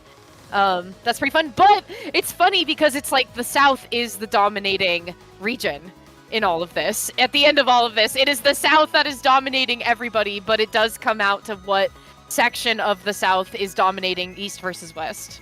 Of course. So the South is dominating everybody, which in turn means all of us are losing in that exact scenario. But that's where we stand right here. The maps that they played last time in Winners Finals, it was Splat Zones at Barnacle and Dime, or Barnicicle and Dime. Barnicle. Clan Blitz at Umami Ruins. Tower Control Ship Shape. Umami Ruins. Tower Control Ship Shape was the only one that Prickly Pear was able to win. But My Little Henlo was using Clash Blaster, so I'm not super convinced that they were super interested in that one anyways. Game 4 was Rainmaker at Humpback Pump Track, ultimately landing into My Little Henlo's favor. So there's that. Using Clash, that's just kind of fun, having fun with it. But that's exactly the opposite of what competitive Splatoon is all about. Having I'm fun. sorry, we hate fun here. All we want is victory. That's the only thing that matters, and that's what these two teams are going to be going for here. Game 1 of Grand Finals. My Little Henlo taking on Prickly Pear. Splat Zones at Hagglefish Market. We see Flop Stoppa coming out with the Zipcaster, Ninja Squid, Octobrush, Eevee on the decav, and the Bamboo that has the Super Chunks. I like Flop we're pulling up with the Bamboo through every single game. Bamboozler, and both kinds, might I add, making it into Grand Finals of the LCS. You've seen it here first, folks. Floppa Stoppa coming up. They got Cooler there at the ready on the wings, trying to go into the spawn of Prickly Pear, but get taken down. Actually, I think they were going into their own spawn. I think they were trying to go after Eevee. I was thinking the same thing you were, though, because I was like, go back to zone. Why are you this far pushed up? No, they're retreating. Eevee is being a menace right now, finally getting eliminated by Flop Stoppa. And 2 players are still alive for Prickly Pear. They're going to have to back up, and this should be zone flipping into the favor of Gatorland. But what an opening. Somehow Eevee slipping past the defense and causing all kinds of issues in the My Little Henlo base. Yeah, My Little Henlo is going to have to do some regrouping here to try to be watching the sides for where Eevee could try to infiltrate, because that was a pretty quick infiltration from Eevee right at the starting gate here. Shiny in a good position up on the canopy. They are opting to paint and put down a lot of ink. That's what I was saying before, Popgun. Shiny is so good at finding out where all of their players are at. They've been playing the support role for a long time, so they know exactly what they need to do there, but also know where to take the fights when they can. Taking down Henlo in the process. That is going to be Prickly Pear finally taking zone back in possession. All the folks spamming cactuses in chat right now must be pretty pleased with what they're seeing. Until just look away from that. You're not going to want to see an Octobrush just eliminating your entire team in just a few strokes right there. The cap is going to be playing. I think I see a flop or a flank coming around from Eevee, although Eevee is opting to go right back up top there, dropping the bubbler that the Octobrush is not afraid of. And now, this is what we thought we saw earlier. Flop Stoppa going into the enemy base. They're actually doing it for real this time around. As My Little Henlo's finally got things established. They got Soda in. They're using all their specials, including Zipcaster, and Prickly Pear's nowhere near attacking the zone just yet, so the lead will go to My Little Henlo. Yeah, and an unfortunate trade in the backside there with Shiny, so that's a huge painter being taken out for Prickly Pear. Pepe trying to follow up with the Trizuka there, but still, unfortunately, popping it, but in the Crab trying to find value, but Eevee is quickly there to follow up with the folks of Sunset Surge taking the zone back in possession. It seems to me that Prickly Pear, with the help of Shiny and the paint that they have, they're able to take the zone back super quick. My Little Henlo just really needed to throw a hard punch to gain the lead. Nice use of the Zipcaster right there. And there's not really much you can do with the pencil like that. You just basically just got to spam and hope that a couple of your shots land and you can take care of Spider-Man. But when you're able to use the Zipcaster that effectively and take the top off the defense, get rid of the anchor player right off the bat, it just completely shuts down any kind of push potential that you can have coming out of your own base. Shiny throwing down Soda for everybody, so this is going to be one of those last-ditch efforts by Prickly Pear. They do take care of the pencil on the opposite side, get control of the zone. Is it going to be enough to hold onto it, though, consistently? Henlo staying alive. No, they were staying alive. Pepe had something to say about that, and now it's Prickly Pear that's in a pretty decent situation to try to get the lead back. Penalty points almost gone, Seth.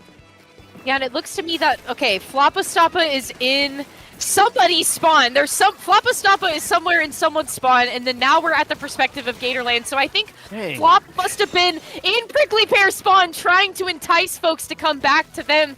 Now finding themselves in the delayed wipe situation, 3 specials online with some change left to spare going out for the final seconds of the game. It seems to me that with all the specials online for Gatorland, this is looking pretty cozy for them to try to maintain it, and especially if you're Floppa Stoppa with that inkjet. I mean, holy smokes, the Zipcaster, excuse me.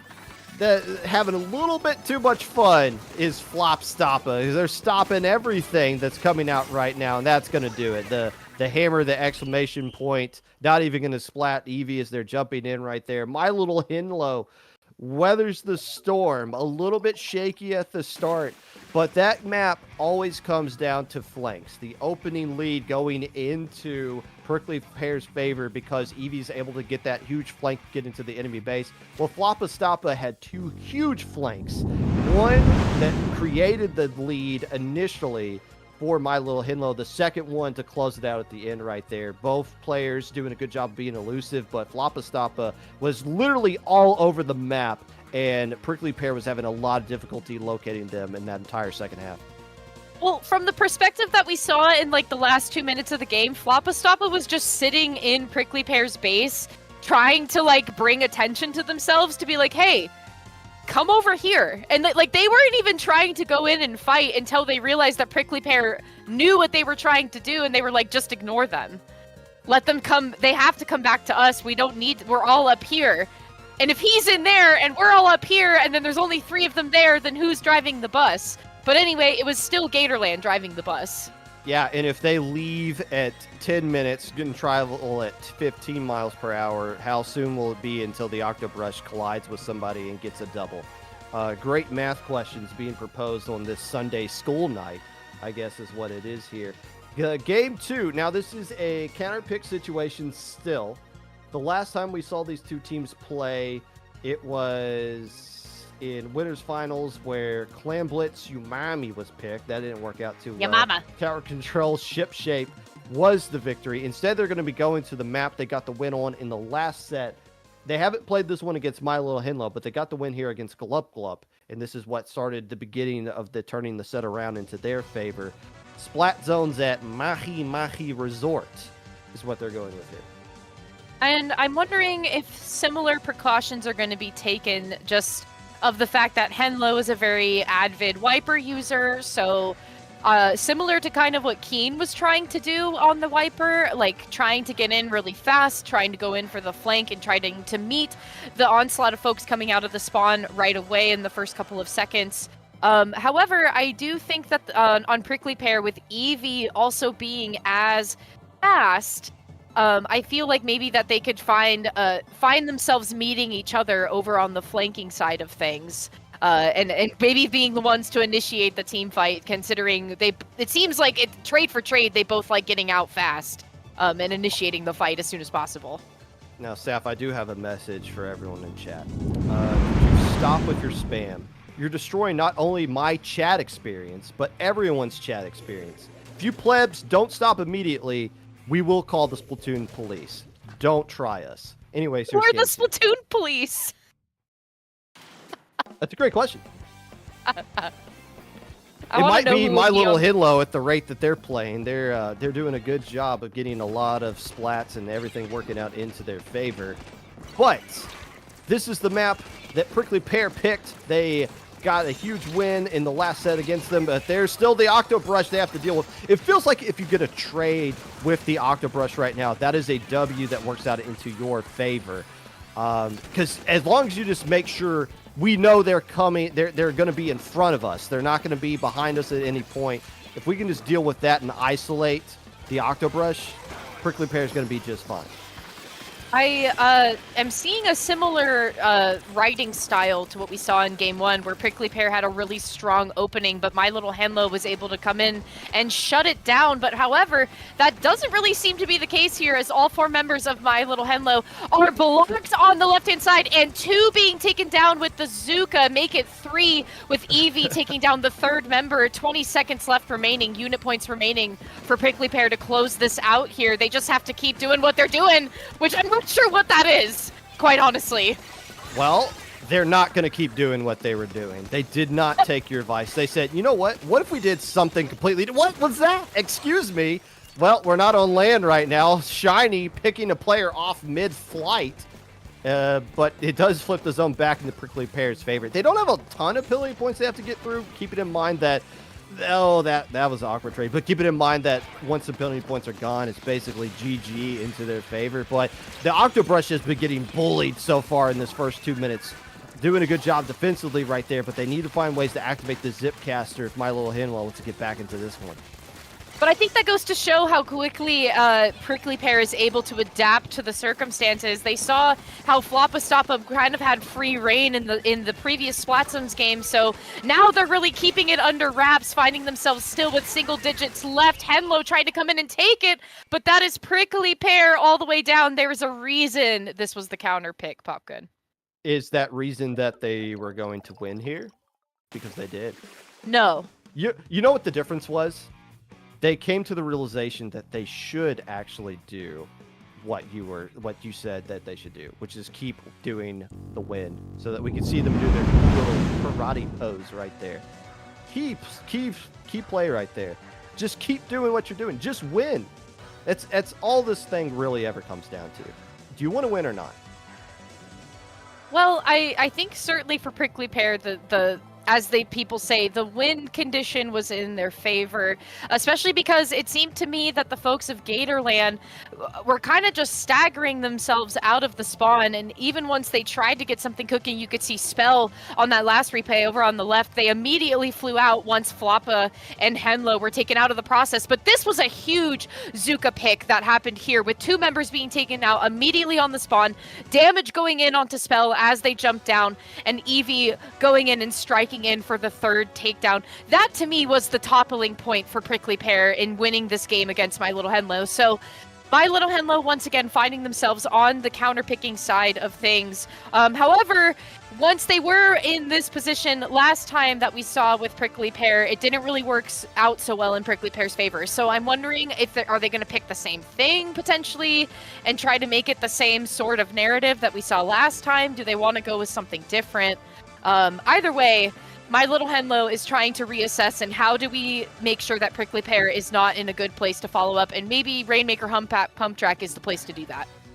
You know, can I get the camera on me real quick? I have a special guest that I'd like to bring onto the stream. So this is my son's current favorite book, Hippity Hoppity Little Bunny, because it's got this little bunny mascot that you can go here.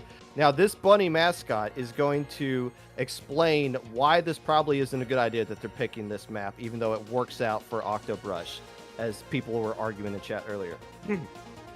because it's really difficult to beat the same team twice on the same exact map and mode in a counterpick scenario when they realize what they did wrong last time and they can make adjustments off of that. Well, thank you, little bunny.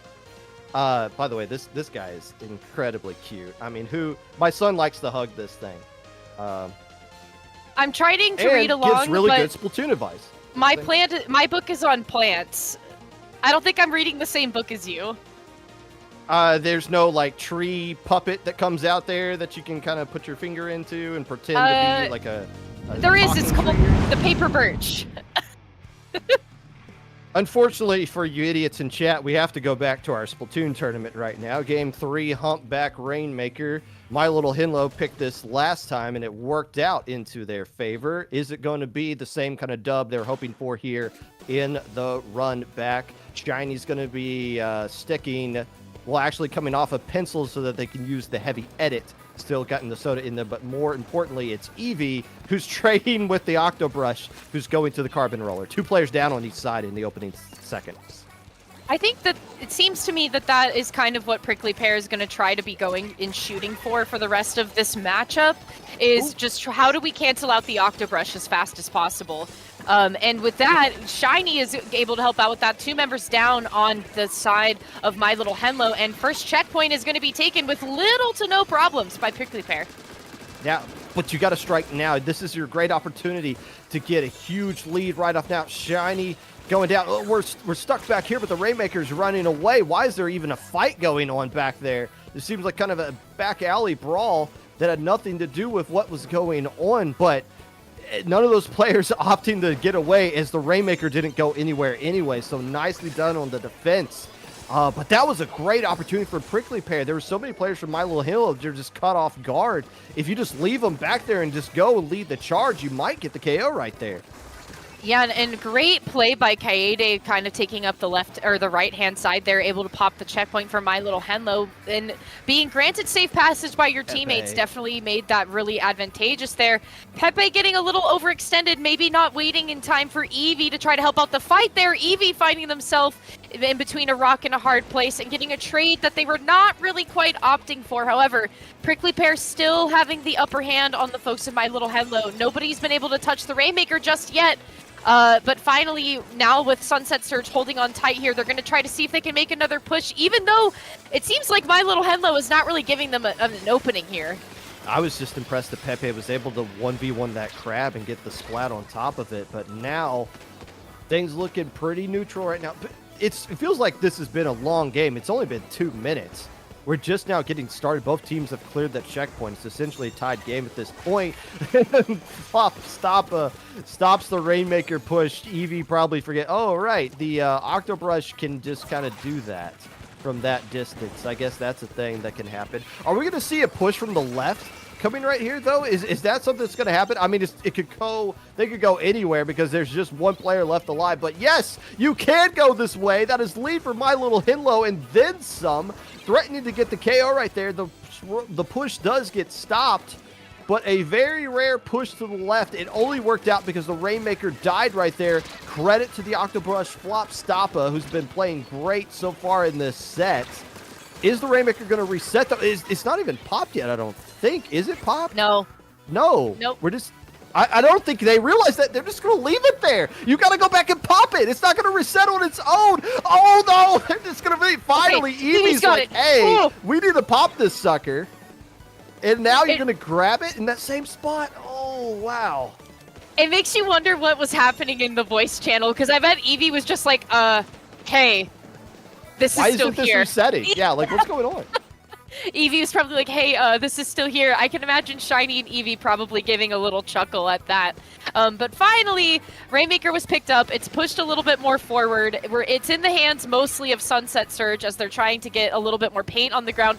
Unfortunately, I don't think Eevee is the one that you would want to be picking this up, especially but getting stuck between the pedestal and the wall, because Hammer's just going to knock you out. And that's, like, Eevee's been the one grabbing it the last 3 times in a row. I don't know... Well, I mean, that last time they're just like, oh, crap, we have to pop this and pick it up. We have no choice. We got to do that. But, yeah, and now you just got 1 minute left to go. So much time wasted from Prickly Pear just being discombobulated with where they want to go, who they want to grab the Rainmaker, and what their game plan is going to be.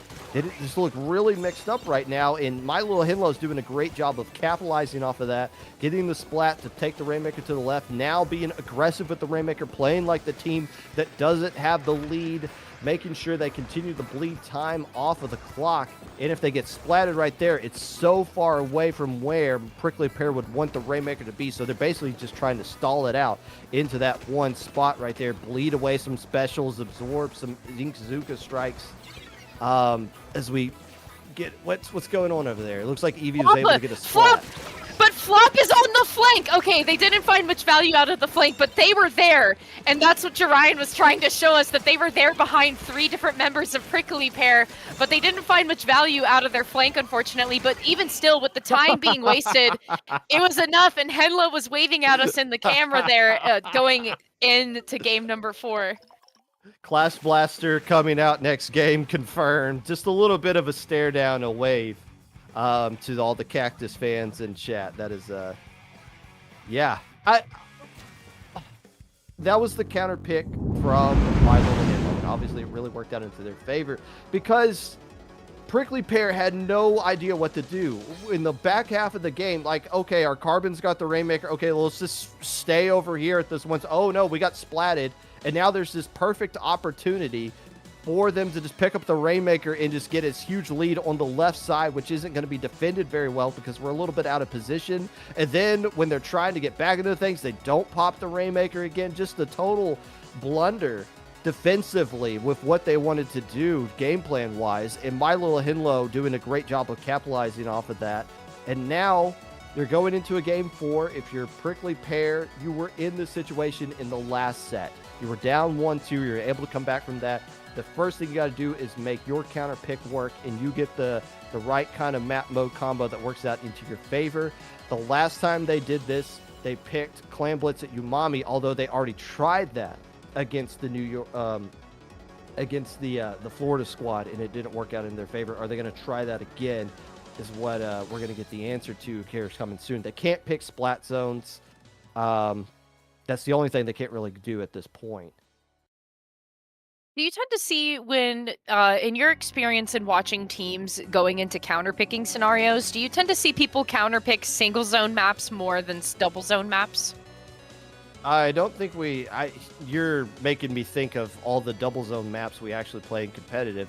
And then keep in mind that we have like an unorthodox map list we're using right here, but they can't pick zones anyways because that's their most recent win. Are they going to go with Clam Blitz on Umami this time around? No, they're going to go Clam Blitz at Museum. This is what they counterpicked. Oh, wait, no, this was game 5. This is what New York counterpicked against them. So they're going to go back to Clam Blitz on a different map. They can't, well, they could go Umami, but again, they lost the Umami Clam Blitz to this same team earlier in the tournament. So they're going to try a different map, same mode. But also, this is what I think you've mentioned. Prickly Pear counterpicked this against Glub Glub last time, and was successful. Or the other way around. Glub yeah. So against them, but still Glub Glub, yeah. Glub Glub counterpicked this against Prickly Pear, but Prickly Pear were the ones to find success against them in this counterpick scenario. So perhaps maybe just going off of notes of what they have so far and from what they've gathered from fighting Glub Glub twice. In a very decisive, and especially the second time in a very decisive 3-2 showdown, that perhaps Clam's Museum is going to be the way to go. It is kind of the way to put the nail in the coffin here. They know that Rainmaker maybe doesn't seem to be as advantageous for them. I'm glad that no one's picking tower control for some reason. I feel like we don't want that. We want something like Clam Blitz that has a little bit more to talk about, more taste, more skill, more flexible ability to be showing off some skill and things. Well, if you're in Arizona, you want this tournament to continue, and if you are everybody else, you're about ready to see if Florida can be crowned the champions of this one by using the Ninja Squid Sploosh. By the way, nobody using the traditional flank right off the bat, so we're going to have an actual game going here. But yeah, Ninja Squid Sploosh being used, so no more Octobrush they have to deal with on this map. No more Zipcaster too, although that hammer is probably going to be very annoying to deal with. Yeah, the sploosh pick is really fun. I want to know, maybe someone in chat can comment on this. Was this a comp that was also played at Gatorland by this team, bringing in Vanilla Sploosh to the fray? And especially when they find themselves in match point, maybe they feel like they feel that there's an advantage to this, and like maybe using Sploosh is something that they could have a little bit more leeway with against Prickly Pear, with all things considered. But I do think that with what Prickly Pear is trying to do here, and especially with running that bamboo again, we're removing the chumps and taking out Killer Whale instead. But that being said, it doesn't seem to me that Prickly Pear has the right tools at their disposal just yet, because that's Gatorland making the first pop. It looked like the crab somehow splattered their own teammate right there, but instead it's just a not so good push coming out from My Little Hinlow. You get below 71, or you get to 71, which is a crazy good score. You give a Mercy Clan for the other team to work with. The good news, though, is that they have a hammer to deal with to get a splat on the top side. Do they realize that there's a sploosh flanking around? Does Shiny realize they just left their teammate left to get splattered right there? The answer is kinda, sorta, but that's still the same kind of mentality. Flop Stoppa using a different weapon, but the same kind of flanking mentality, finding ways to get behind the defense and causing issues. Well, here's Pepe trying to take a fight with Henlo, and also trying to play at range to the best of their ability as well. The Prickly Pear now finding infiltration into the top the top platform section of the folks of Gatorland. That's two members getting taken down, though, and one ball falling. Shiny able to make one pop, but with the help of the bubble, they can get the second one in there. Make it 3 coming in from Pepe.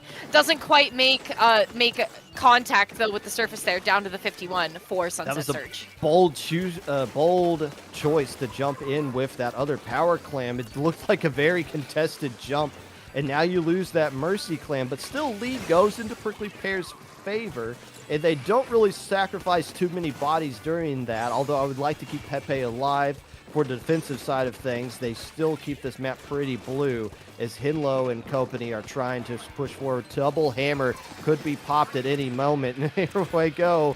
Hey, I like getting back to this backside base right here.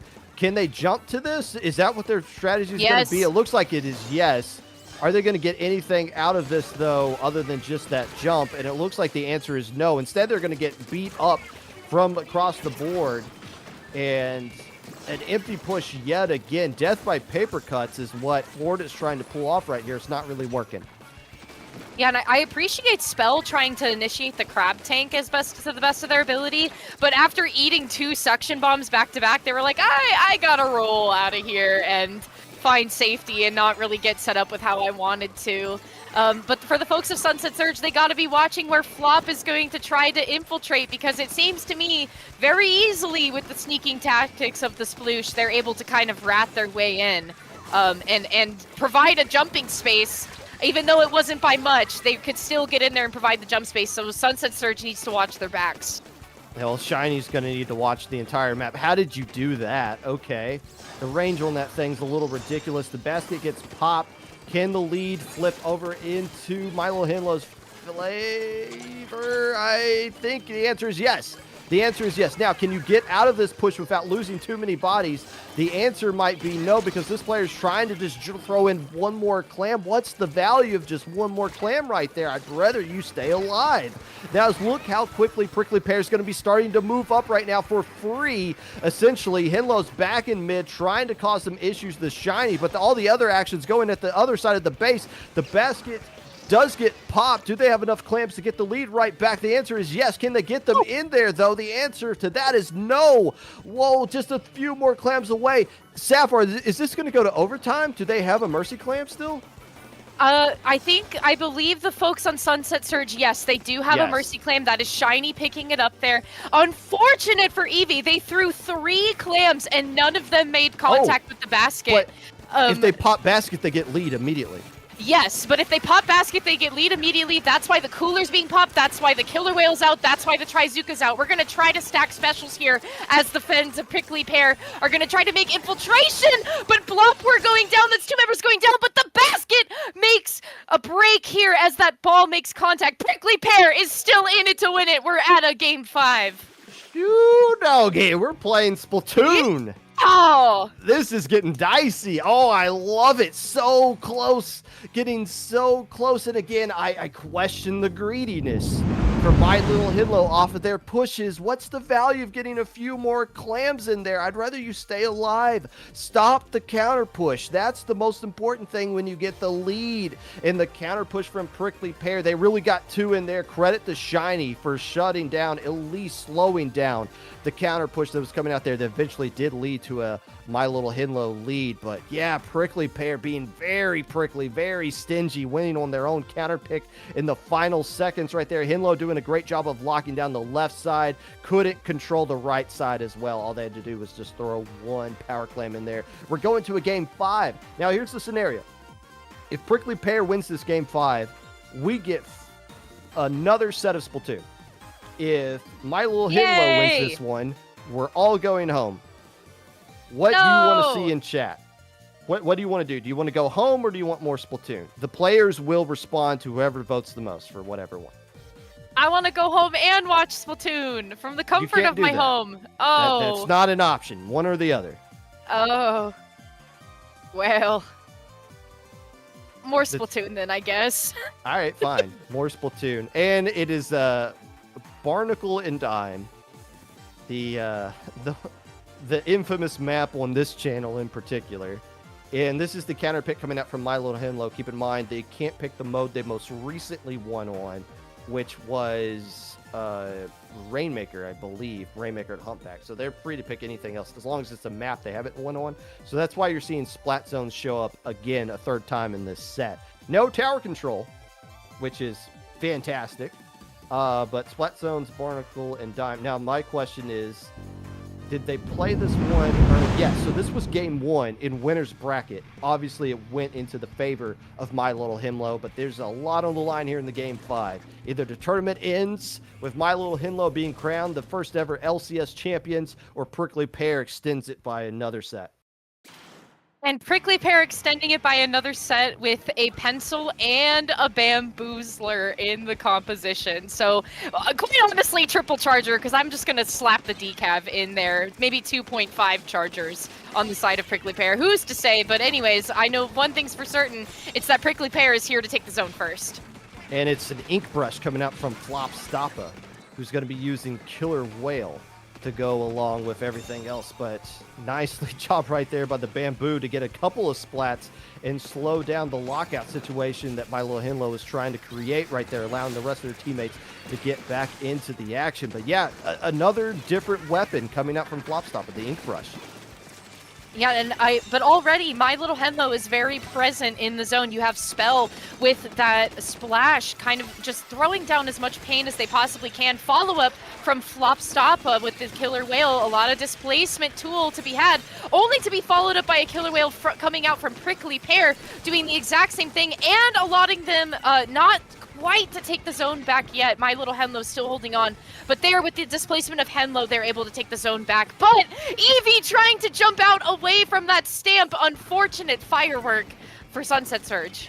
The hammer knocks a pigeon out of the sky. I don't know how that's supposed to work, but in fact, here we are. Prickly Pear still able to hold on to the zone by throwing a lot of subs at it. Can they get some splats to go on top of it? Pepe in a 1v1 with Hinlow. Hinlow wins it. Shiny trying to support their teammates somehow here as Eevee's trying to find ways to push up as well. Things have just been going back and forth, but the zone finally just now flips into My Little Hinlow's favor. And the question is, without those zip casters, how can Flopstoppa keep the aggression up? How can they keep the finding ways to get flanks on the enemy side of the map? So far, Prickly Pear's been doing a good job of containing them, but a lot of pressure is being thrown their way right now by My Little Hinlow. Yeah, and the way that you said that they were being contained, we were kind of watching the folks of Sunset Surge getting corralled into their spawning area. Look at Pepe trying to take the first step out with the Trizuka here, trying to even throw a suction bomb and anything that they can get out there to try to make some sort of headway and entry. And especially with Blop, we're looking in to try to use that killer whale. And Eevee, once again, utilizing the bubble, but that was also a pinpoint for Flopstoppa to come in. That was a 3-member down scenario on Prickly Pear. Flopstoppa is looking in for the 4th. The good news for Prickly Pear, they at least flipped the zone, so they put all these penalty points in My Little Henlo. The problem is they're once again having issues locating the ink brush, going all over the map. They got a ton of soda to work with. This might be the end of the tournament right here, unless they can find ways to get some splats without some specials online. Maybe Pepe can get... no, Pepe's getting eliminated, so there's not going to be an Ink Zuka. It's just a 2v2 situation right now. Make that a 1v2. And Eevee, the last player left alive, that should do it. Even with the splat in zone, My Little Henlo is your first ever LCS champions. My Little Henlo, you'll always be in our hearts. Congratulations to the first champion of the LAN Championship Showdown. That is your Gatorland, Gainesville, Florida, taking the gold here, with Sunset Surge from Arizona taking 2nd place in the LAN Championship Showdown, with Glub Glub New York City taking up the 3rd place spot. Congratulations, folks. By the way, My Little Henlo counterpicking 2 maps that they beat Prickly Pear on in winners finals, and they beat them on there again. Prickly Pear not able to make the adjustments, find the things they needed to do differently in order to get those wins on sets they lost earlier. And this time around, Flopstoppa was just an annoying fly that could not be swatted. I mean, they did a good job of getting several splats on him, including right here by the Bamboozler. But it's just those one times where you lose track of them, and they're behind you, and they're in front of you, and now they're like upside down, and it's just so hard to constantly keep them splatted over the course of an entire game. Nicely done to My Little Henlo. It wasn't easy for them. They dropped 5 games over the course of this tournament. Again, they lost 1 game to the team that ended up finishing, who was seated in last place, but they were able to get dubs when they needed them and clutch them out. Not forcing the bracket reset. If that went to a bracket reset, I'm pretty sure Prickly Pear wins that one, just because it's way earlier on Sunday for them. It's getting closer to midnight here for Florida. They're probably happy this tournament's over and they can just relax. But also, interestingly enough, like, My Little Henlo had to wait the longest to compete in this tournament. They were the first qualifiers of the LCS in general. So they had a pretty much stacked and undefeated win going in through Gatorland, and then having them to come to the main stage here with a difference of experience to try to grapple with. They find themselves in the top of the podium here as well, but they had to wait the longest to find themselves in podium in comparison to everybody else. What a great tournament. This was awesome. Like, genuinely, this was amazing stuff that we were seeing right here. I can't... it's been a long time since we had a chat like this in any kind of tournament stream. It's been a long time since we had this number of viewership. I mean, the idiots in chat haven't changed. They're still just as cringe as you've always been, but it's still nice to see this amount of idiots in chat this time around. And a great tournament across the board. Again, everybody got at least 1 win per game. Nobody went undefeated all the way through everything. This was some great stuff. This was a really good thing for competitive Splatoon as a whole. This is a really good night for competitive Splatoon. Well, I like that it is a really good bridging of the gap of folks that have the resources to attend their locals, support their locals, and play in their lands, and the folks that tend to play in a lot of like online tournaments. I feel like this was the perfect bridge in between both of those spaces to bring the different parts of the community together. So I'm just really grateful to be here. I'm grateful that you got to be here tonight with me, Popgun, and all of the folks that streamed for us this evening, all of the players that attended their lands, all the TOs that we got to collaborate with and run this event with, to bring all of their players together into one big Showdown tournament. Thank you, everybody, so much. Thank you to the TOs, Toma and Toasty. Thank you so much, JPEG, for making all of our graphics and our branding. Thank you, our streamers, Jarian, Ellie, Rice, Justin, and myself. Thank you so much. Thank you to Luna as well for our logo, that infamous LAN Championship logo and the Splatoon tourney squid that you all know and love. That was made by Oyasumi Luna. Thank you to Pepe, our second place winner on Prickly Pear, and T.O. for Sunset Search for making the trailer. Thank you, Strings.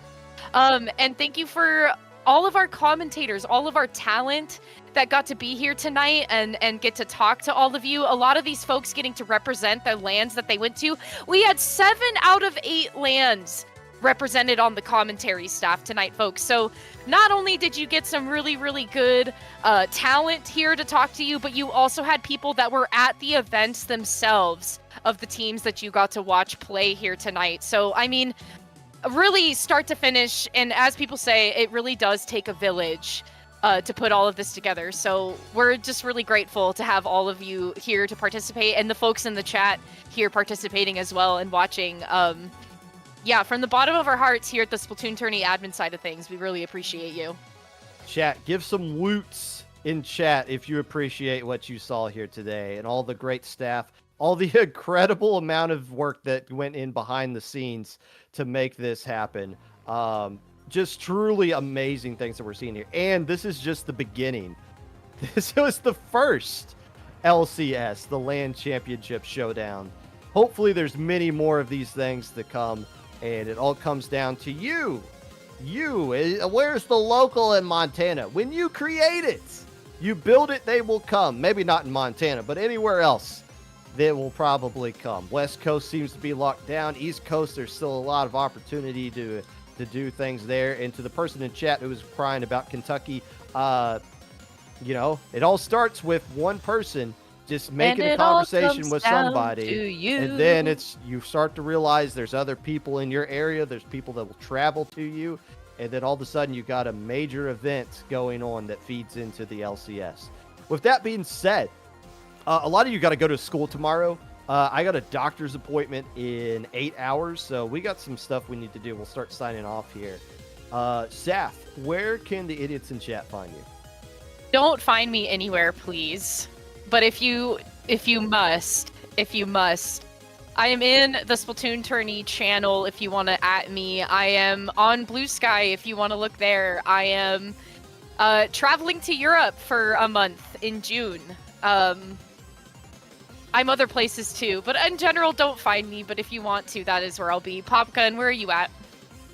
You can find me not taking off my pants because I'm currently not wearing any. You can find me on the IPL channel tomorrow at 6 o'clock, the Popcast. We're going to be talking about what you just saw here today and a bunch of other stuff going on here. There's a lot to talk about, and I'll give you all my thoughts on it as well. So that's where you can find me. From everybody that's been a part of this, there's so many different people to name and chat. Obviously Joe Ryan is our streamer, but there's a bunch of other streamers who've been going on, a lot of other commentators for this bit in particular. A big shout out to Falco, the director and head producer of this event, for putting it together. Yes. And I know if Falco wasn't currently exploding, voice exploding right now, would come on here and list off, there's several other people that helped out, and that is 100% true. But without Falco, none of this stuff is going on right now, and this is a great step forward for our scene, and we're really excited to see where things go forward from here. Congratulations to My Little Hinlow for being the first ever LCS champion, Prickly Pear for taking second place, and Glup Glup getting home the bronze medal. Gloob Gloob Gleep Gleep. New York number 2, apparently. Glop and Google. For the rest of you, enjoy yourselves. Have a good night. There will be a lot of other events going on in the future. Find your locals and go to them. Support your locals because it leads to amazing things like this. Have a good night.